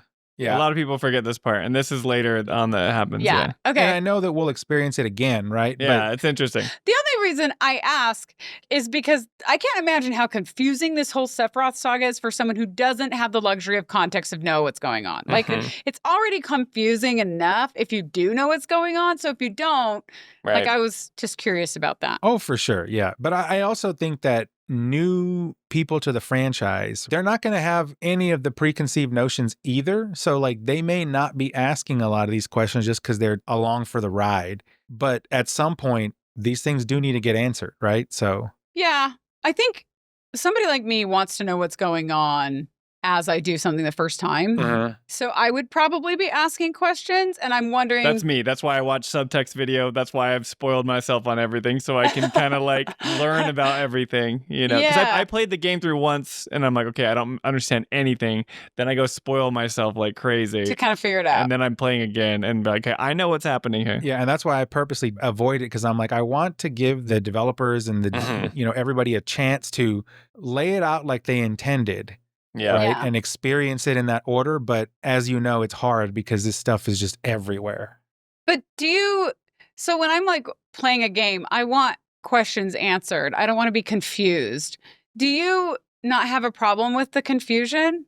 I don't. Because you seem like you're pretty chill. Like you don't need answers to these questions. You're just like, whatever. Whatever. Or do you just not care? I don't need them right now. Because, playing JRPGs for over 30 years at this point, a lot of times you don't get the answers till the very end. And that's if you get them, because sometimes, as you know, they don't deliver on them. So yeah, I guess maybe I'm demanding them. Like I want them at some point. You're willing them into existence. I'm hoping. Along with the resolution that you so desire. They better give that to me. Yeah. For example, in Final Fantasy VI, a lot of people know about Kefka. They know he's this villain. They know all this stuff, but they don't realize that he wasn't born that way, that he was actually a normal individual and was tortured in a similar context to how Hojo tortured his subjects. And he was experimented on, and that's actually how he gained his power, but also it warped his mind. It broke him. It broke him, right? Yeah. So like a lot of people don't know that, but that plays out over the story. So like you might be confused early on with like what is going on here, but it eventually tells you what happened. So you're basically assuming that in part 3, you're hoping that it'll all coalesce and kind of give you these answers. Well, they promised it at this point, right? Like they came They out on did. stage and promised it. They promised. Well, they promised they're going to answer every question. We'll see. I was just look. I'm not going to let them live that one down. Like they have promised Okay. it. Sure. Yeah, right? we will not. Good. That's my question to you, though, is like, I feel like, okay. Are at you the end, antsy or nervous? we know that at the end of the third installment, if they don't answer the questions, I'm going to be miffed. It's Yeah. pretty good chances just based on our conversations. Spencer's going to be miffed. Yeah. If your questions aren't answered, Ernest, are you going to be miffed? Or are you going to be like, whatever? No, I think I'm going to be unhappy about it for sure because it's going to be one of those where like I just spent hundreds of hours collectively right. across 3 games, literally, of a beloved franchise for you not to deliver at the end. Now, again, Right. I don't think that's what's going to happen. I'm pretty sure that like they have been humbled over the last couple of years. Yeah, probably. I feel like they're not going to screw it up. That's my hope, but that's also my feeling on this one. So now, as you said, if they fail to deliver, yes, I will definitely be like, what happened here? Okay. You had hundreds of millions of dollars, if not $1 billion you put into this 3-part remake. Like, you know, come on. Give us the goods. Answer your question. Keep your Yeah. promises. I'm there Yeah. too. Okay, cool. Thanks for indulging me on that question. I was just curious what was going on in your mind there. I can't imagine Square Enix investing this much capital into this part of a franchise to only have it go bust, just like everything EA and Ubisoft do. Like, I don't think Square Enix would do that. They've done it before.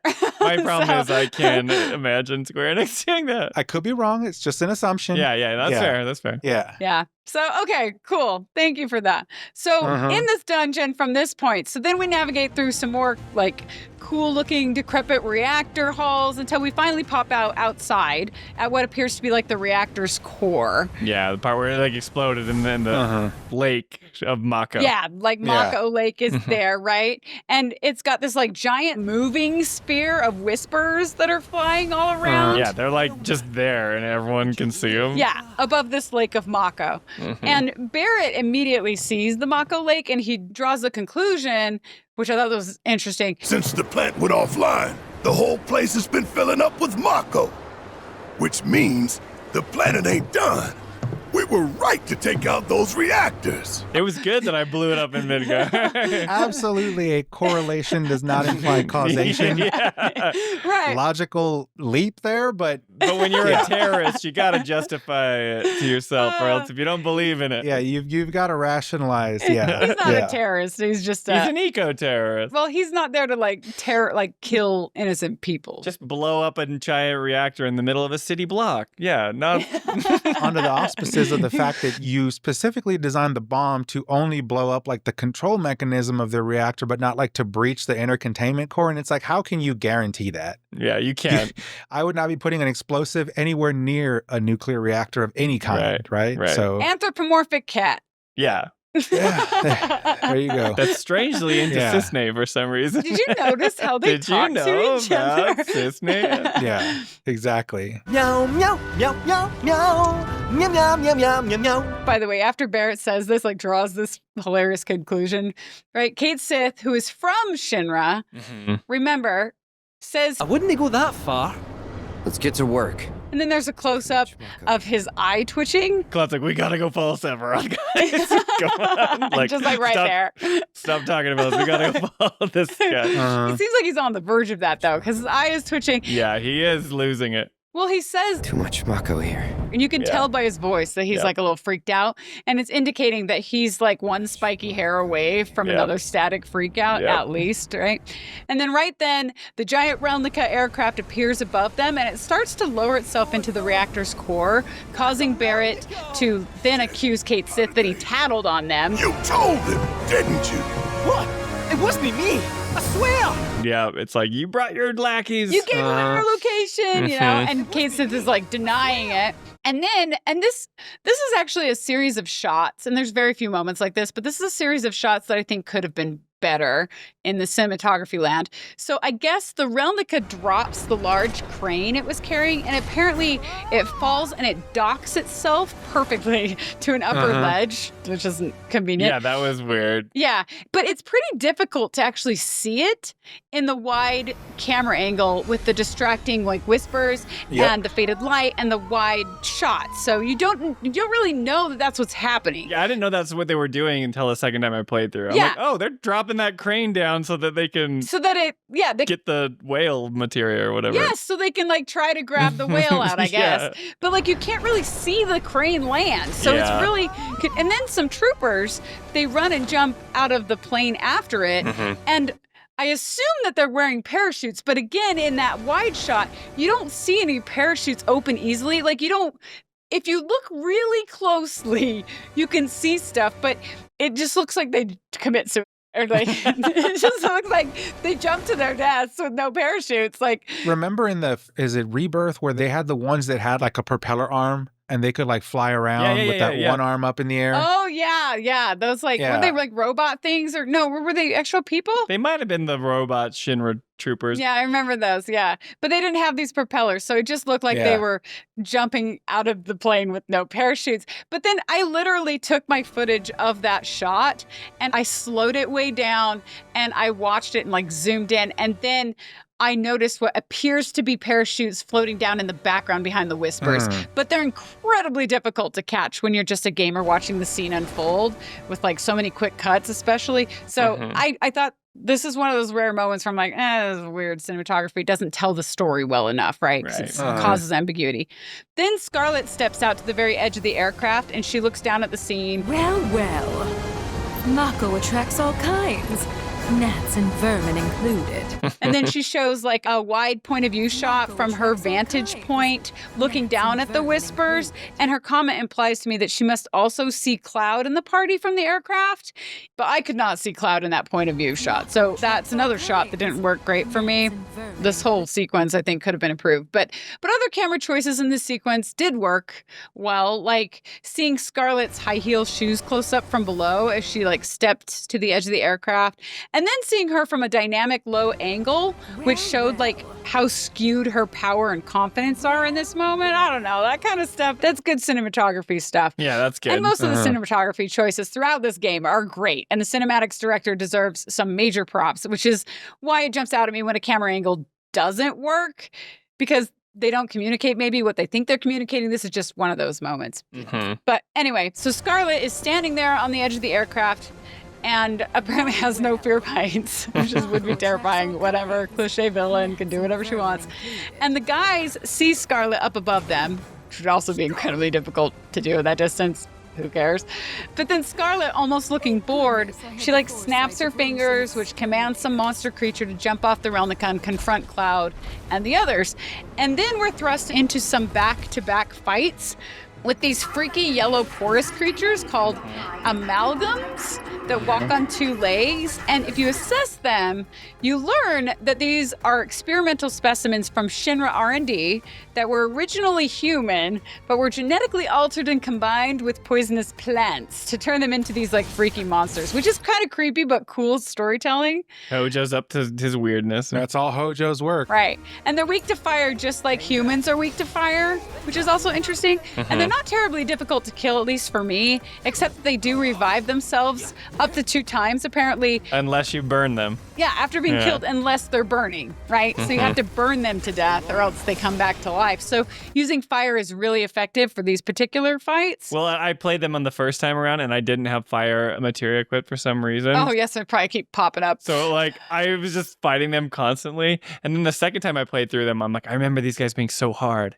And so I was like, what I have now is the elemental materia on Cloud's sword, and every time I do a normal attack, right, it puts fire on them. Yeah. And I killed them so quick, and they just stayed dead, and I was like, that was the first time in hard mode that it was not as hard as the normal mode. But interesting, yeah. I just made it harder on myself, so they weren't an issue, but I died a lot in normal mode. Because I didn't have the proper Because you didn't have the fire, yeah.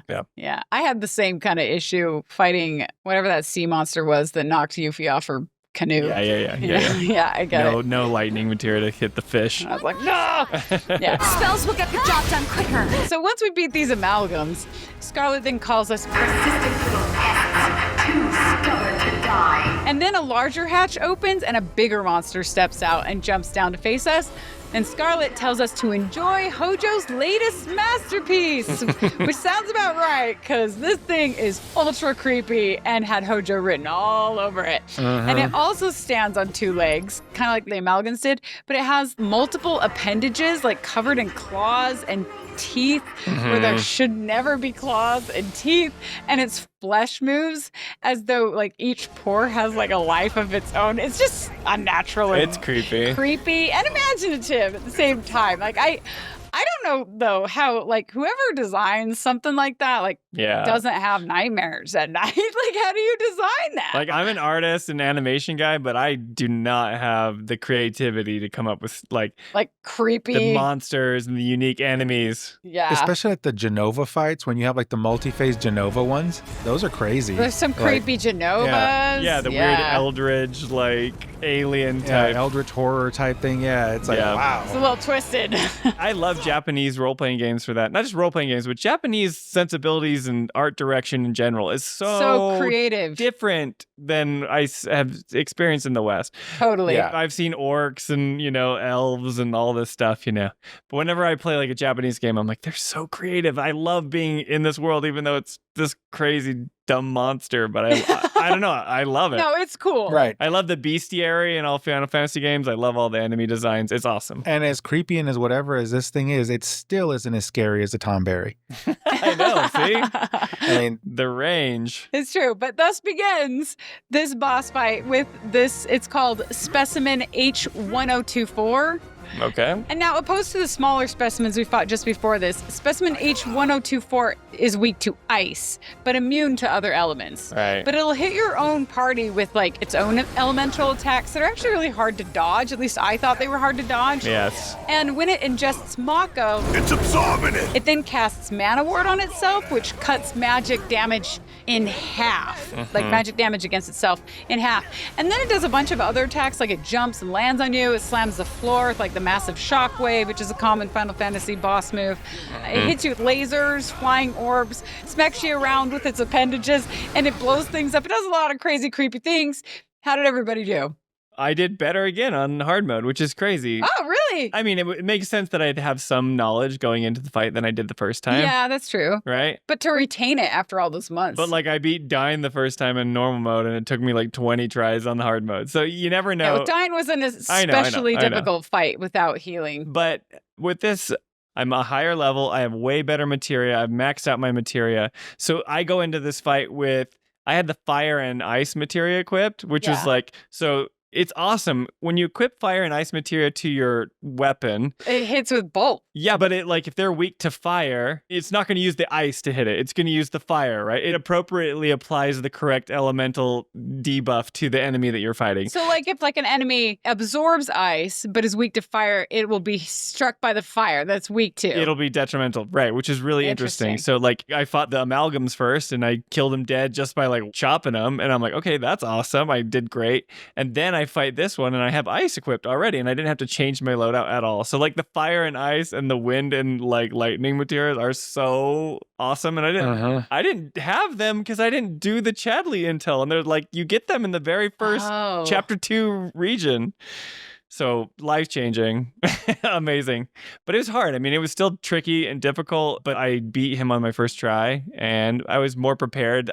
When it's absorbing Mako, that's like the time when you can pressure it. Oftentimes when you assess an enemy, and I've talked about this a lot, and anyone who's listened to this podcast a lot, they'll hear me complain and whine about how sometimes I feel like the instructions of how to fight an enemy are not as clear or crisp. Not as clear, or you do them and then you're like, I expected a different result, This was like the first time I'm like, okay, it's absorbing Mako. I can see it telegraphed that that's what this enemy is doing right now. I'm going to hit it hard with my like offensive abilities and pressure it. And I pressured it, and then I like could stagger it, and I've gotten better at the combat. So now I have stop equipped on Barret. So like when you pressure or when you stagger an enemy, you can stop them in the stagger.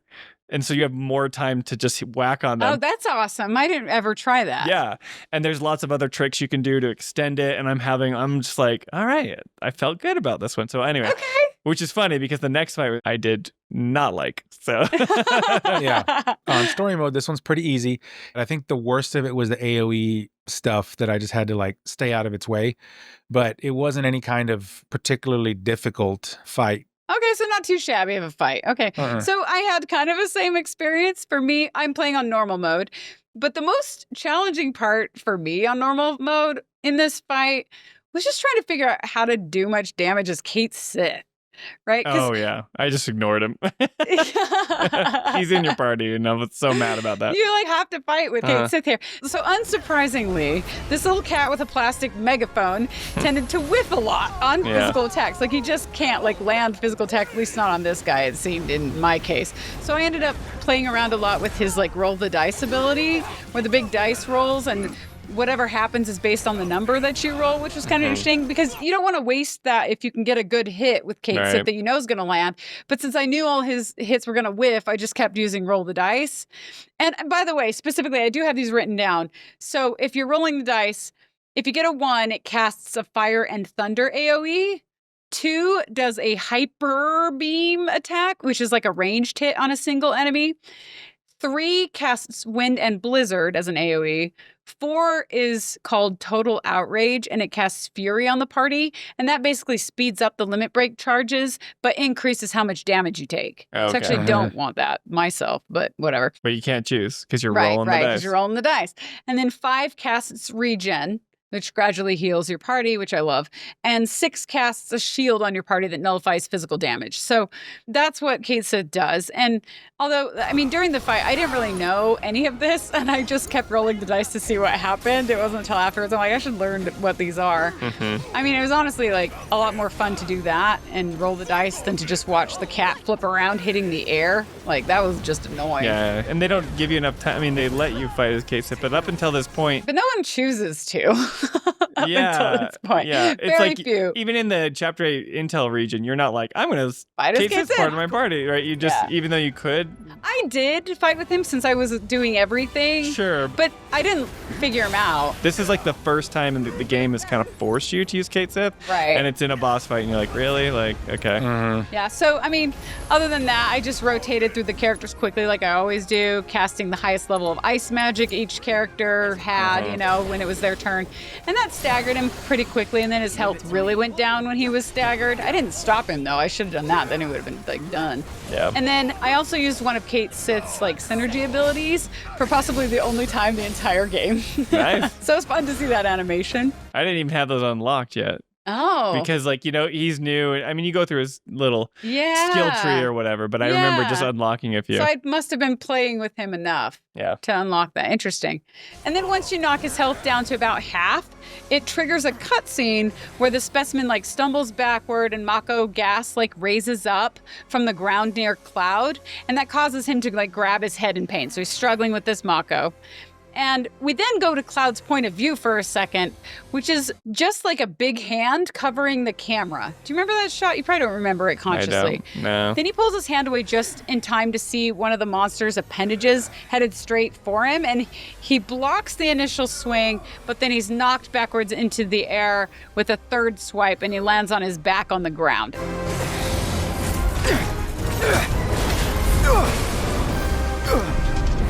And then Barret like goes and distracts the monster long enough for Cloud to get back on his feet. And we realize that the air all around our party at that point is really thick with Mako. Right. Which we know has a tendency to do weird things to Cloud. Yep. So that's upping the stakes here. And Barret then checks on Cloud. Well, I'm about to tell you. Wanna do this? You know I do. And that's when we enter the second phase of the boss fight, along with some music you might recognize from our fight with Midgard Sommer chapters ago, which is a great track, by the way. The percussion is so good. It's fun to hear it again. Awesome.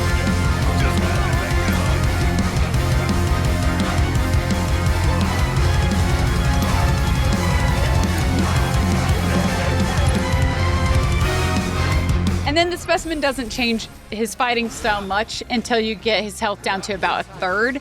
Then he inhales more Mako with like Mako overdose. He turns purple, and that increases the power behind each of his attacks. So he's casting like Fyriga instead of Fyra. Right. Stuff like that, right? So for me, he actually killed Cait Sith at one point, and I did not, well, I considered not rezzing him. Then I decided I probably should. I was like, let's get it. And that was the end of Cait Sith in my story. Yeah, he vanishes from like the whole He never came back.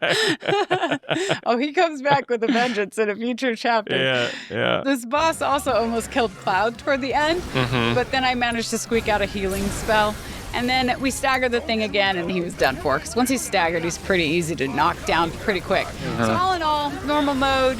The boss was challenging enough without being impossible, and I think the fight took me about 5 minutes, so pretty fun. Cool. And then once you beat it, it falls into the Mako, which kicks up Mako fumes that knock Cloud to the ground.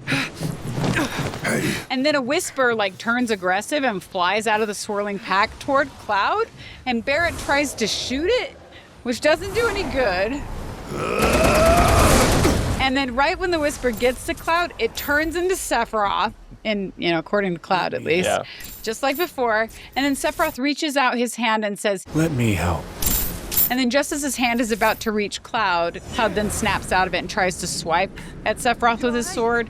But then it looks like a Whisper again and flies away. Interesting, yeah. So another Sephiroth moment to consider. And then when the rest of the guys go to Cloud to see if he's all right because of all this Mako stuff, they look up to see this flying like red weapon robot thing launch out of the Relnikha and approach them. And of course, Scarlet is sitting as its pilot with a bizarrely shiny boob, by the way. She only had one boob that was shiny. I don't know why the other. I need to go back and watch this. I don't remember seeing those shiny boobs. A single shiny boob. It's like, what? And like, I couldn't figure out why it was shiny. I'm like, are you sweating on one side? Is there light hitting you? Whatever. Anyway. It's because they're not real, Joe. Yeah, well. I'm just kidding. But anyway, she points this machine's like big gun at the guys, and she nonchalantly like says that she has materia to collect. Time to die. Implying they're here to try to get the materia from the big Mako whale, weapon thing, right? Yeah. The machine then starts gathering energy, and it has Barret in its crosshairs. Yeah. Then the giant laser fires, and we fade to white, and we don't know what happens. And that was the end of Cait Sith That and was the end of Barret too. So then we actually fade back in. We're at Gongaga, the village, and the girls are still twiddling their thumbs in the gazebo. They're holding down the fort. They're holding down that fort, man. And they hear a loud explosion that shakes the ground. It puts them all on alert. And they see they look in the distance. They see 3 Relnikha aircraft hovering over the reactor in the distance. So they know there's trouble. Even though I don't know how they're hovering, because again, they don't have like drone propellers. They look like airplanes, but whatever. And then Aerith and Tifa and Yuffie are then immediately determined to go help the guys. Then meet me at the stables. So then we take control of Tifa as party leader of this group, which I don't think we've done before in this game other than running around a bit in Costa del Sol. Yeah. So that's kind of interesting. And she's got a good athletic run, which is kind of fun. I think it looks a little weird as an animator. Oh, do you? Really? What's weird about it? Yeah, I mean, she's leaned so far forward. She does. She looks like she would fall over. She would just face plant. I'm not making a top-heavy joke here. I'm just saying. Watch out. Watch out. I'm really not. Like, her feet are here, and she's like, I don't know, like her torso is just so far forward. And I'm like, yeah, she was just face plant. I noticed that too. Maybe it doesn't match like the speed that she's moving. Anyway, it doesn't matter. That's interesting. I'm going to have to take a closer look at that. I think it looks cool from the back because she's like really hauling. Okay, cool. Right. See, this is why it's good to have an animation person here. This is great. Okay, so then, let's see. I was distracted by Ernest. Price is right. Yeah, Price is right thing. Now that I get the joke. So when we swing by the stables on the way out of the village, Cissnei is there. She hooks us up with chocobos and grappling guns. It's a total mess inside the reactor. These should help you get around. You need to be careful. Don't ask me why, but my gut is telling me that something big is about to go down. And more often than not, it's right. Don't worry. Whatever it is, we can handle it.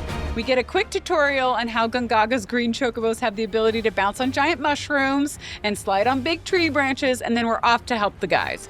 And can I just say a big thank you to whichever developers decided that we didn't need to trudge the girls through the jungle to the reactor the same way the guys did. You know? Totally. It seems so funny to me because we know what happens and we hate traversing this place. Yeah. But it's like when we got the green chocobos, I was like, finally, like we're going to be able to navigate this place and it's going to be awesome, which it doesn't. And then it opens up like more angst in the eventual future. Yeah, like more doors for frustration because it doesn't, you'd think the mushrooms would just like, it's like, I want to go to this tower. Boom, I'm there. But no, they're going to make it a puzzle. Anyway, but my point is like, yeah, it's awesome because getting to the reactor is so snappy with those chocobos. It was fast. Yes. Way fast. Yeah. And it was awesome. It really did feel night and day from like when they were trudging through the jungle to get there and then you're just there. Totally. Yeah, so much so that I asked, like, why couldn't we have done it the last time? Right. Well, that would have been great. Right, but they want you to feel this, I know. right? They want you to feel like you need to rush and go through this jungle like the first time. This time, I think they're like, okay. Yeah. Because it took me 30 minutes the first time. Now I took my time first time. Sure. It took me 3 minutes this time. So quite a cut back, right? But I'll also say, though, to your point, so the bouncing mushrooms with the chocobos in this instance, it was straightforward. It did make sense. They told you where to go. Yeah, it's like every single one was like, boom, boom, boom. And it's like straight path. So you're thinking that it's going to be like that the rest of the region. And so when it isn't, it's just like, oh, what a disappointment, you know? I agree. And this is 100% JRPG. That they make you suffer. But like I also wrote in my notes, like, dang, those bouncing like green chocobos really launch because these particular mushrooms, you know, some of them launch like a short distance, some of them this was they go like half the jungle, the whole region. Like, you got on it was like Superman 64 as you were like flying over to the next one and I was like, wow, this is awesome. Like, it felt like you were flying. This was great. And then when the girls get to the reactor exterior, that's when we find a bunch of Shinra troopers, because Shinra's there now, right? And their landed helicopter is there. Yeah, I really like this, because I like fighting Shinra troopers. It's like, you know these enemies, you fought them a lot. So then you get the girls, and it's like, cool. Like, this is when Scarlet and her crew is already flown in, and you're, you know, it's doing that parallel storytelling going on. But this is fun, because you're like taking over with Tifa, Aerith, and Yuffie, and you're just kicking like Shinra troopers' butts. You've got grappling hooks, and you're like zipping all over. It's awesome. You also feel invincible because it seems like not one of these Shinra troopers can actually shoot something. Like they shoot all over the place, but they don't hit their target. So yeah, like an actual stormtrooper or something like that. Yeah. And like also something to note for me at least, this is when I had the doppelganger ability with Yuffie. Oh, cool. Because I think it came from the weapon that we stole from Cissnei's house. I think that's actually what the doppelganger is awesome because it's like gives you that wooden Pinocchio version of Yuffie that also kicks butt along with you, which is like a killer move. I just think it's so awesome. Double cast stuff. Yeah. So yeah, you take out a bunch of these troopers and then we use the grappling gun to like rush up to the loading bay platform and then the girls begin their version of the same dungeon. And I think this is actually really clever. Because it's the exact same dungeon location, but because of now the raised water levels and the grappling guns, it's different. It's a totally new path to navigate. And it seems to me that that would be tricky to do as developers, so I want to give them some props for that. That was pretty rad. We also have a YouTube comment here. Cool.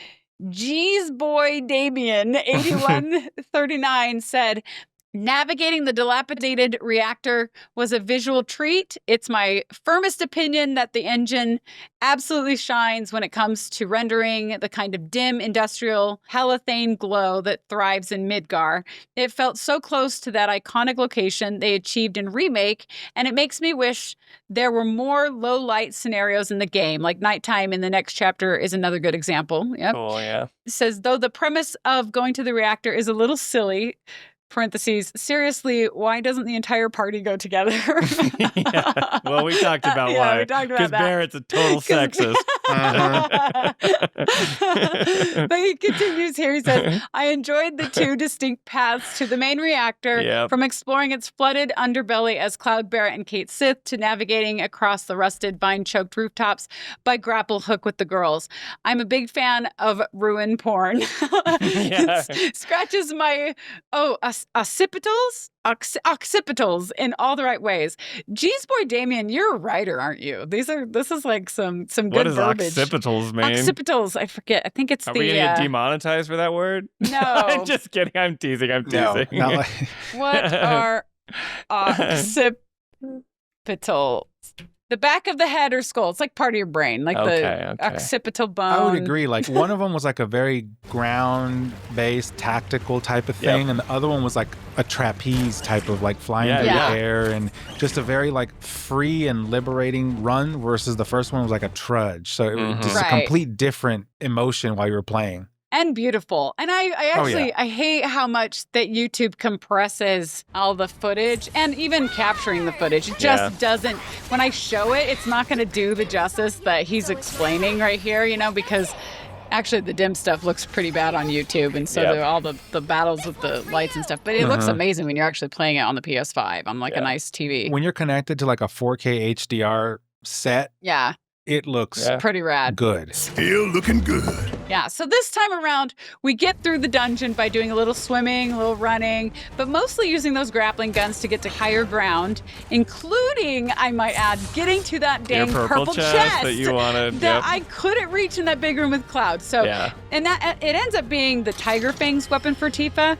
which is appropriate since she's the one who can get to it, even though I don't like the Tiger Fangs weapon. You don't like the little Wolverine claws that are coming out? There's worse weapons coming up, like the bone-looking ones. I don't like those. Oh, maybe those are the ones I'm thinking of. Okay. No, the Tiger Fangs have this claws too. I think they both might. I can't remember. But this one does have the Wolverine claws, and I don't know. I think you get the bone weapons in Chapter 10. It's coming up, Wolverine, Freddy Krueger, it's all the same, right? There's another YouTube comment here. Valborn says, I am also glad that we did not have to travel the exact same path through the Gongaga reactor on the second trip with the all-girls party, unlike Remake where we had to crawl through the same dungeon more than once. Rebirth doesn't have any dungeons that overstay its welcome, and that's something I really appreciate in Rebirth. It really doesn't. It really doesn't have any like bad dungeons. I agree with that. Yeah, it feels so nice to get to the reactor with the girls. You also have to consider that like if you did play the original and some of the older titles in the franchise, the dungeons didn't overstay their welcome simply because they were long. It was because of the random encounter, random battle things in there. Yeah. And it was constant. Which don't exist in the modern games. And you would never progress. But also they were a little bit more mazy. Yeah. Yes. And like, for me, I would get kind of confused as to where I was going. And then I would hit a random monster encounter. And then I would forget which direction I was moving when the monster encounter was over. So I would get lost even more, you know? So the older games were brutal. Like, and I hate being lost. Yeah, people don't really think about that. Back then, you had to figure it out and you had to struggle to get through it. It wasn't like, you know, the story mode now where you could just kind of walk through the game. Right. And some of the puzzles were dang hard. Like in the older games too. Yeah. So as we're going through this dungeon with the girls, we do have to fight more of the same monsters we saw with Cloud in there, only now we're accessing like some different areas with Shinra fighters that have been added and robots that we need to take out since they've arrived with Scarlet. And when we get to an outside part of the reactor, there's a lot of like grappling hooking on some high platforms. Yeah, I like this part. Climbing ladders. Yeah. That's cool. Yeah, it is the cool. The rafters or whatever they're doing. We're even chased by a shooting helicopter. Do you remember that? Yeah, you're like have to go climb up. You're up high. And the bullets are like nicking. Yeah, hitting the side and stuff. The metal next to you, and then you have to like jump down the zip line. Yeah, you jump down like giant rope, like a zip line, and you land in like a superhero pose at the bottom. Yeah, which it's cool. Yeah, it's cool. Like it makes Tifa look like a boss. It was awesome. I'm not gonna lie, I think it's cool. Yeah. It reminded me a lot of the sequence in Remake where they're about to drop the plate and that helicopter's like hovering and shooting and you're trying. It's very similar to that. You're trying to run. Yeah, I thought of that same thing too. It's rude in Reno. Yeah. It's like an adrenaline rush while you're doing it. And it's like, wow, this is great. Like, this is good game design. I agree with that. Because, like, you're never, like, moving from one location, then, like, calmly moving to the next. It's like they're pushing you with story elements at the same time. Yeah. I don't know. Like, it can damage you. Like, you lose a little bit of health. Really? It's pretty negligible. I can't remember that. But I wonder if you would just stand on the ladder if they could slowly if it would actually take you out. It's more of like a nip to get you to keep moving. Then they're gonna kill you, Totally. Yeah. How do you assholes like this? And this is what I'm saying. This right here, these type of sequences, this is good game design. It is good game design. I agree. No, they do Critical Path. pretty dang well in a lot of ways. And this is an example of that. I agree. Okay, so then the girls, they all run to an edge and they look down to see Scarlet laughing as she fights the guys from her red machine. So apparently the guys are still alive after that laser like had Barret locked in its crosshairs. Yeah, I thought like they were gonna like prevent her from shooting that laser, but No, like but they're just kind of like it's still going and like we're just still he dodged fighting. it. Yeah, it's kind of yeah, funny. that was kind of weird. I thought This part made me laugh out loud, and maybe it's just me, but Yuffie sees Scarlet and she yells, Hey, it's that hag!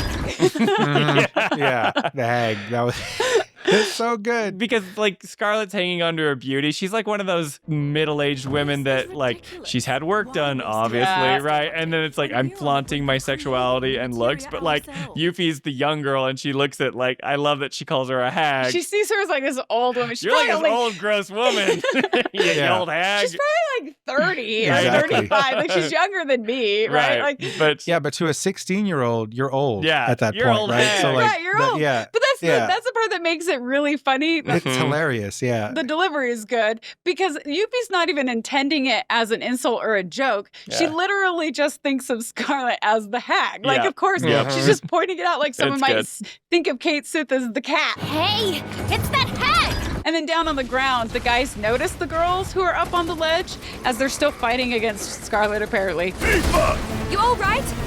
Well, 3 of us are! Red, Cait, and himself. Because Cloud is on the ground and he's covering his face. He's clearly being affected by all of this Mako around them.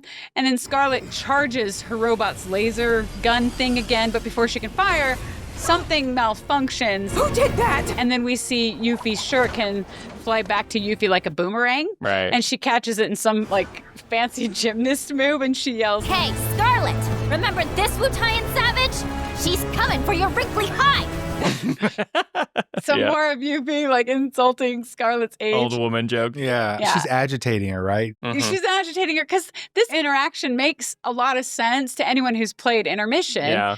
Because in Intermission, which is the remake DLC, Yuffie and Scarlet go head to head after Scarlet calls her a Wu-Tai Savage. So this is payback time for Yuffie. It's that hag! And after Yuffie yells at Scarlet, Tifa suggests Scarlet fight all 3 of them. Why not take us on?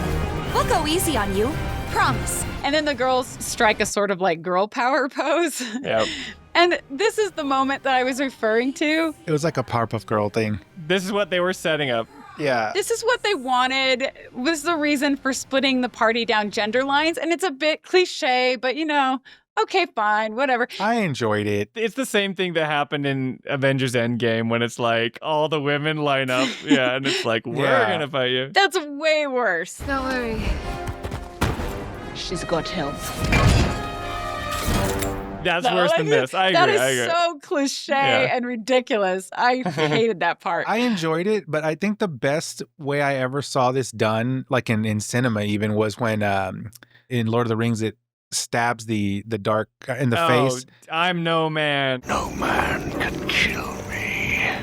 I am no man.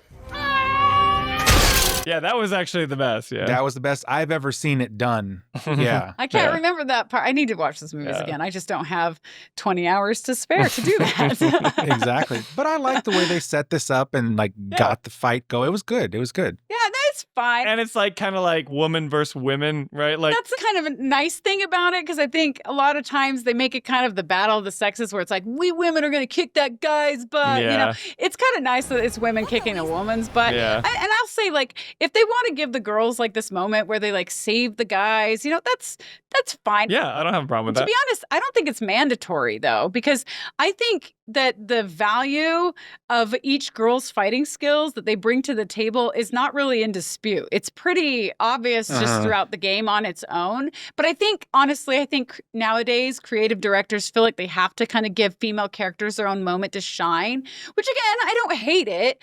I don't love it either. I just, it's fine. It's fine. There's like a coolness factor, embracing like the cheesiness factor of this pose moment though. So it's like I go back and forth, but it consciously drew my attention without making me hate or love it. if that makes Yeah. sense. Anyway. To me, it was the Wu-Tai and Savage versus Jessica Rabbit type thing. Because I think that's what they were trying to like push here was like those two were, this was their face-off, right? Yeah. And it's been building for that. Yeah, between Scarlet and Yuffie. Yeah. And then the girls moment does allow the guys like below to get to safety while Scarlet floats up to the girls in her red machine as it like attaches 2 new arm extensions. And then she quips back to Yuffie. Mocking a person's physical appearance is tacky and beneath me. Instead, I'll simply carve you all into pieces bit by bit. And that is the beginning of our boss fight with the Crimson Mare Make 2. So it is Crimson Mare. And this is clearly a revamped version of the Crimson Mare machine Yuffie fought in Intermission in that DLC. And this boss is a pretty fast-moving, flying robot that is weak to lightning, as most robot opponents are. And there are 3 phases to this boss, each with totally different attacks that stem from the mech's totally different set of arms, complemented by Scarlet's cliche, like, villain dialogue throughout the whole thing. Die, die, die! The first phase is pretty typical. It uses sword-like arms and uses a lot of physical attacks, like plowing into you or shooting you with a machine gun. The second phase actually starts really early, when the boss's health is still 3/4 filled. And at this point, Scarlet replaces the mech's like bladed arms with Mako cannons, which she then uses to fire giant lasers, along with like a bunch of shotgun blasts and like flying projectiles. And she also starts doing a move called the rotating rail laser, where the boss like spins in place with these giant lasers coming out of the side so they hit you. It's really hard to dodge a lot of this stuff for me. I'm not very good at dodging though, because I'm kind of a lazy normal mode fighter. I'm much more like tuned in and try harder in hard mode stuff, but whatever. I have fun. And then for the third phase, the machine's arms are yet replaced again, this time with 2 massive drills. And then the boss just tries to like punch us a bunch of different ways or like smack the ground. And occasionally it'll detach its hands from the main body, and those hands will go after your characters individually. So those are the 3 phases. It's also one of those fights where you can specifically target the main body or either of the boss's 2 arms. And I'll just say, so in most fights like this, targeting the arms typically like knocks it over or hinders it in some way so you can take out the body faster, right? Since it's killing the body that actually makes you win the fight. So kind of like with Palmer, you know, and with his frog machine in the last chapter. So I actually tried this right up front, right? I'm like, oh, you can target its arms. I'm going to take out its arms first. So I took out its arms. It tells you to do that. It tells you to do that, right? But then like right after I took out its arms, like super fast afterwards, Scarlet just flew out of range for a minute and reattached And she replaces them. New arms with full health. So for me, I thought, well, that was a waste of time, like a giant waste of time, because I thought I was back at square one. I didn't realize, apparently, that these were like a completely different set of arms that automatically attach at the beginning of a second stage at a predetermined part of battle. So to me, it just felt like, oh, well, that was a giant waste of time. And so because I thought it was a giant waste of time to hit the arms, I didn't hit the arms anymore for the rest of the fight. I just ended up hitting the main body, which took forever, and the fight ended up being 17 and a half minutes on normal mode. But it was all because of that arms thing. And I should have gone back and tried him again, but I was like, this is fine. I'm surviving. It's not a big deal. But I think that was the longest. This is the longest fight up until this point. Longer than the dying boss fight, which is pretty pathetic because it's actually, if I would have thought a little harder, it wouldn't have been quite so long. No, but this fight is frustrating because if you assess it, it says like to attack her arms, and if you get rid of both arms, then it makes Scarlet vulnerable. Right. So then you can target Scarlet, and then you can like really hurt her. Right. But like you attack the arms, and then she flies out of range, and then it reattaches new ones, and they have a totally whole new health pool. So then you have to fight the arms again, and then you never get the opportunity to actually attack Scarlet for very long. You do, but yeah, it's very rare. And the only 2 people that can even hit Scarlet are Yuffie and Aerith. Tifa is useless in this fight. I mean, there are abilities for her to kind of fling towards Tifa. But it's hard. She's moving so fast, you can target her arms that are flying around the stage. She has no way to jump up and get to them. It's like, this is my problem with Tifa. I know that there's better people with Tifa that can do stuff. Like with Cloud, you can chuck Tifa towards something and she can fight in the air. But like, they just move out of range. 100%. So Tifa became like my dedicated healer. Mine too. Yeah, and then my damage dealers were Yuffie and Aerith, and that's the only way I could complete this fight. That's how I was knocking this thing down. So So apparently, with Tifa, because I had the same experience. I was like, I thought Tifa came into this fight looking like a boss, but I, like you, found her to be the least effective character in the fight by far. Which is like a bummer. You want to like continue that momentum because she was doing so good. Yeah. Now, like you, I never got good at Tifa, where she's like rocking all her combos and such at this point. But I mean, I don't know if it would have mattered. But yeah, the boss flies above ground and Tifa doesn't jump into the air like you're saying, especially without Cloud or Barret to help launch her with one of like the synergy shortcut moves. Right. Because if you have one of them, you can launch her into the air. I think you can do it with Aerith and Yuffie, but I don't know. I looked it up afterwards because I was like, I must be missing something. Like, why would they make her this useless in this fight? Apparently, her reverse Gale move will get her into the air to where she can like actually punch and stuff in the air. But I suck at Tifa and I didn't try this. And I don't know how effective it would have been against her. I mean, maybe somebody who's great with Tifa can let us know how effective she could have been in this fight. I did get her in the air a couple times with like a few synergy abilities and like limit breaks, which was cool when the moment came. But I was hoping for something more consistent, so I used her as a mage and a healer more than a physical fighter, which is kind of contrary to who she is. I just take control of Yuffie. Yeah, she is the one who made me win this. Yeah, it's clear she's the one that they want you to main. Right. Yeah, because she's calling her hag out. Yeah. So I just played as her. And I honestly just let Tifa do whatever she's going to do. I didn't even bother switching to her. I was like, look, you figure this out. Right, because you're on story mode, so they're auto-playing. Yeah. For us, it's like they don't hit very much at all if you're not on that particular character on normal and hard mode. But yeah, that would make sense in story mode to fight like that. Yeah, and I mean, during the fight, I did get to use a lot of limit breaks and synergy throughout because it was just a freaking long fight for me. So I was like 17 minutes. You're going to have quite a few. Yes, I used everything. I used Aerith's like planet's protection right up front, which was awesome. That thing totally rules because your team is impervious to physical damage for an amount of time. This was the first time it also ever summoned Phoenix in this game. Right? And on its way out, it heals your entire party 100%, which is amazing. That's awesome. So that was fun. I did end up losing Aerith one time throughout the 17 minutes. That was it, though. A bunch of my other characters almost bit the dust. You kept them alive. But they survived. But at the end, I wasn't satisfied at all. I mean, how can you be after 17 minutes, right? It does not feel satisfying. Okay. I agree. One quick last thing, and then we'll wrap this up. So before we finish this particular discussion, it is worth taking a quick look at original Final Fantasy VII and seeing how it compares. And when I say quick look, I mean it because this whole sequence is quite condensed in the original game. So in original Final Fantasy VII, you can visit the exploded Gongaga Reactor, but it's optional. And it's just a pile of like twisted scrap metal. There's like no green overgrowth. There's no water. There's no liquid Mako. There's no liquid Mako like core stuff or anything. The design is completely different. It's also just a single digital frame that kind of moves a little bit as opposed to like an elaborate dungeon of swimming or grappling hooking or whatever.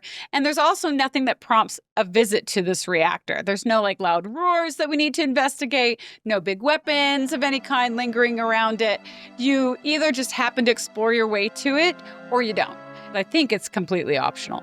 And when we get to the reactor, we hear a helicopter and we see Scarlet and Sung. Sung's there, okay. Yeah, so Sung is there in the original game. They enter the old reactor, and so Cloud like hides. He's like in the reactor. So we hide and we watch what Scarlet and Sung do. And Scarlet walks basically to the center of this broken reactor. She looks at it and she says, "Humph, this isn't any good either. You only get junky material from junky reactors." And then she calls that, I mean, there's no voice acting. That was good. Wow, I didn't know that there was like a performance in the original. In the polygon version. Yeah. Then she calls the reactor a failure and she says to Sung, "What I'm looking for is big, large, huge materia. You seen any?" And Sung replies that he hasn't, but he'll get on that right away. Yep. And Scarlet says, "Please, we could make the ultimate weapon if we only had some." To which Sung says, "I just can't wait." Which I think is hilarious because Sung in Rebirth is not someone to express excitement about anything. And he's like, "I can't wait for this." Right. Then Scarlet says, "With Hojo gone, weapon development's been getting a bigger budget." So do you hear that? She says Hojo is gone in the original game. And I totally forgot about this until recently. But I think she says that because I think Hojo in the original game was demoted from his previous position after not being able to successfully produce the perfect soldier. But I can't remember exactly, which is totally not the case in Rebirth, where he seems to have a thriving budget to do whatever he wants. But interesting. Scarlet also rips on Heidegger here, and she says, even if we make the perfect weapon, could that stupid Heidegger even use it? And when Sung doesn't respond, she says, oh, sorry, I forgot Heidegger was your boss. And then she laughs, which, I mean, is Heidegger the boss of the Turks in Remake and Rebirth? Is he the boss? I feel like they report directly to the president. He's like the guy that's over the military, but I don't know who's in charge of the Turks. Anyway, then Scarlet and Sung reboard the helicopter and they take off, leaving Cloud to ponder what she meant by huge materia and an ultimate weapon. And then Cloud can look at the center of the reactor where Scarlet was looking, and you can find Titan materia where she was looking.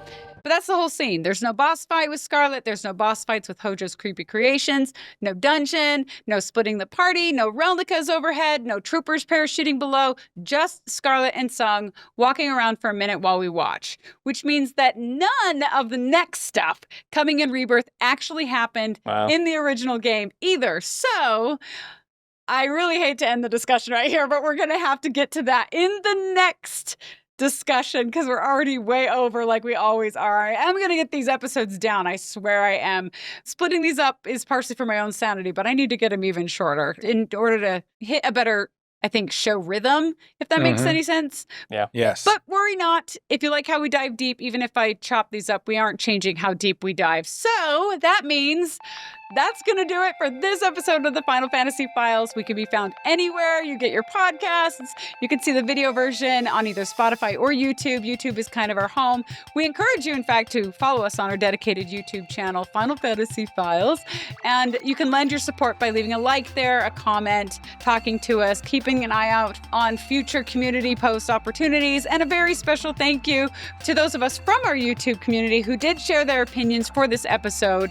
It really adds a lot, I think. I think it works really well. Yeah, it's awesome. I love hearing from you guys. Right, and it makes us feel like we're like kind of on this journey together. Yeah. Which is really great, and we appreciate that. And we have a ton of comments that are going to be in our next discussion because there's so much going down. So look forward to those as well. And just remember, you can find us on all of your favorite social platforms. We do repost a lot of our video content and clips on those. Obviously, we can't post multi-hour episodes on Instagram Reels or things like that, but we do put the content there as well. So if you happen to have Instagram, Threads, Facebook, Twitter, Blue Sky, all of them, we're all over the place. So we even have a little Reddit community. And share us with all of your friends who might be interested in our kind of content. Yeah, thanks so much, guys. It's been so fun talking with you guys about these episodes. It's been a real joy. So keep commenting. Me and Jolie and Ernest will keep reading them and responding back to you. That's a great time. It is. And with that, I've discovered a new recipe. You tried and it doesn't work. I like it. Walk tall. And may the flames of the Phoenix burn Hojo's creations to smithereens. I don't know how you guys have an outro. I don't have one, but yeah, you guys, thank you. We're episode what now? They're so forced anyway. Maybe we should drop them. I don't know. No, they're fun. I like them. Oh, so stupid.